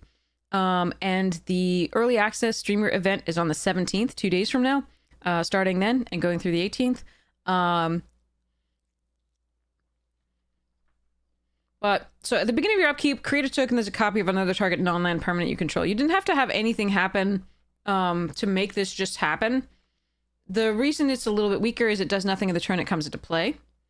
Whereas this one, if you can hit, you can get a token. And if you can hit with multiple things, you can get multiple tokens. So that's why this is very, very good to play on a turn where your opponent has suddenly and unexpectedly tapped out, right? Or rather, who's suddenly and tapped out, and then you can unexpectedly play this and then have a million things to go for. This is a very powerful card if you can time it right. It does require a few things to go right, So if you draw this on an empty board on your side, you're really, really unhappy, but otherwise it's pretty darn good. So I'm gonna go with A. I think that's fun. Especially if you have some flyers, this is great. Anything with evasion, or any, like, tricks that give evasion, etc. Overall. So, and obviously it will get better or worse depending on how much enchantment removal there is, but they'd have to be, you really do want to time it correctly so that they can't remove it in response or anything like that. Alright, Murata, Neuron Hacker, 1 mana, and blue, it's an 0/2. Whenever you draw your first or second card each turn, put an Ingenuity counter on Murata. Tap it, you can cast an artifact spell from your hand with mana value less than or equal to the number of Ingenuity counters on Murata without paying its mana cost. This feels like a constructed card. I don't like this card in Limited. I haven't seen any artifacts that I want to cast with that.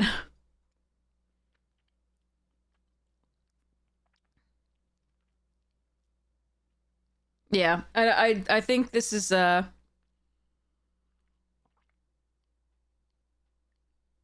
gonna see what the artifacts are in the end, but obviously you enable this by conniving, right? And drawing your normal card for turn, and then you connive, and that enables her even more to have these Ingenuity counters. But she's an 0/2 for 1 that doesn't do anything but make your artifact spells cheaper. And by the time you get a lot of counters on this, you're not really... Sorry, allow you to play, like, cheap artifacts early, but, like, by the time you get enough counters on it, you can just cast the dang card. So I don't like this. I think this is F. I do have to see what artifacts exist, but I'm not as impressed so far. Like, it certainly doesn't go with the Vex spots. You just want to play those on 2 and just move on. All right. The actual interesting thing there is it does get around counter magic. You should we should note that you may cast an artifact. Wait, no. Without paying it. No, it does not get around that. It's not put an artifact card into play. Never mind. It does not get around counter magic.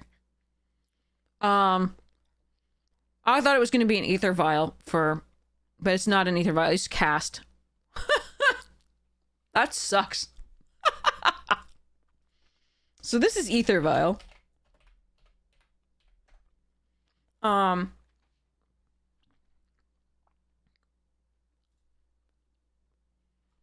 First printed here. Well, that's the list, actually. First printed here. So the good thing about ether vial was that it at the beginning of your upkeep you get to put a charge counter on it, which meant that you can tap it to put a creature card with converted mana cost equal to the number of charge counters on it from your hand into play. That can't be countered. It's just put it into play. So that's what I thought this was doing, but it's not. You can cast it without paying its mana cost. That spell can still be countered. So it's worse than I thought even. Yay. So I think this is for a constructed artifact deck. I think, like, my Memnarch deck wouldn't mind this because my Memnarch deck is a proliferate deck. And it draws cards pretty well. So this can actually proliferate the counter such that I can cast a very big artifact earlier is the whole thing. I still don't think I'm going to have a space for it, but that would be the idea. I also think it obeys timing restrictions. Let's see whether this makes it any clearer. Ah, it's Lady Octopus. Okay.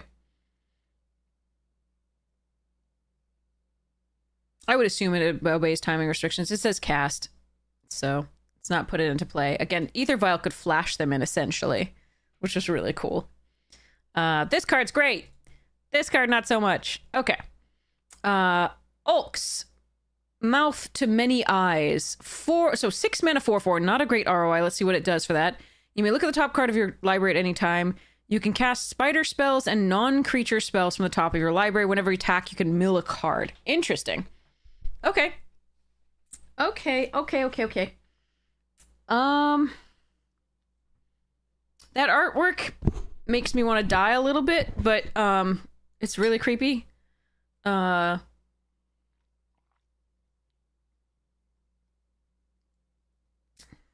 I'm gonna go look at the other art because I bet it's better for me to look at. Yes, that's way better. Okay.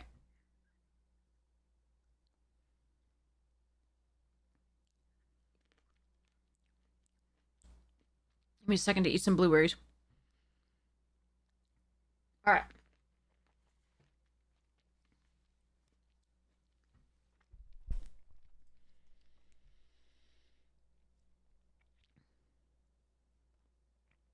You prefer the other art? Ew. Anyway, I can look at this one without wanting to flinch. So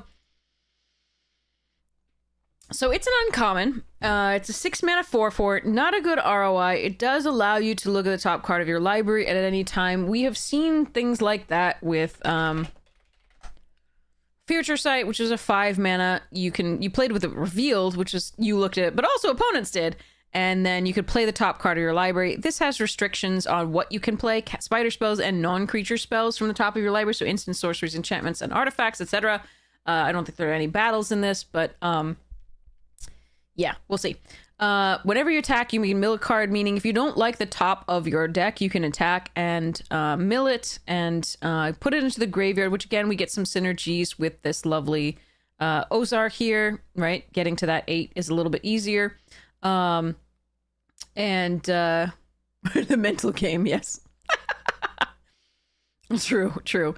So it does help a little bit in terms of, various things. 6 mana for a 4/4 is still a little bit wonky. It's a mutant advisor, so we don't really see any synergies with card types yet. It seems fine to have one of as a top end, but I'm not going to be picking this highly. This is a C+, in my opinion. All right. And that's what that's going to look like in paper. This guy looks cool. This thing, I don't know. No. All right. Watcher on the Road. 4 mana 3/3 again, so it's a hill giant. But what do you get there? When it enters, create a 3/3 blue illusion villain creature token for each non-token villain. Yeah, this is the villain deck. Okay, so you're gonna... Blue-black is gonna be the villains, apparently. As though the color pie goes any other way sometimes, right? For each non-token villain you control, exile those tokens when this leaves the battlefield. Okay, so as long as they can kill this, the tokens go away. But if they can't kill it, then they're in deep doo-doo as long as you had a few villains. And there are a lot of villains in the blue and the black, and there are few in the red that we've seen. I didn't look at the green. I should look at the green really quickly for villain types. I just didn't expect that many. So Citizen Advisor. Oh, there's a villain. There's a cat. Cat's the villain.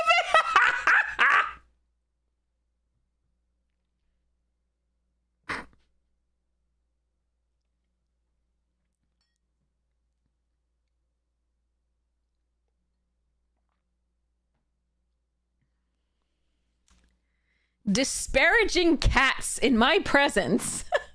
Cats are not villains. All right, but anyway, we got one villain here. A villain here. That's 2, but that's rare. Villain here, that's rare.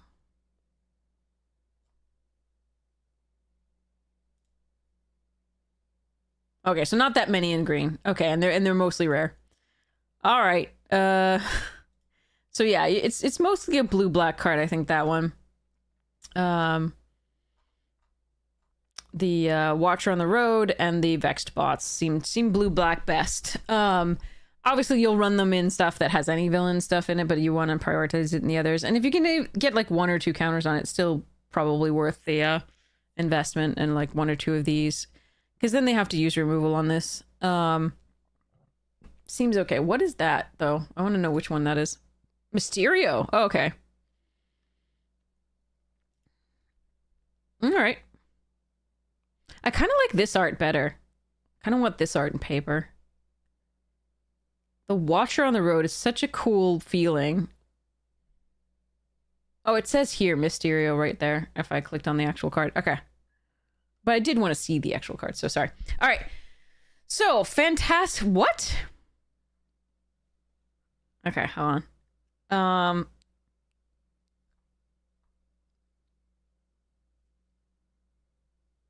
Oh, I'm thinking... Okay, sorry. I'm thinking of something else. So... It's been a while, but it feels... So, whenever I see illusion, I think the thing should be, like, sacrificed if it was targeted with a... with an effect, right?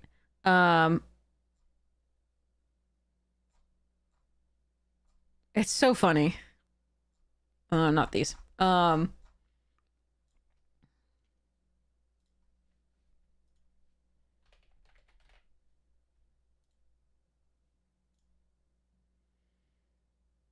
But they've produced a number that don't have to be sacrificed.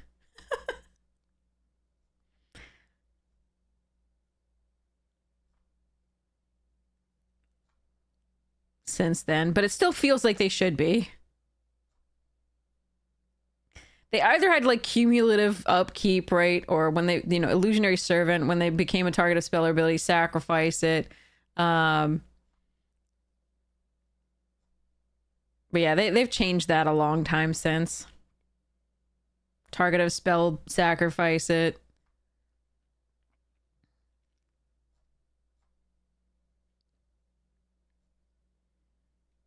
Anyway. It's been a while. But yeah.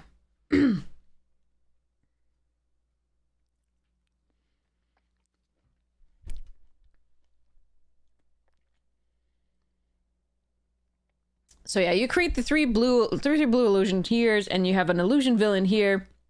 So 2 mana for a 1/3 flying vigilance. Whenever this creature attacks, mill a card.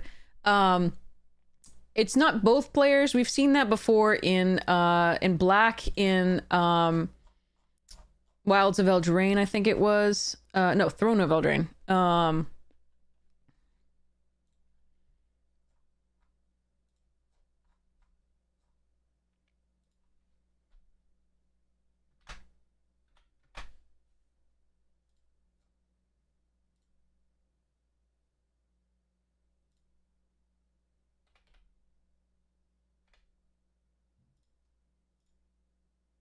Yeah, so Eye Collector, whenever it dealt combat damage to a player, each player puts the top card of their library into their graveyard. So it was a reciprocal effect here that only hit on combat.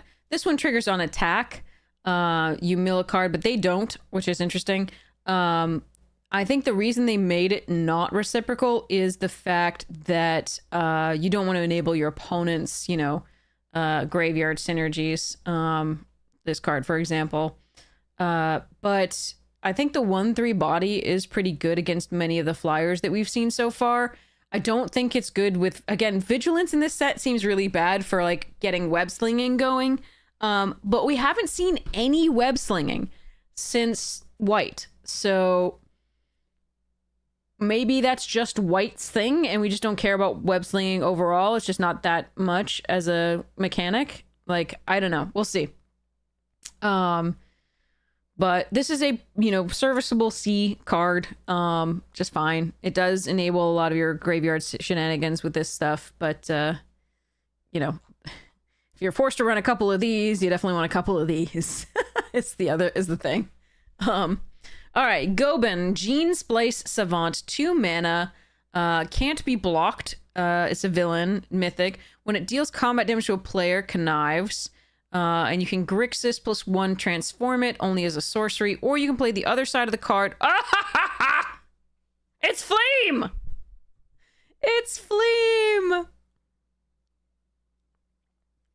Flame, Gobin's... I want this card in paper.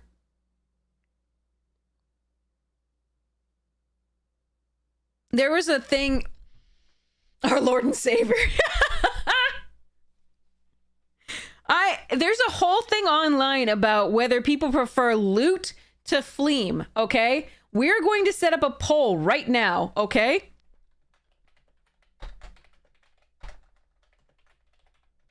This is Fleam, okay? Everybody knows who loot is, right? This is loot. This is loot. This is loot. These are all loot.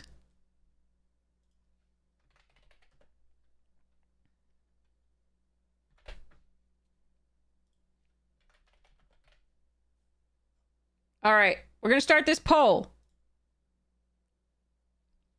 This is Loot. This is Fleam. The poll is up. Refresh the chat if you don't see it. It's a quick one. I want to know who prefers Fleam and who prefers Loot. Why is this poll unfair to Loot?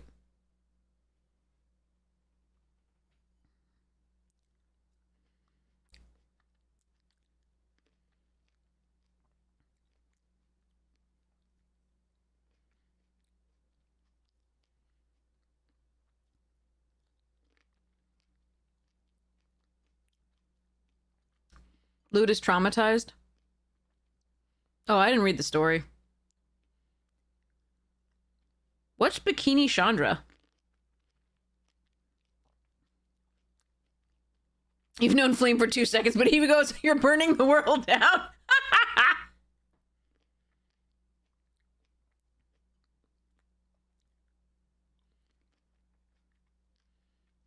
Somebody link me to Bikini Chandra. I need this in my life.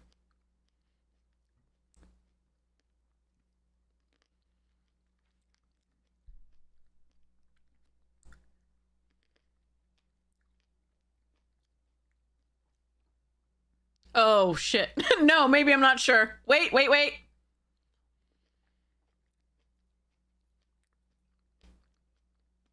When it's asked in that tone, that internet tone, I don't know.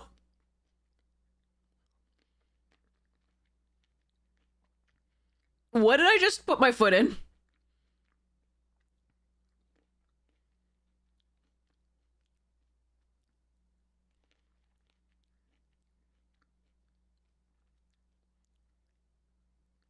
We're not going to be able to unsee this, are we? Oh, wow. Fleam got 92%? Jesus. With one loot? Jeez. Alright, Fleam it is. Poor Loot. Loot is very adorable. I don't know the story, so I don't know what's, you know... But Fleam is adorable too. I actually have a hard time picking between them. I love them both. I was really surprised how polarized it was though, like online and here.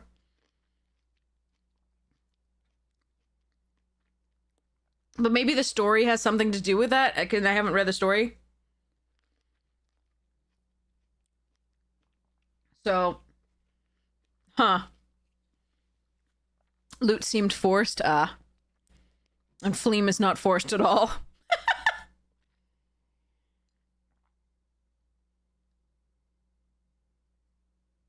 I do want a Fleam. I want a this has to be printed. Print it or we riot, Wizards. This is like everybody go to social media at Wizards, okay? Or magic.wizards.com, like whatever it is. Bikini Fleam! You win the internet webs for today, my friend.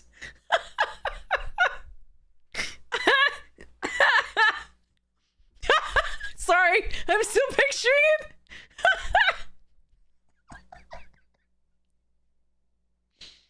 it. Sorry. It's so great.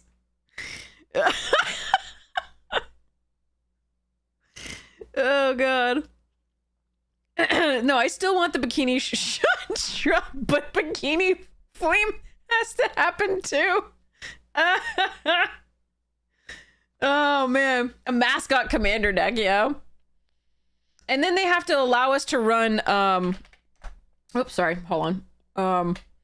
Then they have to allow us to, like, make this real, and then we have to be able to run mascot exhibition. No, but Fleam with bikini. You Fleam with bikini is the best joke. But yeah, I want Chandra. What the hell is Chandra? Okay, I'm still curious about that. I don't know what that is all about. But yeah, so go online and tell Wizards that we riot if we don't get an actual Fleam card, because maybe they'll put it in a secret lair. Okay. So what is this on actual Star? It's Norman Osborn. And then creates... Oh, it's Green Goblin? Fleam is so much better than Green Goblin!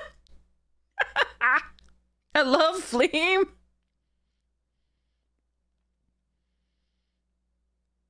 If it's popular, put in other sets. I don't know, but it does the same thing as the other thing, so I doubt they put in other sets necessarily.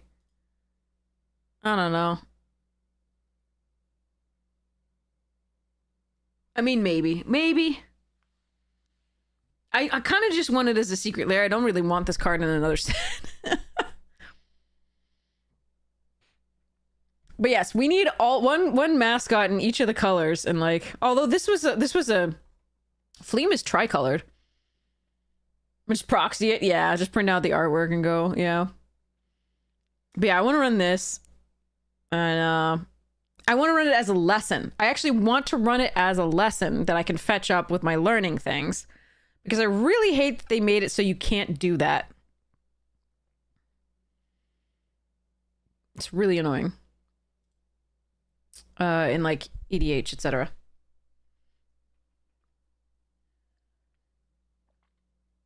Okay, so we got Fleam without bikini, sadly. So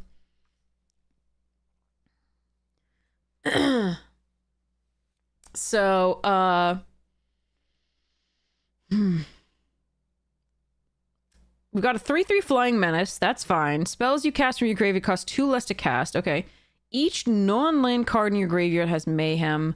The Mayhem cost is equal to its mana cost. So as long as you discarded that turn, you can recast it. That's pretty sweet. I like it. It's 1/1 that can't be blocked, and then Connive is crazy anyway. So this just keeps growing. I like it. I'm gonna go with an A for this one. Actually, no, I really like that. I'm gonna go A+. It just enables so many things. Even if you don't have the Grixis colors, it's still just a really good card. Nicol Bolas. Bolas is always going to be a mascot for Magic. Always, always, always. Just the biggest villain in Magic history.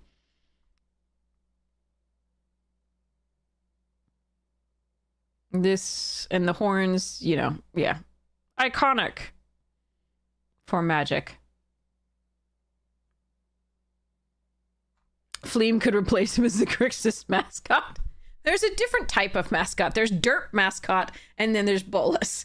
Some players prefer one to the other when they're representing the game. Like, if they want to appear cool, they're like, yeah, I have a dragon mascot. Look at this. And then if they're like, I am a geek, then it's Fleam. Then it's this lovely bugger. This derp. Although, frankly, I'm not... So, my best derp is my playmat. It is the best thing ever. It is...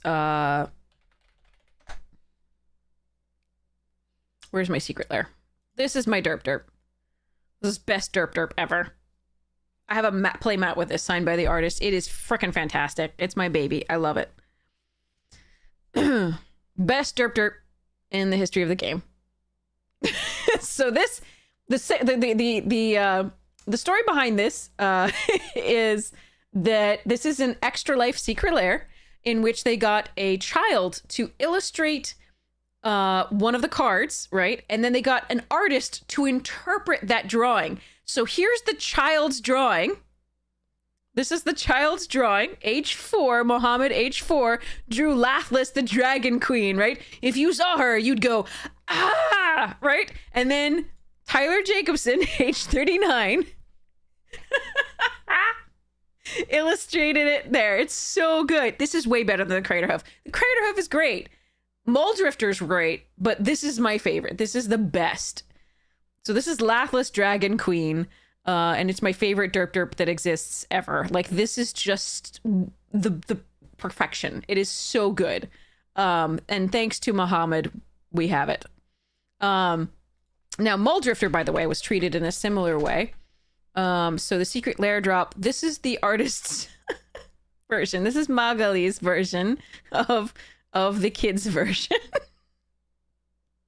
And I love it so much. It is so great. And then somebody was asking about the Craterhoof. So we have this is the kids version, and this is the artist version. But Laughless is still, I still think, in my opinion, Laughless is still the best. This is my, I can't even look at it without being happy. It's so good. Sorry. Anyway, back to this. We've got a Fleam. Maybe you need a Fleam playmat, because this is a good derp. I love it. You run the kids version unironically. Me too. I run all of the things. I run every single one of that Extra Life set that I got, basically. I think. Yeah, I think even recently I put in the Metalwork Colossus. I put in this one too. I put in this one. Here's the kids version.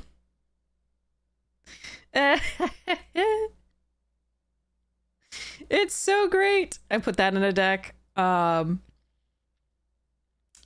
it's so good. That whole secret, the secret lair was fantastic. Bikini Flea Mayblade rats. Yes, we need them. But so far, okay, wait. I have a harder question. Hold on. New poll.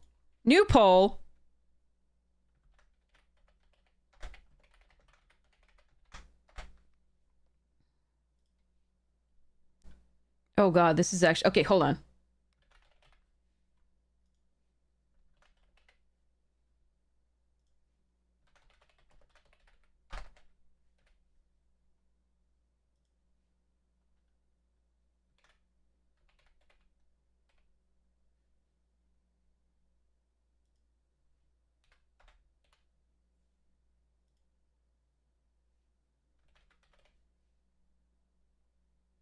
There's one wrong answer, by the way. Actually, there's probably two wrong answers, but there's definitely a wrong answer for this poll.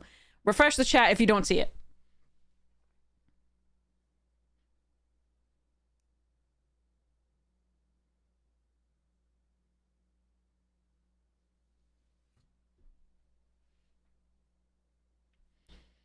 But yeah, wrong answers exist.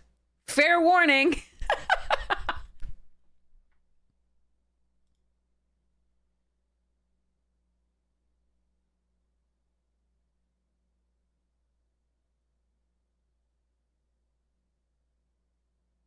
No, but this is about which one you think should be the mascot for Magic.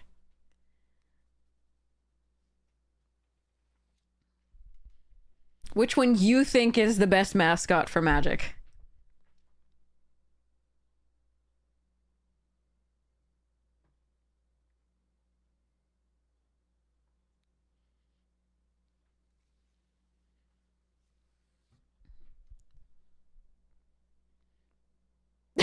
Skyhawk.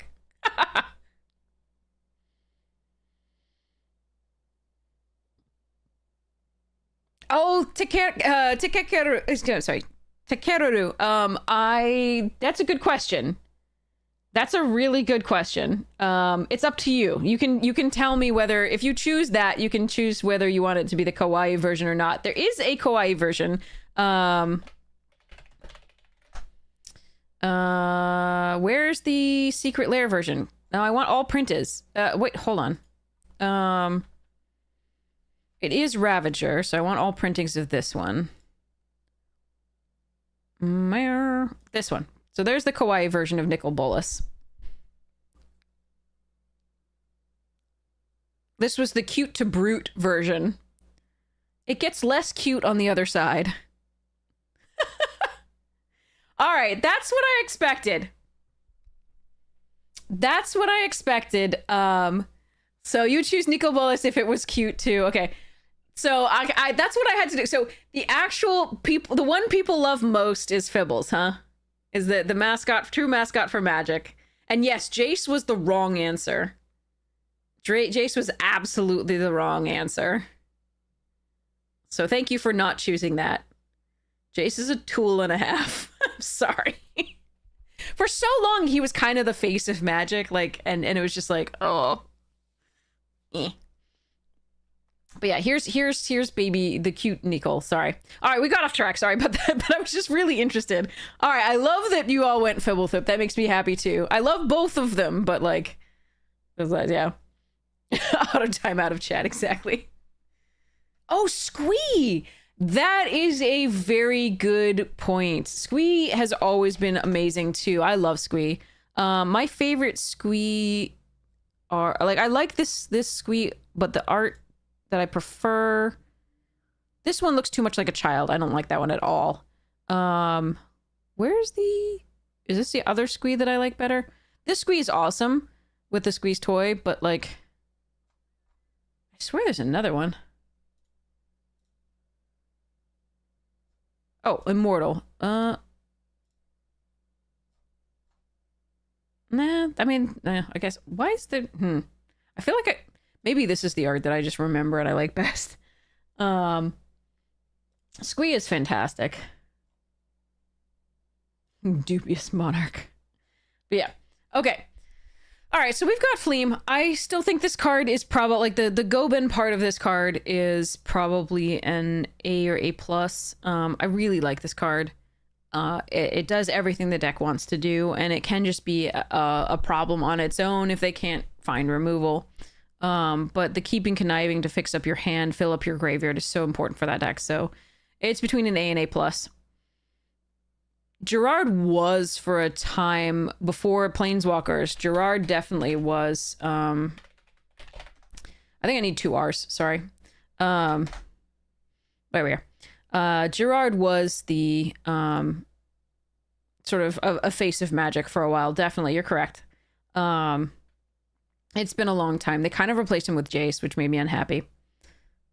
These days, people seem to recognize Chandra pretty well too, that does make me happy because she's a better character. Sorry. In my opinion. The coolest thing Jace ever did was make a Sphinx forget how to breathe. Okay, that was the coolest thing Jace ever did, and props for that. But like the rest of it, he's just a schmuck. I'm sorry. Kind of a tool. He does have bad things to happen to him. I'm not trying to like, yeah, brush that aside, but yeah. Yeah, Karn was fun. Gideon is the one you're thinking of, Skyhawk. And Lily, in her own way, is kind of the original Planeswalker series. Like, so white was Gideon, black was Liliana, blue was Jace, red was Chandra, and green was Nissa. Those were their first Planeswalkers. But yeah, on those can all sort of factor in as sort of mascots, etc. Okay, right, moving on. Sorry about this. Pinnacle we got sidetracked. I am so sorry, chat. All right, Pinnacle Research Team, 4 mana, 1/5. That has a nice butt. The problem with having a nice butt and not power is the following. If your opponent can get the tapped creatures really easily, like attack with a 2/2, return it, and then do the web slinging, that's a little annoying, but this does block most of the things we've seen on the ground so far. Never ever discount in a slower, lower powered set the value of this. So,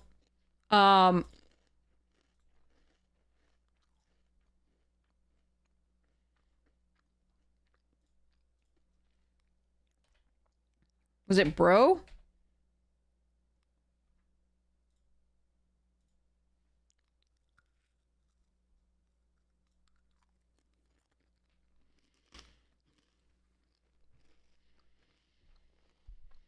So,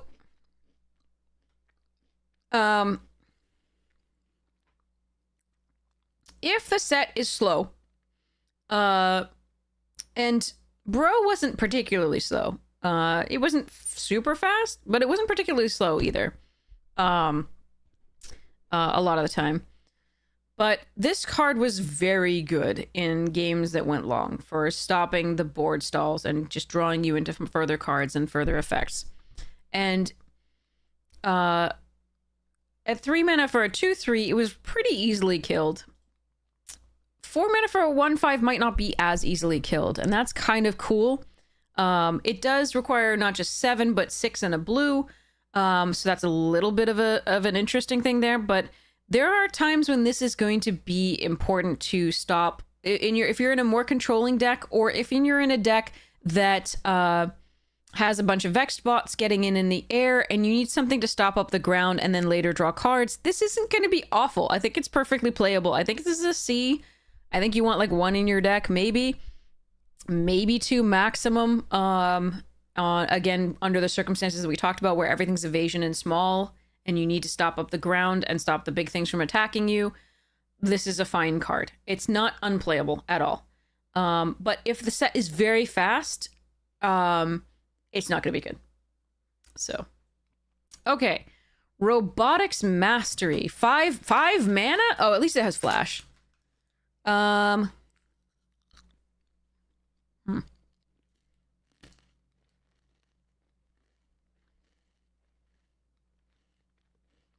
it's the same thing. Wait, what?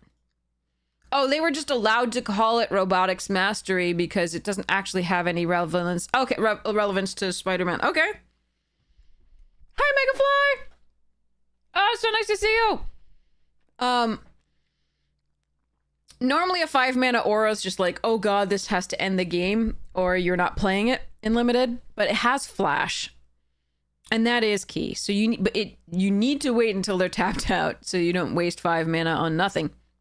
But the presence of a counterspell does make this card better, because they don't know whether you're holding up for the counterspell, potentially you have it in hand as well, or the Robotics Mastery. So you can maybe disguise the Robotics Mastery just a little bit.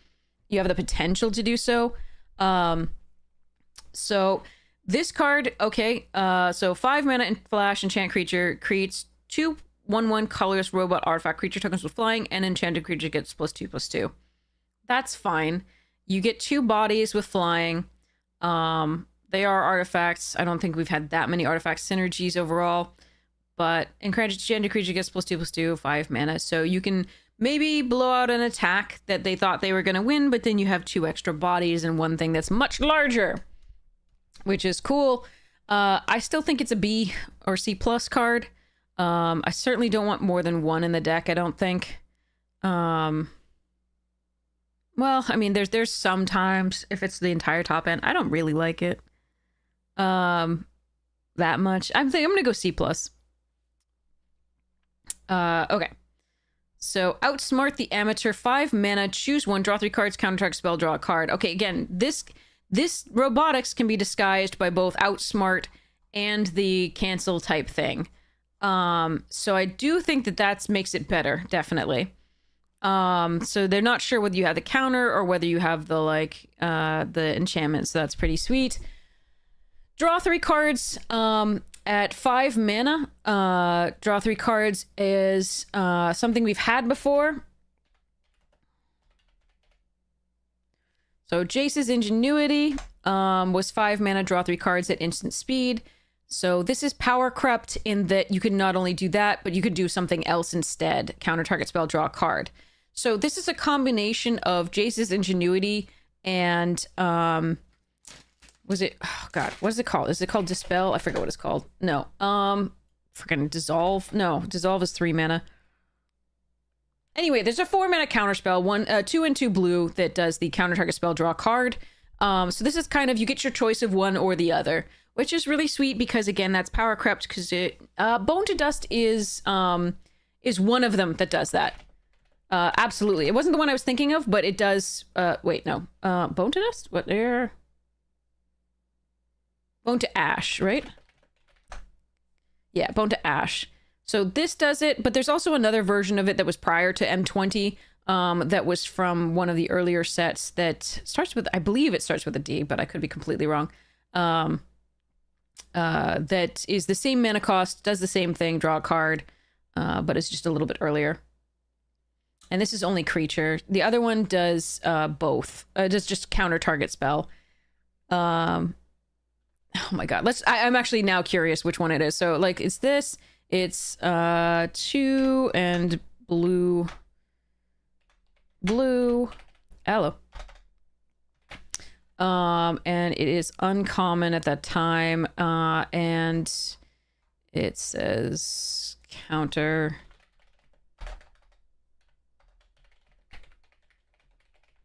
And then draw a card.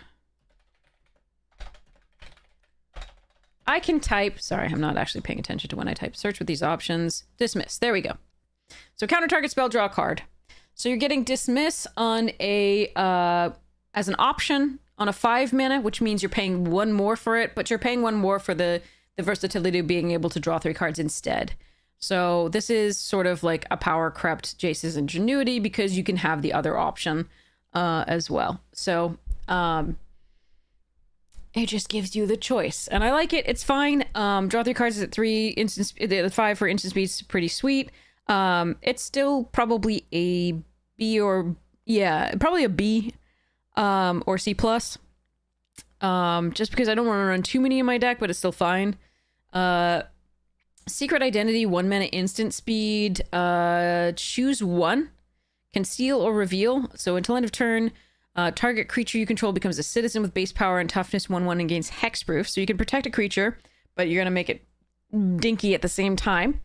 Or you can make target creature a hero with base power and toughness 3/4 and gains flying and vigilance. That's a really nice trick.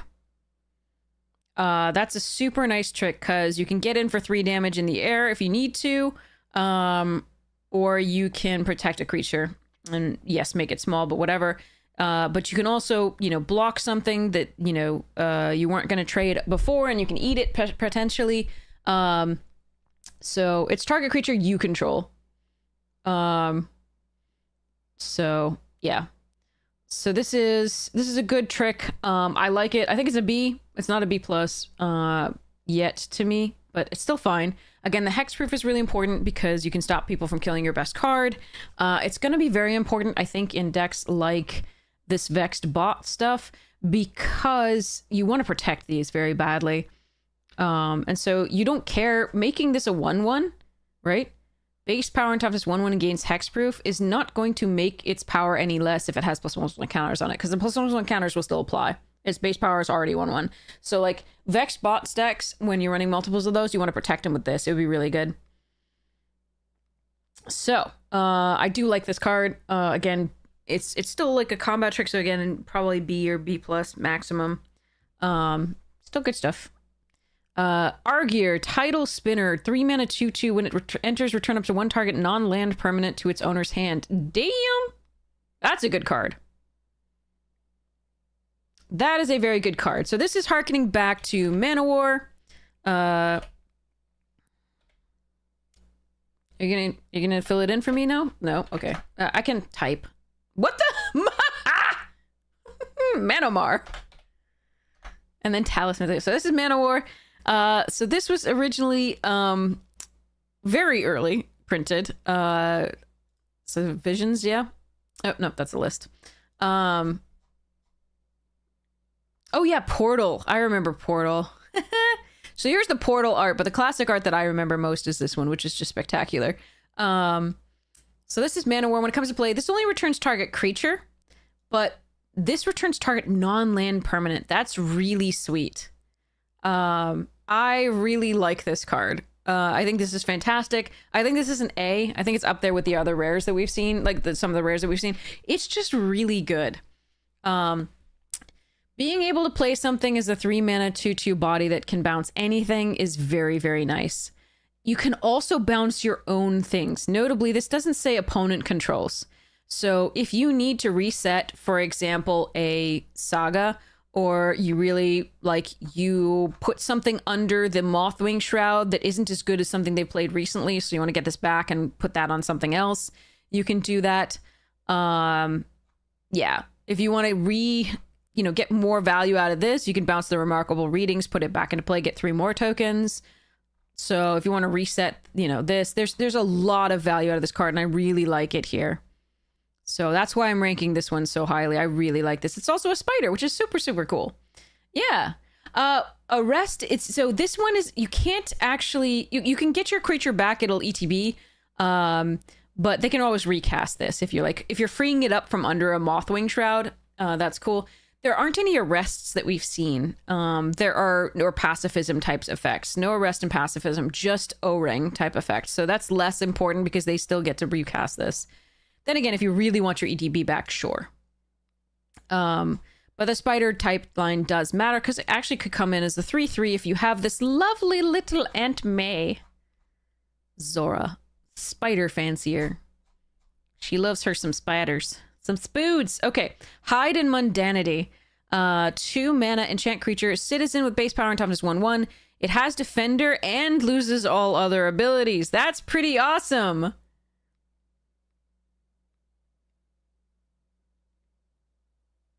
Megafly, you can't target a creature that's under an O-ring. The creature is exiled.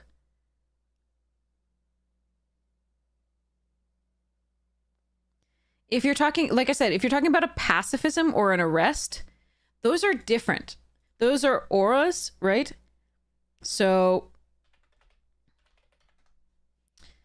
this is an aura that sits on the creature. If you return your creature that's under a pacifism, the aura will fall off. And arrest is also an aura.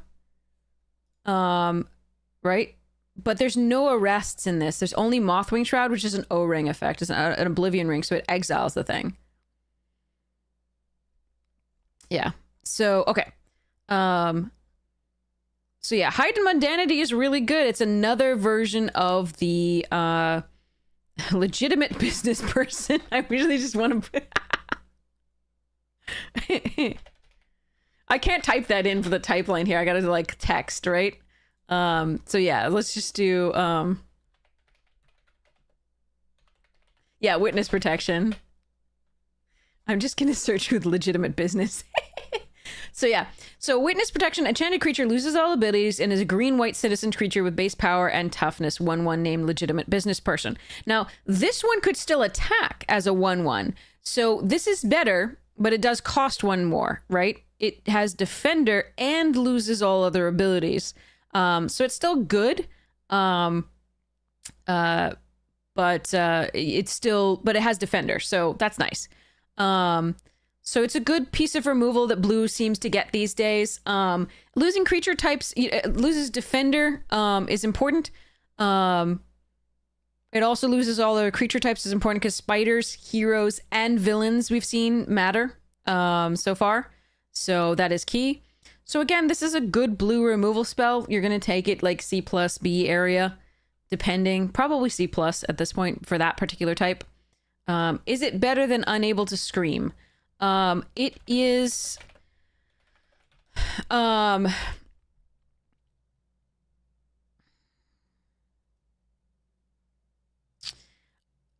because it's 1 more mana, it's close. The effects that it has are better than Unable to Scream. Because base power toughness 02 but can still attack means it can be pumped with +1/+1 counters and still be a threat.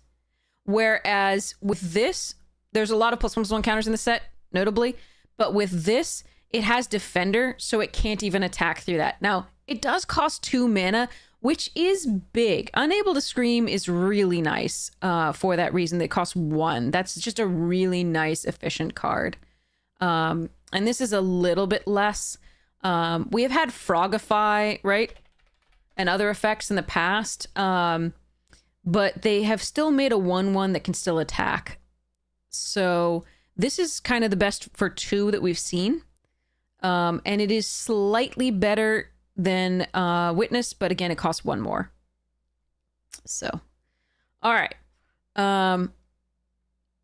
So next, Detect Intrusion. 2 mana in web, counter target instant spell, source... What? Oh! Oh, okay. Oh, I get it now. For a second, I was like, what? Okay. All right. And web is web slinging. Okay. So instant spell, sorcery spell, or triggered ability. This is a constructed card. It's going to definitely be played in constructed. It's going to be probably played in well, no. I mean, it's 3 mana. I think everybody's still going to run, like... still going to run all the 1 manas over it. This I don't think this is going to compete with Swan Song. So enchantment, instant, or sorcery. So this doesn't do triggered ability, but it does do instant spell, sorcery spell. Triggered ability you care about more early on when it's like 1 mana. And then yeah, you could take back a tapped creature and play 2 to counter instant or sorcery spell or triggered ability. It's not going to compete with offer you can't refuse. So I don't know whether this is going to be played in constructed. But yeah, you can take back a tapped creature to counter target instant, sorcery, or triggered ability. For 1, you have to have the tapped creature, so yeah. So you can also just pay 2 to counter instant, sorcery, or triggered ability. I don't think this is gonna be a high pick. This is gonna be C+ or C even. It's fine, but a lot of the times in limited, what you want to counter are the creatures, and so this also notably doesn't counter sagas or other enchantments. So I don't know. This is meh. It's fine. It's just not good. All right, Lost in Lityara. 4 mana, Surveil 3 on the first thing. When you cast a spell, this creature spell this turn, copy it, except the copy is... That's great! Okay. Choose a card name. Whenever a creature with the chosen name deals combat damage to a player this turn, draw a card. Okay, I like it. I think 4 mana Surveil 3 is a little slow, so you really do need to have the control of the board when you do this. I really like if you can get the full value out of it, I really like it. You're not allowed to read ahead on these, notably, just remember. We have had sagas in the past where you can read ahead. Oh,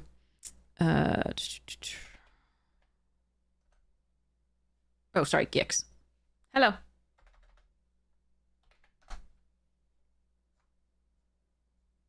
So read ahead means you can start on any of these, as opposed to just start on 1, move to 2, move to 3. This one, you can only do this. Read ahead would have been nutty awesome on this one. I really like that. I think they could have done it too and made it, but like Surveil 3 for 4 mana is not great. So you better get value out of the second 2, and I think you need it in a much more controlling deck, because you really need to have control of the board before you have time to like Surveil 3 on 4. So yeah, I mean, I think I'm gonna go with a B+ on this one. I think it's really good if you're not dead. Like, if this is a slower format, this card is fantastic. But like, if you can afford to stumble and take a turn off on 4 to Surveil 3, that's fine. But oftentimes that's going to be too little, too late, I think, in certain sets. Like, it depends on how fast the set is. This will go up or down based on how fast the set plays, and I have no idea until I've played the set a couple times how fast it is. All right, Unstable Experiment, 2 mana, target player draws a card, then up to 1 target creature you control connives. All right, so you can either make opponent draw a card to mill them out. I don't know if you're ever going to mill somebody out in this format unless the game went really, really long. But I haven't seen like other mills for opponents. But you're going to draw a card, then up to 1 target creature you control connives. So it's going to be +1/+1 on a creature in theory, if you can discard an actual card, as opposed to a land. And then, so it's +1/+1 to try and win combat that way, and then also draw a card. So,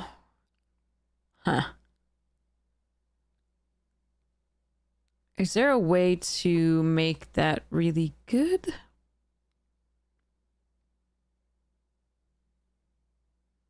I mean, it's still fine. Like, is there a way to really make this card pop? It is up to 1, so notably, you can just draw a card for 2 if you need to, and you don't have any creatures on the board. So that's important. It is another card in the graveyard for this lovely Ozor. It's fine. I think it's a C. Perfectly playable card, but not exciting. Snatch back, 2 mana. Kicker 2. Return target non-land permanent to its owner's hand if its spell was kicked, draw a card. Really? Really?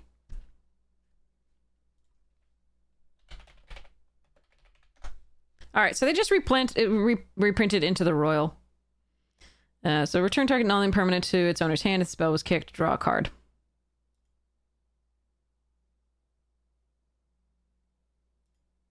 It feels like Wizards was really lazy with this set, I'm not gonna lie.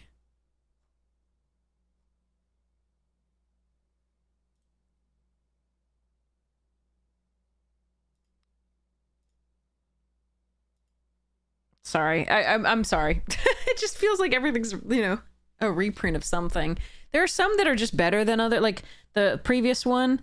Like we've seen a couple things, like this is Jace's Ingenuity, but also with the option to dispel or whatever it is. And there, I mean, obviously the things that are the actual characters seem pretty cool, but so many of these cards are just like functional reprints. And I do know that in a draftable set, you do need certain cards and certain types of removal. And those are going to look a lot the same. But like they've been doing well about like, so here's Mothwing Shroud, but they've been doing well recently about giving us something more to Banishing Light, right? Or O-Ring. They give us, you know, Flash, or they give us, you know, Ward 2, or as with the Mom variant, or they give us, Scry 1, right? Or like, yeah, Trapped in the Screen gave us,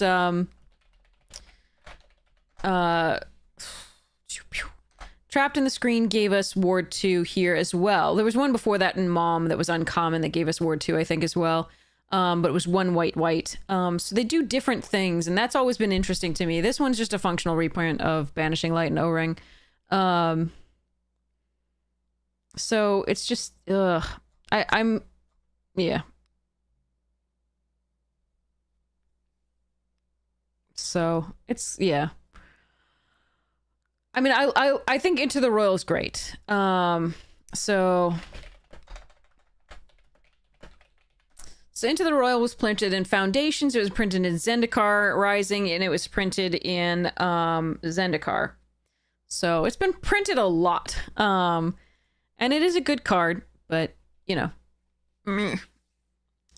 So it's kind of sad to have like the same things in a set that's supposed to be new and cool, right? Like I'm just, yeah. And I know blue kind of always has to have a, you know, a bounce spell, or a put it on top of your library spell, or a counter spell, or, and then white has to have something that exiles as an enchantment, right? But like you can do crazy things with these things if you want, because you're wizards and you can design cards. This feels rushed to me. All right. Rylex the Accursed.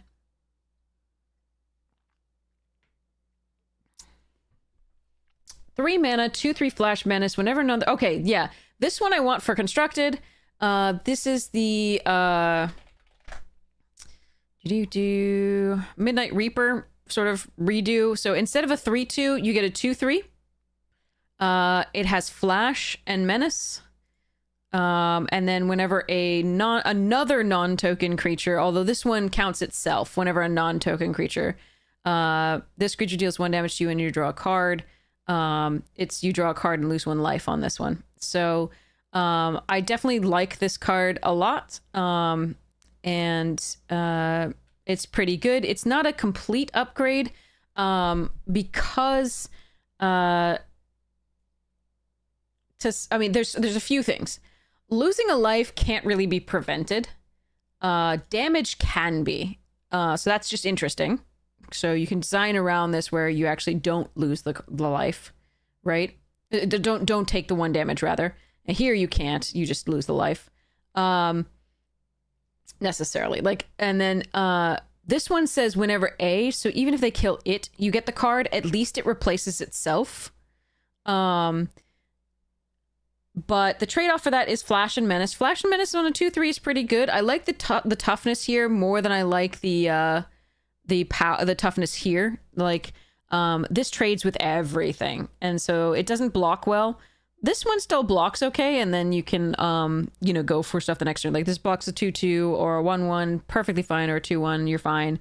So it's still fine. And it might be able to attack a little bit better with the menace. But on the whole, I actually think the cost of saying another on this is really actually quite high. So this is still a very good card, in my opinion. This one's fine. But this is still, you know, on par, in my opinion. Because again, how often on a creature like this are you attacking? Like, this is not going to be your attacker. It's going to sit back and get you value when you attack with other things and draw cards. But yeah, being able to flash it in might make it likely to draw once, possibly. Yeah. So anyway, it's you know, more of these effects are better. Like, getting 2 of them is good. Like, it's not like it's going to be one or the other. You're just going to probably put both in whatever deck wants these. But it is there. So I do like this as a rare. I think it's an A or A+. Obviously it can kill you if you're really low, but it's the main thing is that that drawing cards is good and limited, especially at only the cost of 1 life. So and when you're trading it off stuff anyway, that's pretty nice. So aggressive symbiosis, 2 mana enchant creature, it gets +1/+1, has menace, and is a symbiote in addition to its other types. You can cast this card from your graveyard by discarding a card in addition to paying its other costs. This is a very good card because even if they 2-for-1 you when you cast this on the first thing, you can always cast it in from your graveyard, right? And you can discard one of your lovely Mayhem cards to do so. Now, this is the only damn Mayhem card that I've seen so far. I'm kind of pissy about that. Like, this thing gives other things Mayhem, definitely, and that's fine. Like, but, like, I've only seen 1 freaking Mayhem card. So I'm kind of upset about this. I want to be able to cast the cards by, like, I want to use this to enable Mayhem. Maybe Mayhem's red? Yeah, maybe. But, like, so far I'm upset about this card. I mean, it's still good if there are more Mayhem cards. But, like, right now, meh. But yeah, +1/+1 and menace is nice for 2 mana. Especially when you can recur it if they 2-for-1 you at the time. So I'm still going to go with B for this one. But I need to see it. I mean, C+ or B, it will probably be a solid B or even B+ if it enables like a ton of other Mayhem stuffs. All right. Hex of Undeath.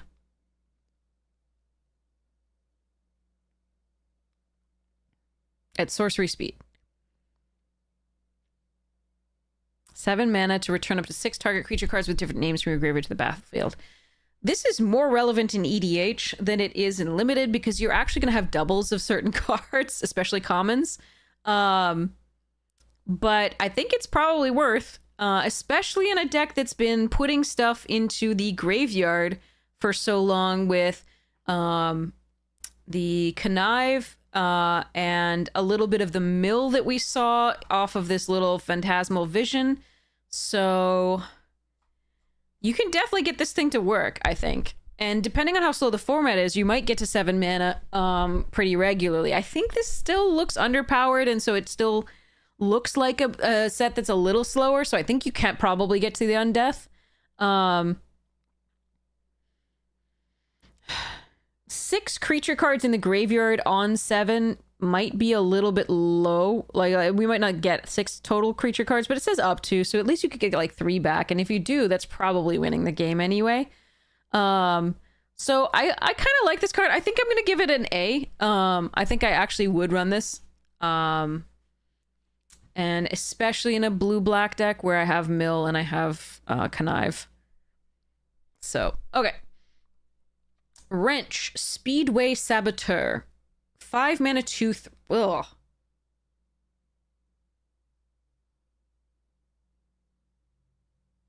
Oh, okay, we're fine. All right. So it's a 5 mana, 2/3. That's not good. But when it ETBs, that's huge. Look at the top 9 cards of a target opponent's library. It's like a dig through time. But on opponent's library. Exile 2 of them face down. Put the rest on the bottom of the library in a random order. You can play the exiled cards for as long as they remain exiled. Mana of any type can be spent to cast spells this way. This card is going in my Tasha deck. This card is going in my Tasha deck. Okay, so what is this on the actual thing? Oh, Black Cat. Oh, nice. So what this is doing, we've had stuff like this before. We've had Gonti, Lord of Luxury. What Lord of Luxury does is you look at the top 4 cards of opponent's library and get 1. And you can do the same thing that we've had here. For 1 more mana now, you get to, and it has Death Touch. For 1 more mana now, you get to exile 2 and look at the top 9. That is a massive difference in selection. That is a massive difference in selection. That is so much possible value. And you get 2 of them.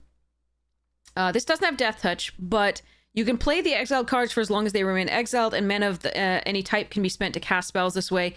That is a something that just happens. Even if Wrench goes away after that, you will still be able to cast those cards. And the cool thing about this, now I haven't seen any. Well, this in web actually. This has in web. In blue, we didn't get that much in web, but if you could, ready? Drick's Interception. Counter their spell, tap your Wrench. Right? When they go to cast another spell, Detect Intrusion, put this back in your hand and do it again. It's only going to take like 80 million things to go right. That's fine. But alternatively, you can just exile it and return it to the battlefield. So, yeah.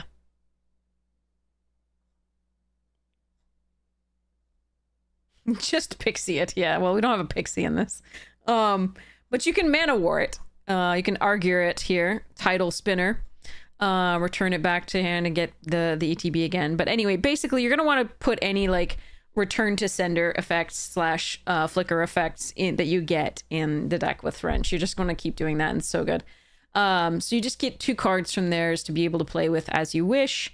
You're also going to want, Hex of Undeath to get it back from the graveyard would also be good. This doesn't, wait, was it mana 2 or less? I think it was mana 2 or less, not power 2 or less.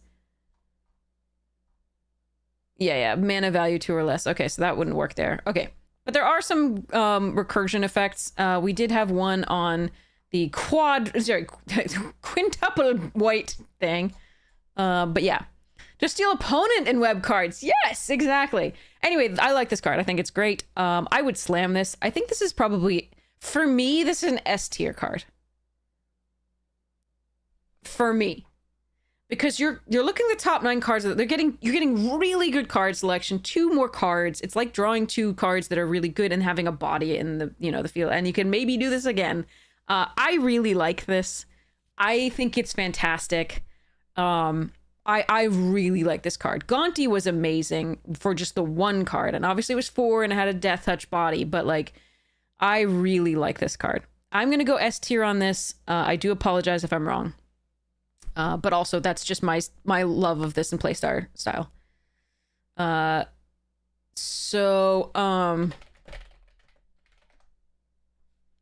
This is 7. I don't think we've had 9 before. I think well, actually we have. If you have 9 lands in play, we have in fact.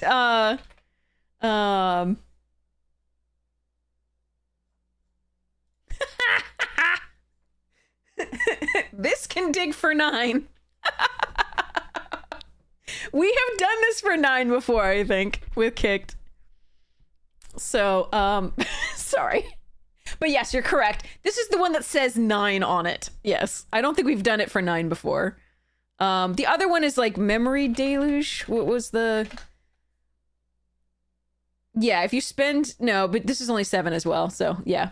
Max. Unless you somehow spent extra, I don't think it would ever count that, but yeah. Yeah, I'm gonna go S tier on this. I'm sorry if I'm wrong. All right, common crook. There is a villain. It's common. There we go. When this creature dies, create a treasure token. It's a 2/2. We've had various versions of that, usually at 1 mana. Was it Ghast? Am I Shambling Ghast? Yeah.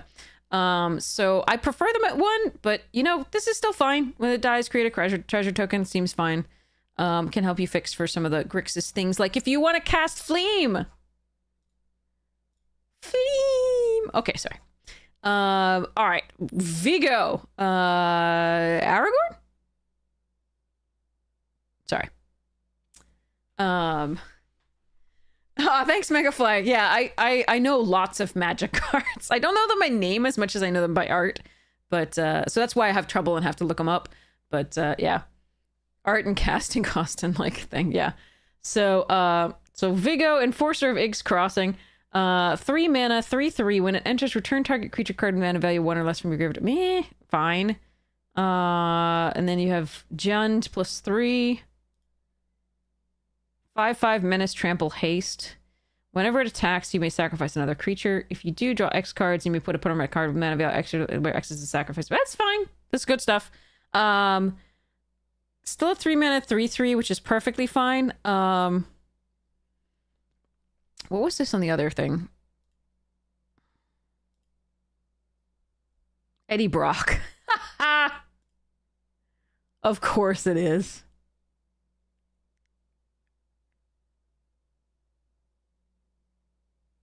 All right. Mana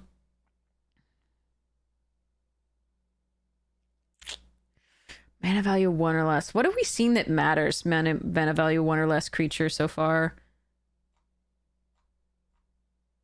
That does not matter. I mean, Burb. City Pigeon.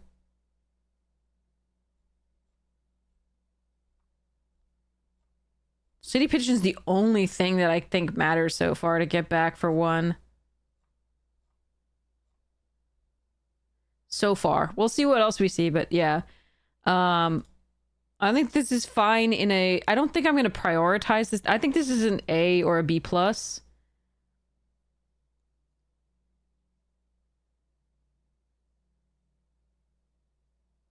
I think it goes up as you gain access to the... Obviously, as you gain access to the Jund, then it's very good. Igrix, the Bile Bulwark. Bulwark of the Bile stuff. What?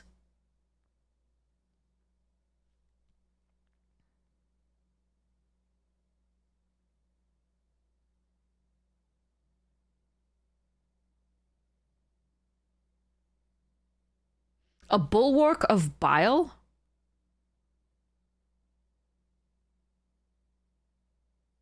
Or it is a bulwark and it's full of bile.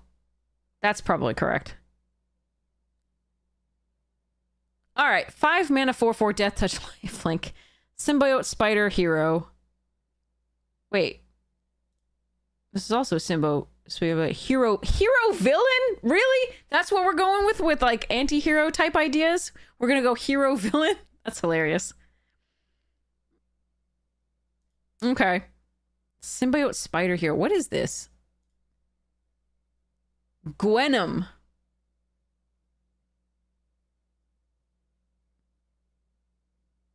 It's Bolus's Citadel on a stick.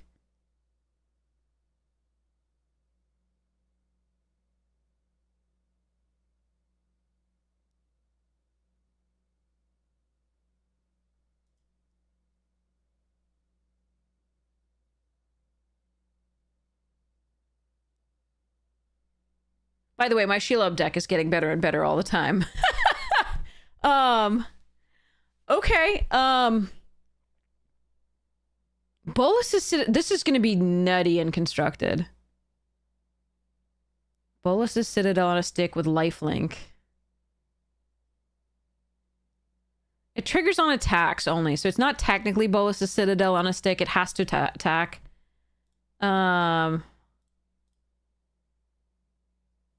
That's epic artwork. Well done, Lordigan.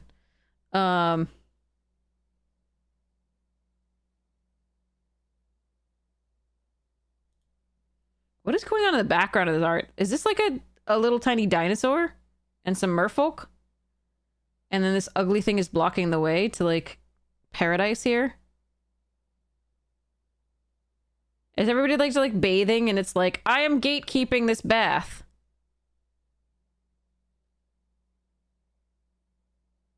I don't know. Anyway, this card is great. Take it. Even if you don't use this at any point, right? You can look at the top card of your library and plan out your lines and do better things. And then you can also just like, if you gain some life or if you have some life to give you, it's great. It's an S tier bomb. Take this card, Igrix and Wrench. Take these cards. Chaldea Brawlers. 4 mana, 3/4. Discard a card. This creature gets +1/+0 and gains menace until end of turn. Activate only as a sorcery. We need more Carnage stuff, or Mayhem or something, whatever it is. Mayhem. This stuff.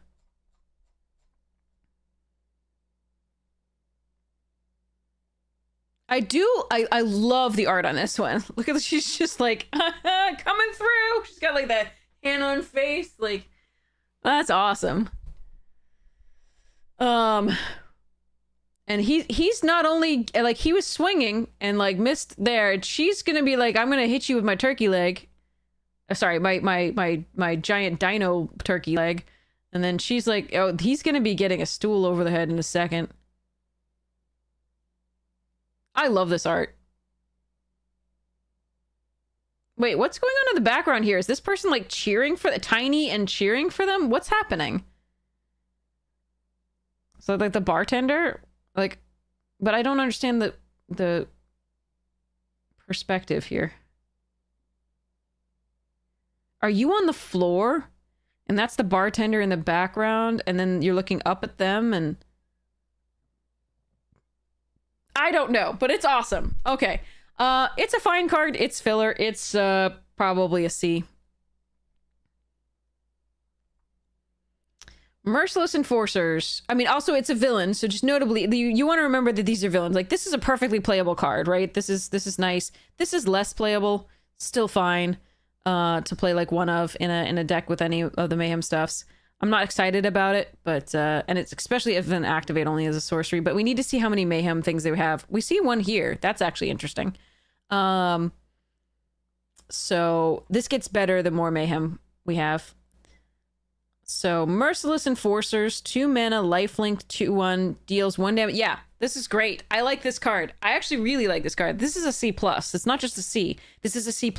Because not only is it a villain, but 2/1 lifelink is a perfectly fine, you know, stat for limited. And then 4 mana to deal 1 damage to each opponent is very, very nice. To just, you know, stop, you know, board stalls, etc. So I like this card. Louis, Pompous Pillager, Vampire Villain. X and 2 black, 2/1 lifelink, enters with X +1/+1 counters on him. When he enters, he deals X damage to target opponent. I am putting this in my vampire. Oh, wait. Is it a vampire in the Spider-Man set? Please tell me it's a vampire in the Spider-Man set.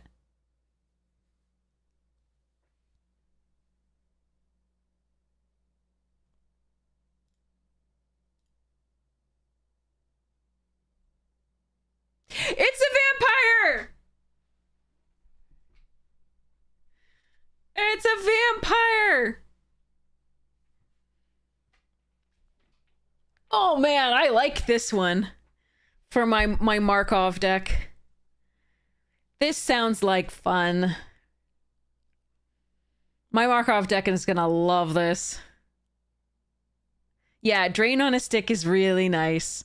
So what we're seeing here, right, X damage to target opponent isn't necessarily drain. It's actually just damage. Drain is, we refer to drain cards for those of you who are newer. From this card, Drain Life, its original like printing was alpha, I think. It could have been beta. But yeah, no, it's got alpha and beta here. But again, this is unlimited. That's when I first saw it. This is drain life. It does 1 damage, and then you gain life for each damage inflicted, right? Dealt in this case. So we call, when we say drain opponent for X, that's what we mean. When we say drain effects, I'll correct myself if I say drain under the wrong circumstances, because this just does X damage to target opponent. It does have lifelink, so that's a trigger. So it will do the damage, and then... Oh, wait, no, it's not a trigger. It's lifelink. It's not the old life gain. It's not when this creature deals damage. So, let's see. Armadillo Cloak. I can spell. There we are. So Armadillo... Oh, that's ugly. Sorry. Invasion's better. So Armadillo Cloak. Look at this thing like rolling down the hill and bashing through things. It's so cool. I love this art. Armadillo Cloak was the first, it's not the only, but it's among the better lifelink cards that used to exist. When lifelink wasn't a keyword, we had whenever enchanted creature deals damage, you gain that much life. And this could be stacked. When a creature that already has lifelink, the keyword ability, gains another instance of lifelink, you don't gain it twice. It just has lifelink squared, so to speak. But if you put an Armadillo Cloak on another Armadillo Cloaked creature, you could gain twice that amount of life. So this could stack. But it turns out that Narvox is actually correct here. It has lifelink. It doesn't have that. I was thinking it was going to be a trigger. So if they did the thing, it would be it would be quite the same thing as a drain, but that's actually correct. He deals X damage to target opponent. It has lifelink. It's doing the damage. So it is in fact doing a drain, essentially. You're gaining the same amount as you're dealing. So Narvox is absolutely correct. So this is pretty sweet. Yes, when he enters, he deals X damage, but he has lifelink, so it's a drain. It's a drain on the enter that nobody's talking about when he's attacking. Yeah, so Spirit Link was originally printed... I mean, actually, Spirit Link was in Legends first, I think. For every 1 point of damage target creature does, you gain 1 life. I think Legends was way before fourth edition. Not way before, but before. But yeah, Spirit Link. This was the first instance of that thing. And you could put it on an opponent's creature so they did no damage to you, so it was super sweet. But it was a trigger. It was a trigger, so they did actually do the damage to you, but then you gained that life, so you had to make sure that you weren't dying first. So that was really important. This is not a trigger, this lifelink, so it happens at the exact same time as he deals the damage. Standard slivers. But anyway, I love this card for my constructed deck, and I really think this is crazy in limited, too. So this is also an S tier, in my opinion. This is a fantastic card. It only is a commitment to 2 black, but he deals X damage to target opponent when it enters. So it's like a fireball effect, which are always really, really powerful and limited. And not only that, but he has lifelink. So that's a huge swing. So this is S tier, this is S tier, and this is S tier in my opinion. And so black looks really freaking strong to me because I haven't been upset by any of the cards. This one's weaker than most of them, but the rest of them have been pretty damn strong so far. I've been more excited about them than I've been in any blue or white cards. So, Duskmourn's Claim. 3 mana. At the beginning of your end step, 2 target players each reveal the top card of their library. They each lose... What? Okay. A minute. Life equal to the mana value of the card revealed by the other player. Then they each put the card they revealed into their hand. So you're giving both of you a card, and then you're having them lose life equal to the card you revealed, and you lose life equal to the card they revealed. But you're both you're both drawing it. So it's a Bob effect, but the other's ways. Now this is really good in Commander, to some degree. If you're allowing two players to draw a card, but you're sure that they have expensive cards in your deck, and you can make them lose life for that. That's pretty sweet. That said, in Limited, I think it's a little bit more of a risk. I think this one is kind of gimmicky.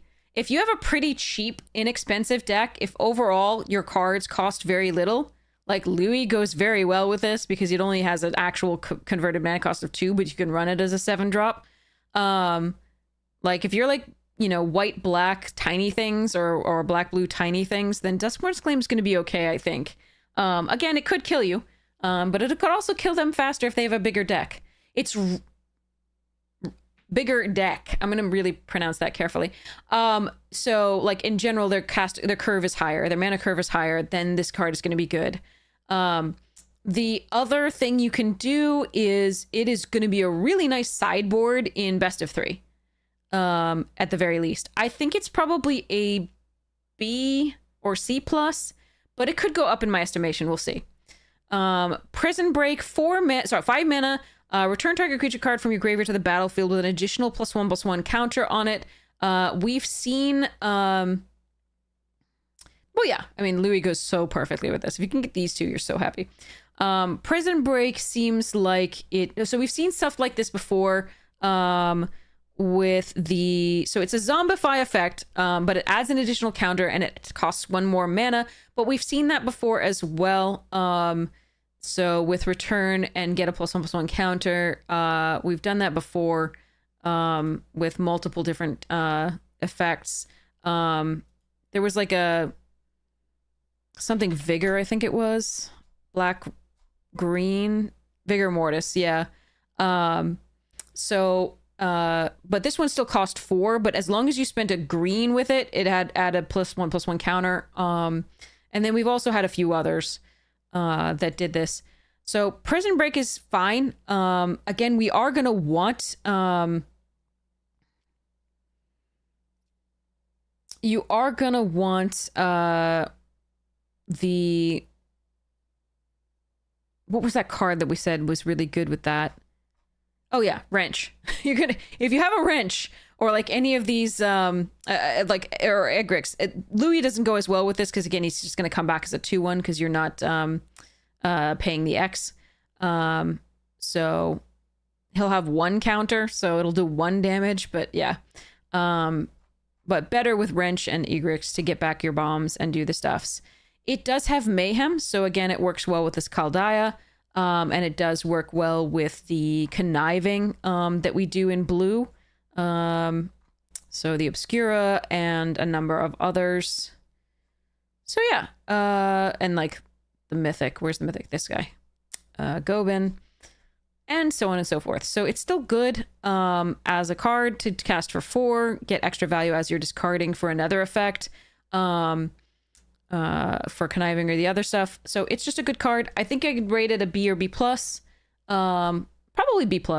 I at least want one of these, I think, in any black deck, because just getting something back and having the Mayhem cost is fine. It gets more and more high on the pick order as you have more and more bombs. So, all right. We are roughly... So let's get to the red before we do this. Okay. So, Clandestine Work. 3 mana, surveil 2, then draw 2 cards, you lose 2 life. This is in fact not Scry.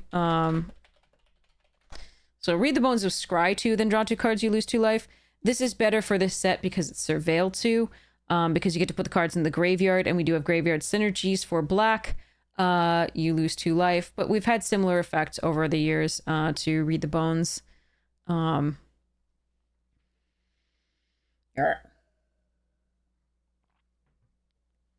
We've even had better ones than Read the Bones recently. And better than this. Yeah, Dire Sight. Yep. Surveil 2, draw 2 cards, lose 2 life is the exact reprint of Dire Sight. So, so yeah. Again, yet another sort of reprint from Wizards, but I do really love this art. Look at the way the light is used. This is really spectacular. I don't want it on my wall, because, I don't think I want to depict grave robbing on my wall, but it's just really well executed. The feeling is very, very neat. Miasmic Mist, oh, wow. Okay. So this, we've had a lot of cards like this. What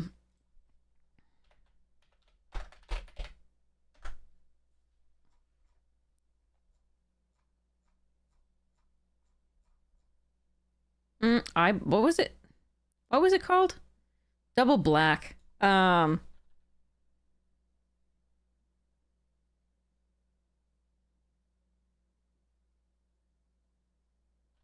-2/-2. But it's fine.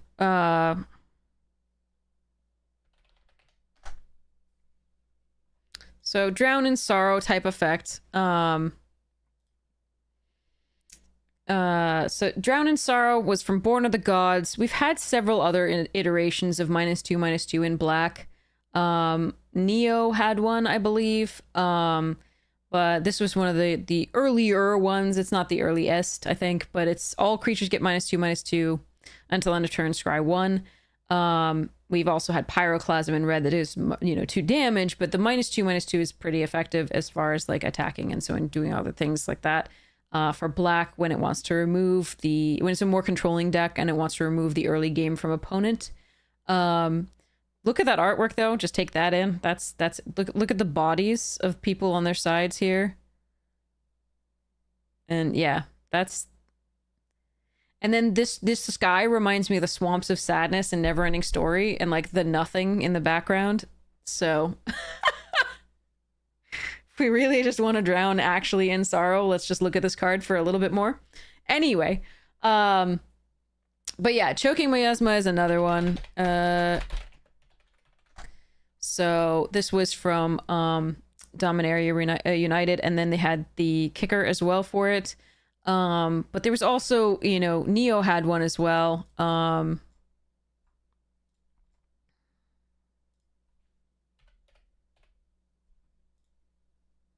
was uncommon. Malicious Malfunction. Becoming a gloomy talk, yeah. Malicious Malfunction. So black has always had this like 1 and 3 mana, -2/-2 until end of turn with various effects. Like we have seen Scry, we've seen if a creature would die, we've seen pay green and get a +1/+1 counter on one of your things just so it doesn't die. So this is Miasmic Mist. Infest and Onslaught. Yeah. Infest would be one of the earlier ones than that. Here, this was down like this, and -2/-2 until end of turn for 3. We've seen lots of it. They've just since Infest, they've tacked on little other things like Surveil or Scry or add a counter or things like that. So so we have the Mist here, which is 3 mana. Same thing, -2/-2 until end of turn. But if the spell's Mayhem cost was paid, creatures your opponents control get -2/-2 until end of turn instead. So yours don't if you do the Mayhem cost. And this is gonna 5-for-1 me like 8 million times in this particular draft series. And I'm only ever gonna get maybe 1 or 2 of opponent's creatures if I play it. Because that's what happened with the with Malicious Malfunction in Neo. So, timing rules still apply, mean that you can only cast this, even with the Mayhem, only as a sorcery. It's not like Madness. So, Madness, so let's go,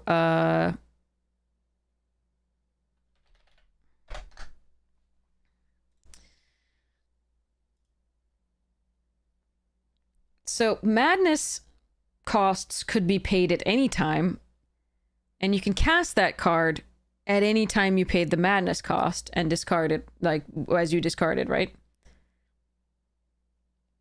So madness happened as, you know, as soon as you discarded it, you could pay the madness cost, and it would ignore timing restrictions. Math Levy, welcome!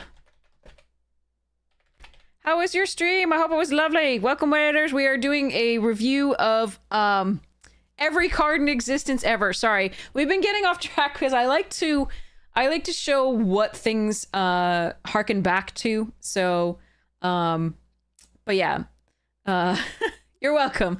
Yeah. So mayhem again. Timing restrictions do apply. So as we were looking at malfunction, etc. You're done with EOE and Cube. Cube, how did you feel about this cube? I really hate the fact that alchemy feels like it's overwhelmed it. That's my take on it. How did you feel about it?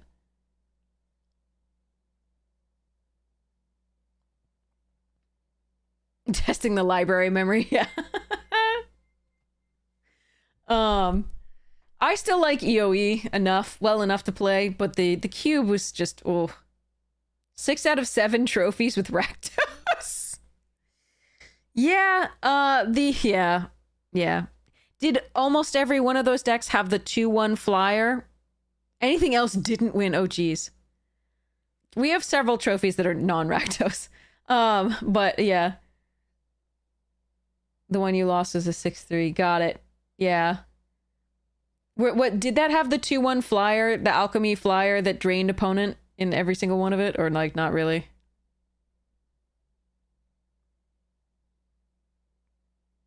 Yeah. Played all the 2/1s for one. That makes sense. That makes sense. The ones that can't block and then yeah, and then come back from the graveyard. I know that. Yeah. Terra was in like 40% of the decks. Yep. Yeah. Got it. Yeah. I don't like alchemy at all, and I'm really sad how much of the cube is alchemy these days. So it feels rough. The 2/1s for one though, most of those are not alchemy, thank goodness. So that's nice. But yeah, anyway, back to this. Sorry about that. So we are looking at Miasmic Mist. Again, we are doing the set review for Through the Omenpaths, also known as Spider-Man, in paper. And we are looking at the Through the Omenpaths cards to do this. And I'm also bringing up past iterations of the card and showing what they tend to do. So this card, because it has this mayhem cost, you again want to prioritize the things that have connive. Like we see this little 2/1 here. Whenever it attacks, connives. So you're going to be able to discard cards for that. You want to prioritize, obviously, this stupid card, which, you know, also connives when it hits and it can't be blocked. So there's that. These cards are ugly. Fair. You have such a good time. Thanks for the raid. So we have, you also want to, you know, prioritize. I mean, this thing is getting better with this card, you know, discard a card. So yeah, there's a few things that you want to do to enable these mayhem costs. And that this one actually prefers to be, you really prefer to be able to cast it with the mayhem cost. That said, if they get out to a really fast start and they've got a bunch of 2 toughness things, bye-bye. And again, like I said, this is going to 5-for-1 me several times in this format, and I'm only ever going to get to kill 2 creatures with it, as happened to me with this and card in Kamigawa. The art does feel very blurry. I agree. I don't like but that's like the online card. It might just be the online stuff. Remember, this is Scryfall downloading it from somewhere, so it might be that the art is better online. We'll see. Again, Scryfall is trying to put these up as fast as possible so we can see what the cards are. And so maybe if I went to the official reveal site, see, this is much more crisp, but that's the Spider-Man set. Let's see if we can go, Omenpaths, hold on. Card image gallery from Magic the Gathering. These will be better, surely. It's like, don't call me Shirley. Okay, my mouse just reset itself, which is really annoying. Give me a second to fix that. Oh, frickin' G-Hub setting my thing to 400 DPI. Stop it. I hate you so much sometimes.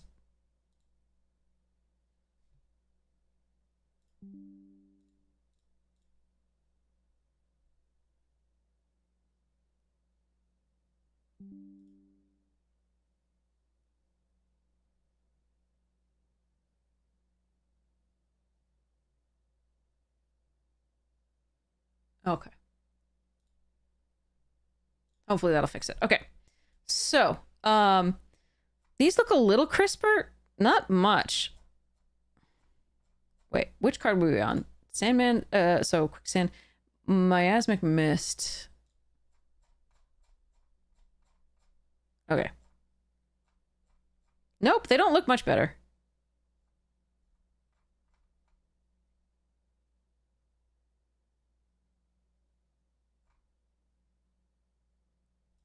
A little bit. A little bit. That looks a little bit better than this. Yeah, I think Scryfall probably took it directly from there and just blew it up a little bit, which probably means that it got a little bit hazy. But anyway, this is a fine card. I think it's probably a C, but some decks are very much going to want it. And again, it can make combat math really hard for your opponent, even if they don't have a lot of 2/2s. If you're attacking in, and then you can use this Mayhem post-combat to get rid of big creatures if you really need to, or etc., so forth. There's multiple uses for this. The sad thing is that Mayhem does not ignore timing restrictions, like we said, but what we've got. Okay.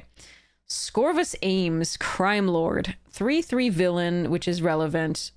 And it's got a Scorpion buddy. Death Touch, 3/3. At the beginning of your end step, if a creature died this turn, target creature you control connives. Okay, that's going to be important for that deck too. So that's another way to trigger that Mayhem, etc. So it's a Hill Giant. So for those of you wondering about that, this is a Hill Giant. This has been around since forever ago. This would have been the one I first saw. I don't think I saw the unlimited of this first. I saw the revised. So Hill Giant, when we call a card a Hill Giant, it's a 4 mana 3/3. This one has other abilities, which is nice. So Death Touch, if a creature died this turn, target creature you control connives. It doesn't have to be a creature you control. That's notable and it's important. If we go suiciding things in or doing stuff like that, it's good. A 3/3 Death Touch for 4, not great. We've had 3/3 Death Touches for 4 in that milled us a couple, I think, in oddly, I think it was a Scorpion based thing too, or like insect based. It was black, it was 4 mana, it was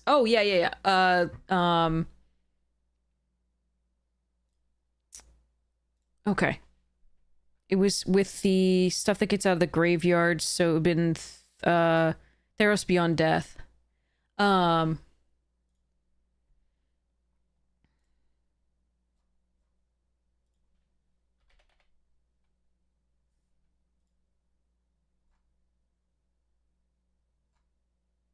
Where's my comments? Oh, there.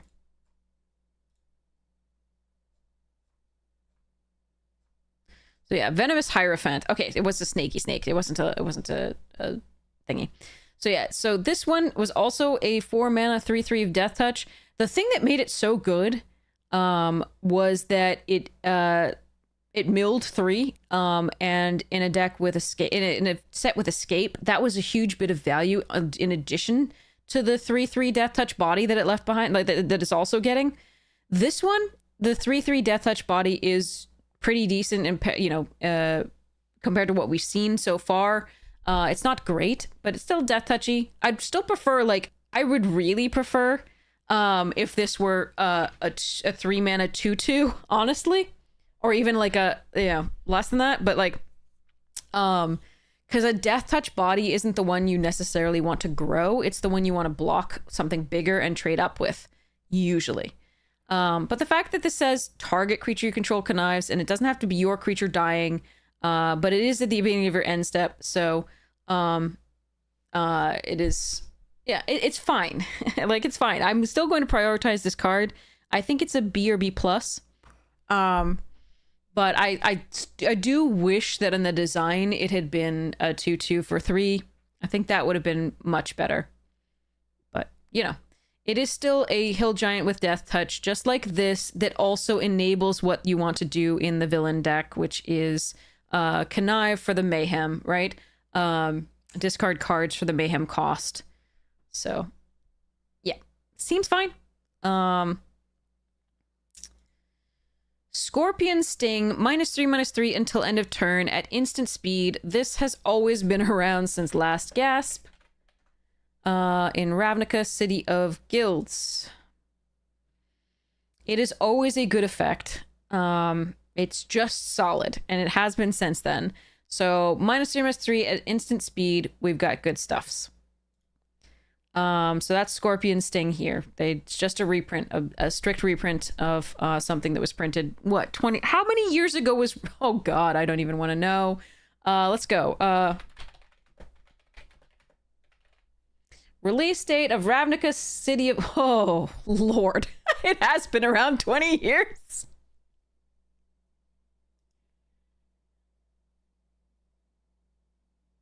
I'm so old. Okay. I played that pre-release. I played that pre-release in, like, I think it was the Los Angeles Hilton or something like that. And it was a giant pre-release. I remember being paired with the only other woman in the room.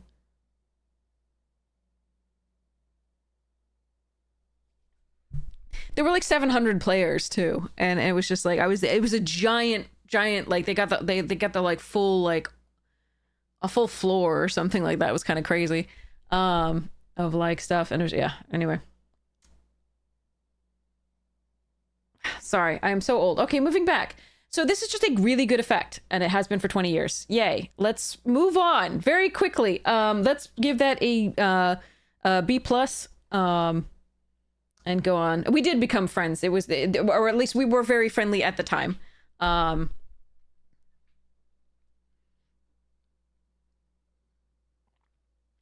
Meaning, like, she wasn't from my school, or because I'd gone from college to the pre-release. So she wasn't from my school, so we weren't like actually friends, but we bonded at the thing. So yeah. Krobel, envoy of the bog. 5 mana 4/4 menace. Spider human hero. That doesn't look like a hero. This is the most villain coded art I've ever seen. Does this look like what an illustration of a hero would do for you? Like glowing red eyes almost, and like spider centaur dude. Like, I don't mind spider centaur dude, but this dude does not look actually friendly. Just creepy. That face. But yeah. Anyway, whenever it's a menace 5/5. Sorry, menace 4/4 for 5. Whenever creature you control attacks alone, put a pulse. Oh! Then surveil X with a number of counters. I like this card. What is this in the norm?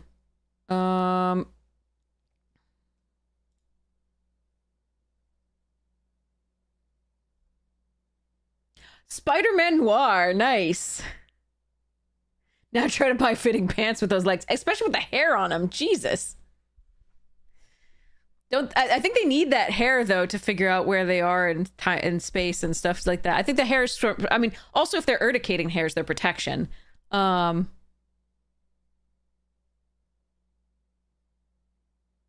This card is great in this thing. It is waving hello. It's like hello.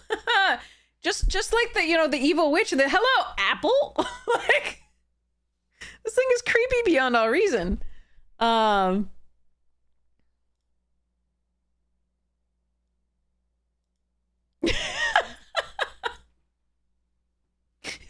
definitely a nice person, right? It's the hero portion that's under scrutiny. It's definitely a spider. I see the spider. I see the human part of it too. But also the eyes, the glowing red eyes / yellow.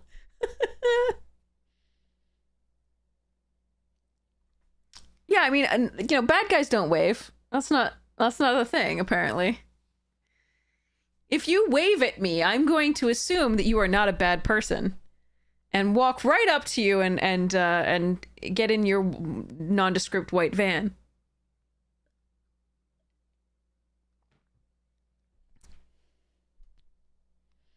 Okay.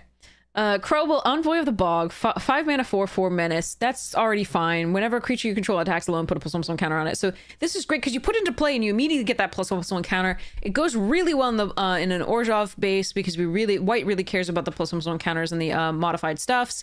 But it's also just good. And then Surveil X, where the X is the number of counters on it, you can start to fix your draws.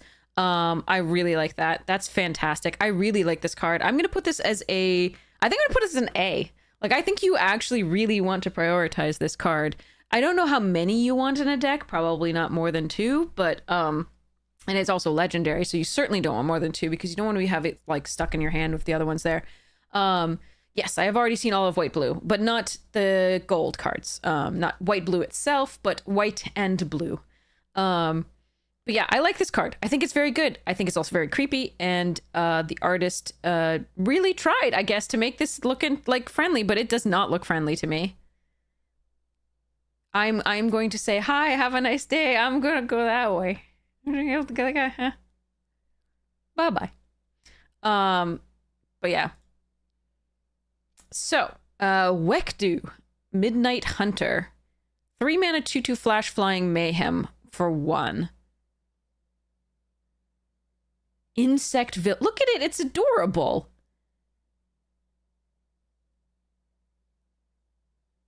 Do I think there's enough support for it in the commons and uncommons? White blue itself? I think blue really wanted to be combined with black or red. I don't think white blue is very good that I've seen so far. The combination of the two, it doesn't seem like it'd be very good. Is it one of the 5 colors, the 5 color pairs? There's only 5 color pairs in this. Only 5 are color pairs are supported. They only have 5 like signposts, right, for the color pairs. And so it's not 10, which sucks. It is one of the 5. Ew. White blue looked pretty weak to me. Blue black has looked strongest so far, and black has looked strongest of the colors currently. Why is this legendary? Because this.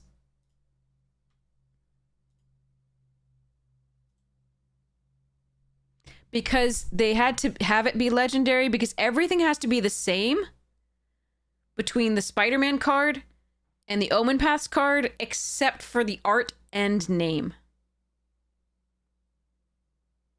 That's why it's legendary, sadly.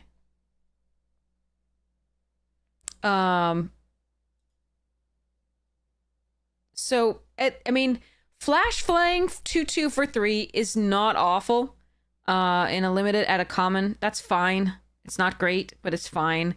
The Mayhem cost is pretty sweet. Again, this card is, and it's a villain, relevant creature type. This card is making, so Wekdu is making the,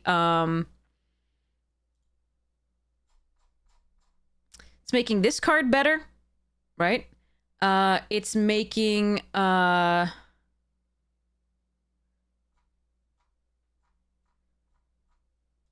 this card better, because it's villain synergies. Wekdu is also, you know, casting spiders from the top of your library is nice.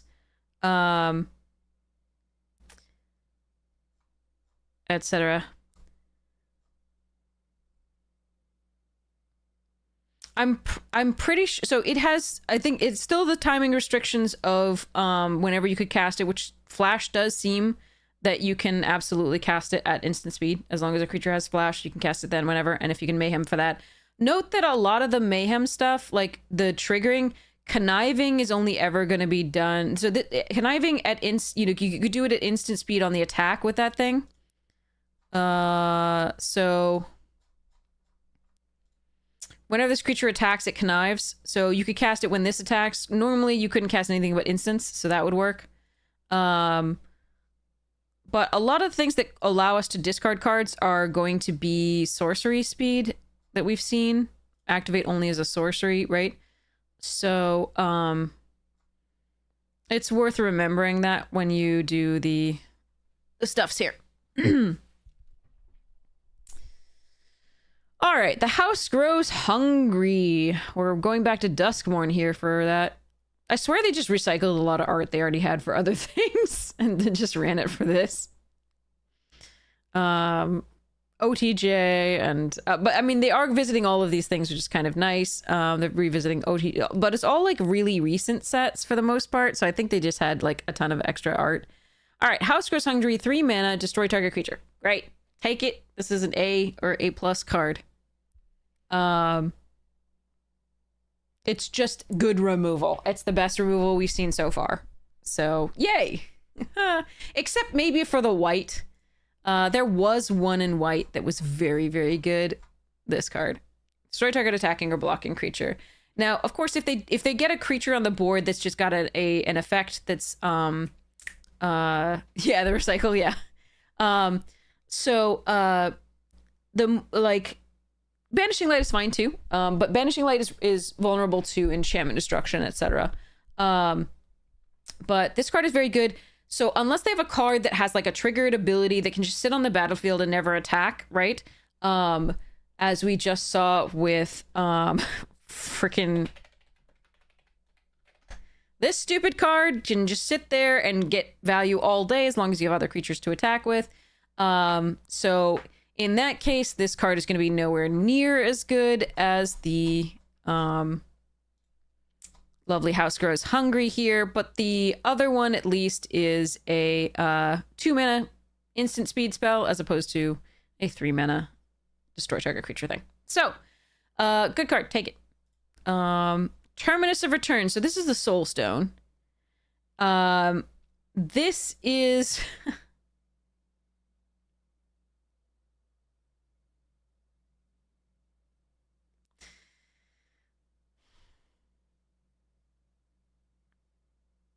stupid. This is stupid. I don't know what to talk about for this one.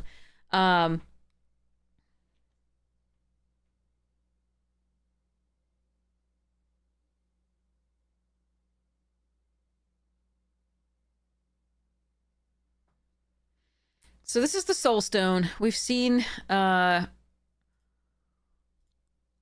the Spider-Man art.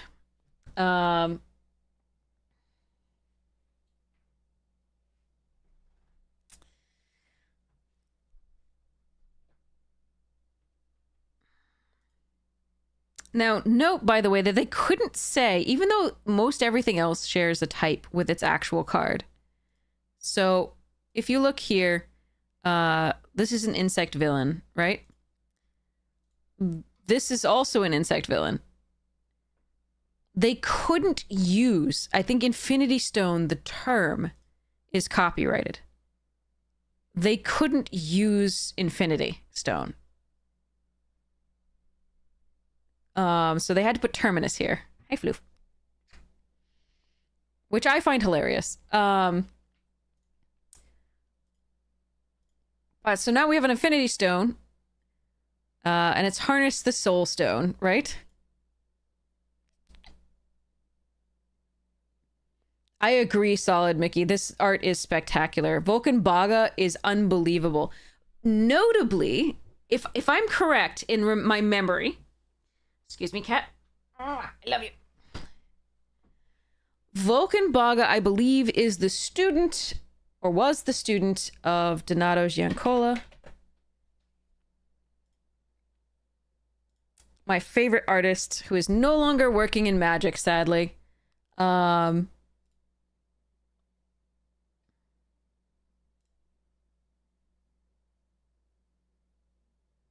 But this is the on the wall behind me, this artwork here. It's my favorite art in all of Magic. But Donato did things like Cartographer here. Mirari, for those of you who remember. Oh, sorry, that's Chrome Mox. Mirari is here. Mirari, Chrome Mox. We have Memory Jar. We have the new 1,000-Year Storm art. Spectacular. He loved to do hands too, so we actually had a number of different artworks with hands. If I can find some. Obviously the thing, but he would do, this is Disenchant. Amber Prison. But he did some amazing stuff, and more than this, of course. He did the Force of Will here. There were so many amazing, like, oh god, so good. Mordenkainen, look at this freaking thing. Okay, anyway. But I believe that Volkenbaga was a student. It is a student and still working in Magic. And so that's why this artwork is so spectacular. And you'll note the use of hands. They both loved to use hands to illustrate hands, and to use the textures and stuff like that, the swirling stuff. So, moving along. Sorry about that. But Donato's no longer working with Wizards because Wizards pulled some crap. It's really annoying to me. I'm really upset about it. But yeah, so definitely I don't like this art as much as Adam Paquette is also amazing, as you know. Adam Paquette did the lands for what's it? Here we go. MTG here. Let's look at some craziness. Look at this stuff. Look at that. Wait, forward. No, I want to go to the show thumbnails. Okay, there we go.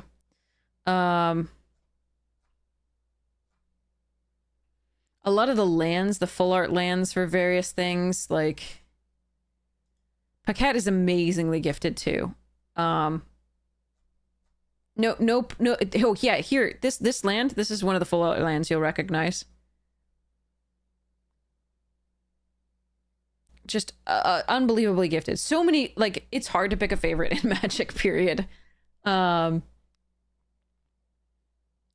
hard. But this is one of the art by Paquette where I really, really prefer Volkenbaga's.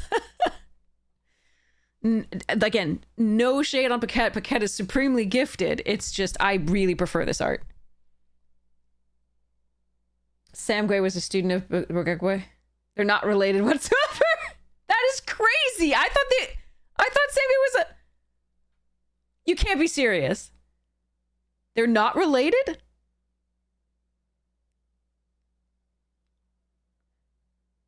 What? I don't know if I believe you.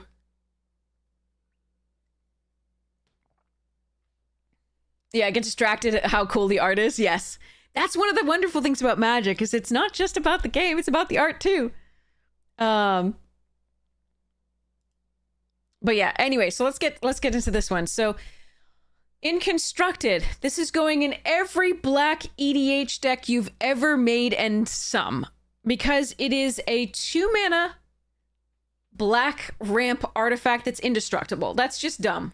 There's already, you don't even need any more text than that. You don't. You do not need any more text than that. And this card is a house. But if you can also play 7 mana and tap it and exile a creature, you can do small caveat if you have enough money for it. Yes, I know. Who has that kind of money? Look at this mother. Look at this. Look at that price. Yes, it's pre-order pricing, so take it with a grain of salt. But even at half that, nobody's putting that in more than like one of their decks. Sorry, unless you're like Post Malone. Sorry about that. I didn't mean to discount the billionaires. um Oh God, what is the... Oh, Thanos with the Soul Stone. I see. Oh, you know what I bet they're gonna do? Like I said, we're gonna get in theory 5 more sets. If they're doing all the stones on the Infinity Gauntlet, then we should get 5 more sets.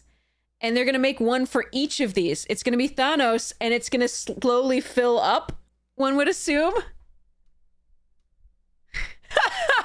That would be my bet, my guess.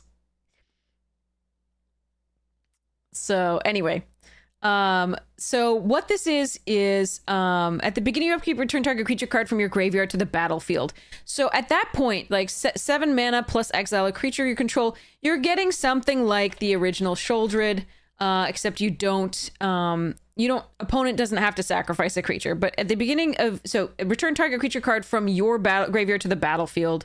That is the norm for like a 7 mana type effect. We got a little bit better with the enchantment. Virtue of Persistence. This was a 7 mana that you could do from any graveyard onto the battlefield under your control. But around the 7-drop thing is where we expect to see this. But since it also ramps, right? And does stuff in the early game, they are going to cost like an exile, a creature you control as well. So if this is harnessed, right, its origin ability is active, and then you get to do this. So this card is a slam dunk in any black deck. Just the ramp alone in limited is enough, and in constructed for commander. So this obviously, if you get this online, it's not going to be worth any money. If you get this if you get the actual like Soulstone in person, slam that card is worth $1 bajillion. I'm gonna call it probably an A+. I just think the ramp in black is very, very good no matter what you're doing, and then the ability to be able to get it back from your creature card back from your graveyard later on in the game, depending on how slow the format is. This could move up to S tier if the format is a little slower. So anyway, good card. Enough of that. Remorseless Coup. Put target creature on the bottom of its owner's library. You lose 2 life unless you control a villain. This is a great removal spell. Why is black so much better than everything else so far that we've seen? No, it can't use it to pay for itself at all. No, it needs 7 mana plus tap. I'm just saying the slower that it is. Yeah, OTJR detected for sure. Absolutely. I swear to God, they just picked a bunch of like random extra art they had lying around from various sets and were like, well, these will harken back to these sets for players. So we've seen something from like EOE, we've seen OTJ multiple times, we've seen Duskmourn multiple times, we've seen Streets of New Capenna a couple times. So yeah. And then I think they did a few extra things for the spiders. That's it. But yeah, this feels like something they threw together last minute. I'm really sorry to poop on it that way. I don't think that's necessarily wrong. Like, I'm glad that they made it into a non-Assassin's Creed type set, perhaps, because that Assassin's Creed failed so spectacularly, but, yeah.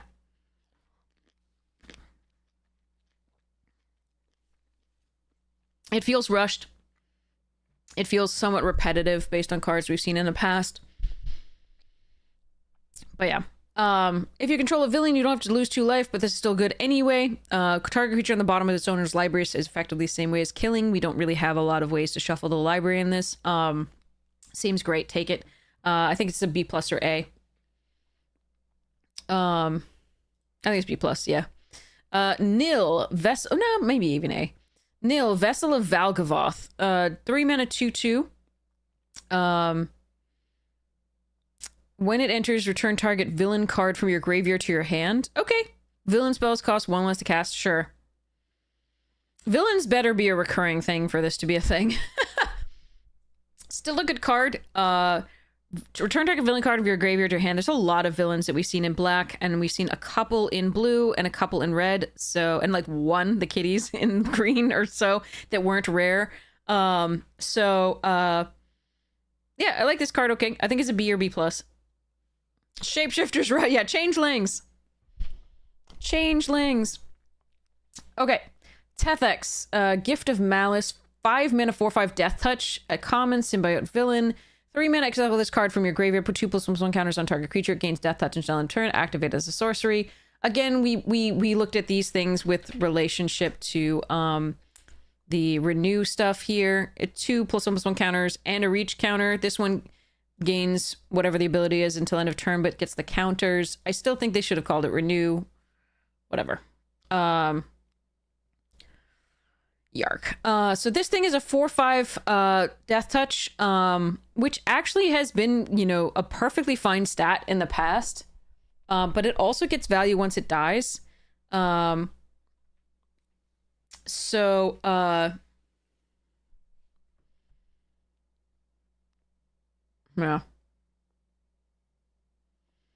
I think this is a fine playable card. I think it's actually a C+ rather than a C. I think you're actually going to want one of these on the top end, because I think it's something that you can discard for value early if you draw it early, and just do these things early on something smaller in the beginning, or you fill up your graveyard for the blue creature that we saw, getting to the 8 cards for the Ozor, or you can, let's see. Or you can just play it on 5 and have a 4/5 Death Touch, which is decent stats from what we've seen so far. There are very few 5 power things that we've seen. So, seems fine. Yeah, C+, I think.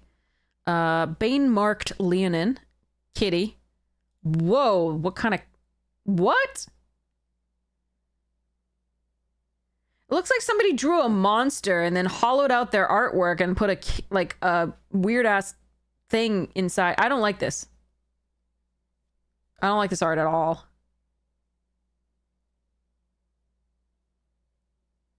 I don't like this at all. It's Kev Walker, too, who's a classic.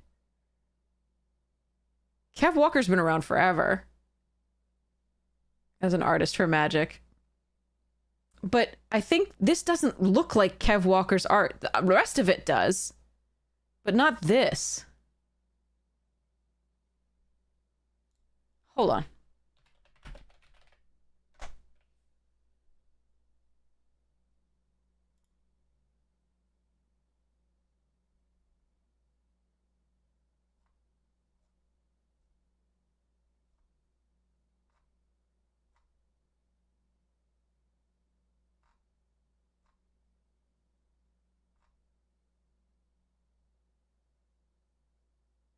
Yeah, it looks like a face glued on Kev Walker's drawing. It really does. This is weird. I don't like it. I don't like looking at it. If I could cover that part, this part right here, I'd be fine. Anyway, 2/3 Death Touch. When it enters mill 2 cards, it fills up your graveyard for some of the other things. It's a villain. It's a 2/3 Death Touch. It's fine. It's nothing special. It's a C. Damning Caress. 5 mana... 2 less to cast if you control a villain. Okay, so 3 mana if you control a villain. That's cool. Destroy target creature, you gain 2 life. Seems okay. It's the usual 5 mana removal spell that could be cheaper. Black gets a lot of those. The one thing to remember is that the more expensive the removal spell, the worse it is here, because we actually do have a ton of hexproof. So this thing, creatures you control gain hexproof and indestructible. This thing, +1/+1 counter, it gains hexproof. This thing, exile, flicker it comes back, that avoids removal. This thing, right, 1/1 that gains hexproof. So a lot of the removal, you're gonna have a lot of removal, because the first one probably isn't gonna work. I'm just saying. So it's just interesting that they have so much hexproof here that can stop removal from occurring. Villainous Wrath. 5 mana. Target opponent loses life equal to the number of creatures they control, then destroy all creatures. Okay. that can end symbol. So this is a good oh crap button. All the wraths are usually good in limited formats, just because your opponent can get off to a better start than you can, and the board can be uneven, and you can plan around wrathing the board. So this is an A+ card because it also does damage, loses life equal to the number of creatures they control, so it can do some damage first.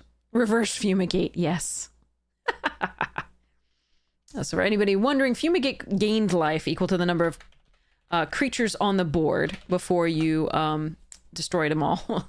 Well, you destroyed them all, you gain 1 life for each creature destroyed this way. So it's both on your side and opponent's side. This drains them for, or rather loses life equal to the number of creatures they control. So it is good stuff.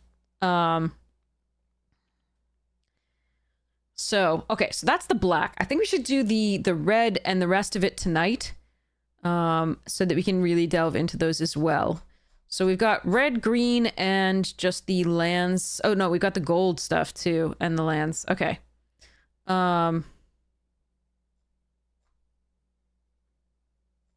Geez, there's a lot of gold. Okay, that's good to know.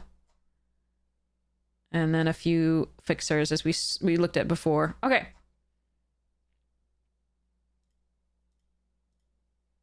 Unfortunate name for a mass removal spell? Hold on. Villainous Wrath. I mean, it's probably... I mean, because it's, like, in a set with villains, that's probably why they did it, but all it reminds me of is wealth.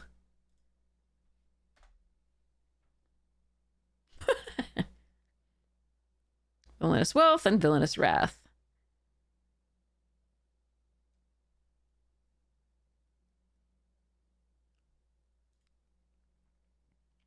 Oh, you meant Fumigate. Unfortunate name for a mass removal spell. Well, the implications are, yeah, the implication is that it's taking care of vermin, right? And that is often a,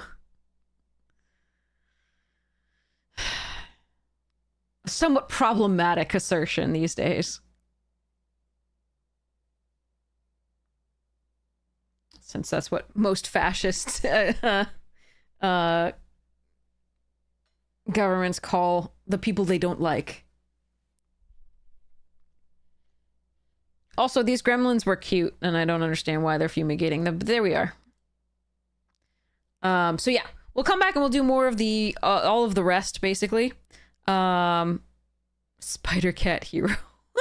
I don't understand why you need to discard a card. Oh, actually it helps with the mayhem, doesn't it?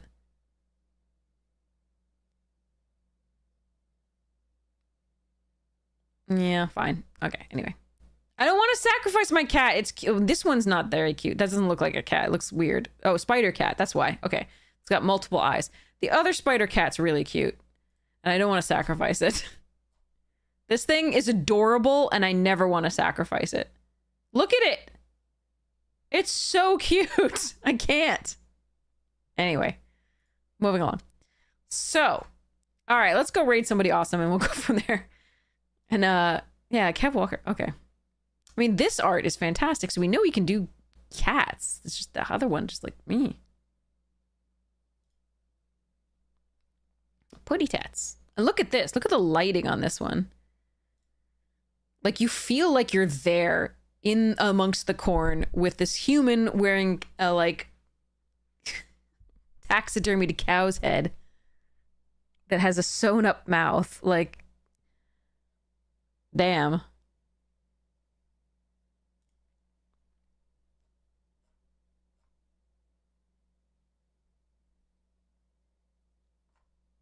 Cow Chef, Nightmare Fuel, yes. Oh, the Sanger Vampire, they're like, this one was updated in like 8th edition or something like that, I forget, but like this was a really good one too.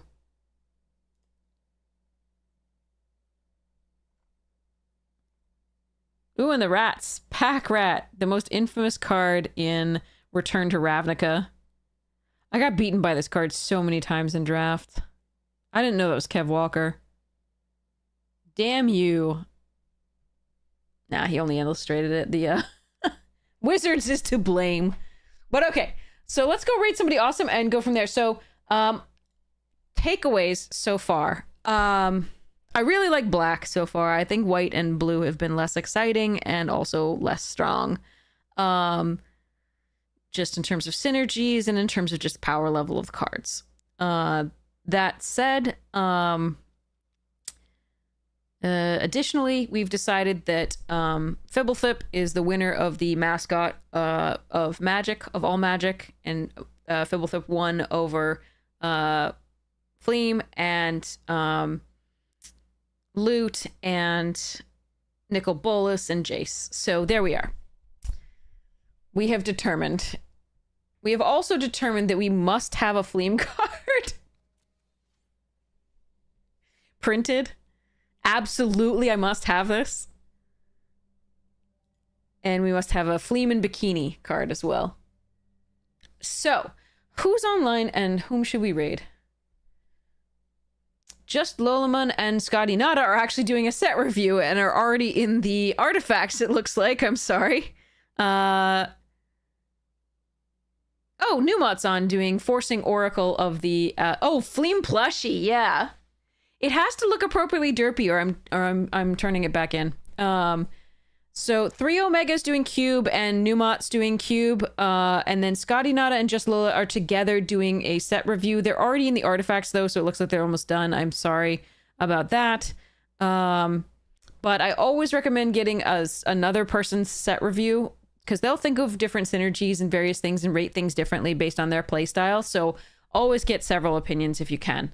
Whom would you like to raid? I think it's between, for me, it's the Cubers, just because the Lolaman, etc. are almost done anyway. Would you like to look at 3 Omega cubing or Numatanami cubing? Rather. Or Hamhawks 42 doing best of 3 standard.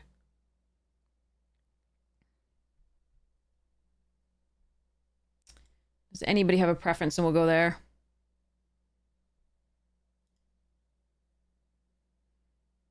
Goblin, is that a vote for Hamhawks?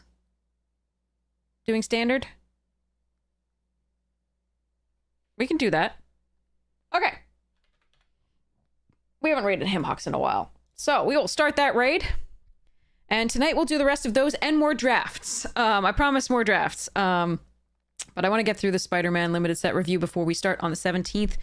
So your favorite streamers will be online on the 17th to 18th doing the streamer early access event for Omenpaths, which is Spider-Man, as we know, for Arena.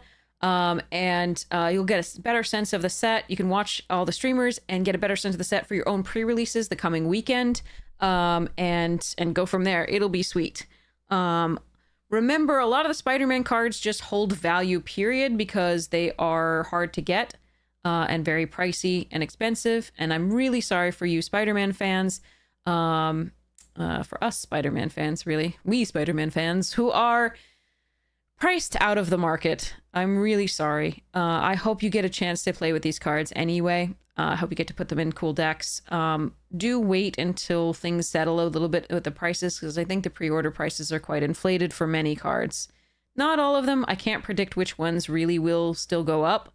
But I think the majority will go down. So hopefully you'll be able to acquire the ones you want. Anyway, thank you so much for hanging out with me. I hope you had a good time. And we will continue these tonight and play more drafts. Have a wonderful morning, noon, night, afternoon tea, second breakfast, whatever time it is for you. Check out the sponsors. You get a chance. Fractal, Magic, Jank, and Rogue. Super sweet. Love you all. Mwah! Here we go.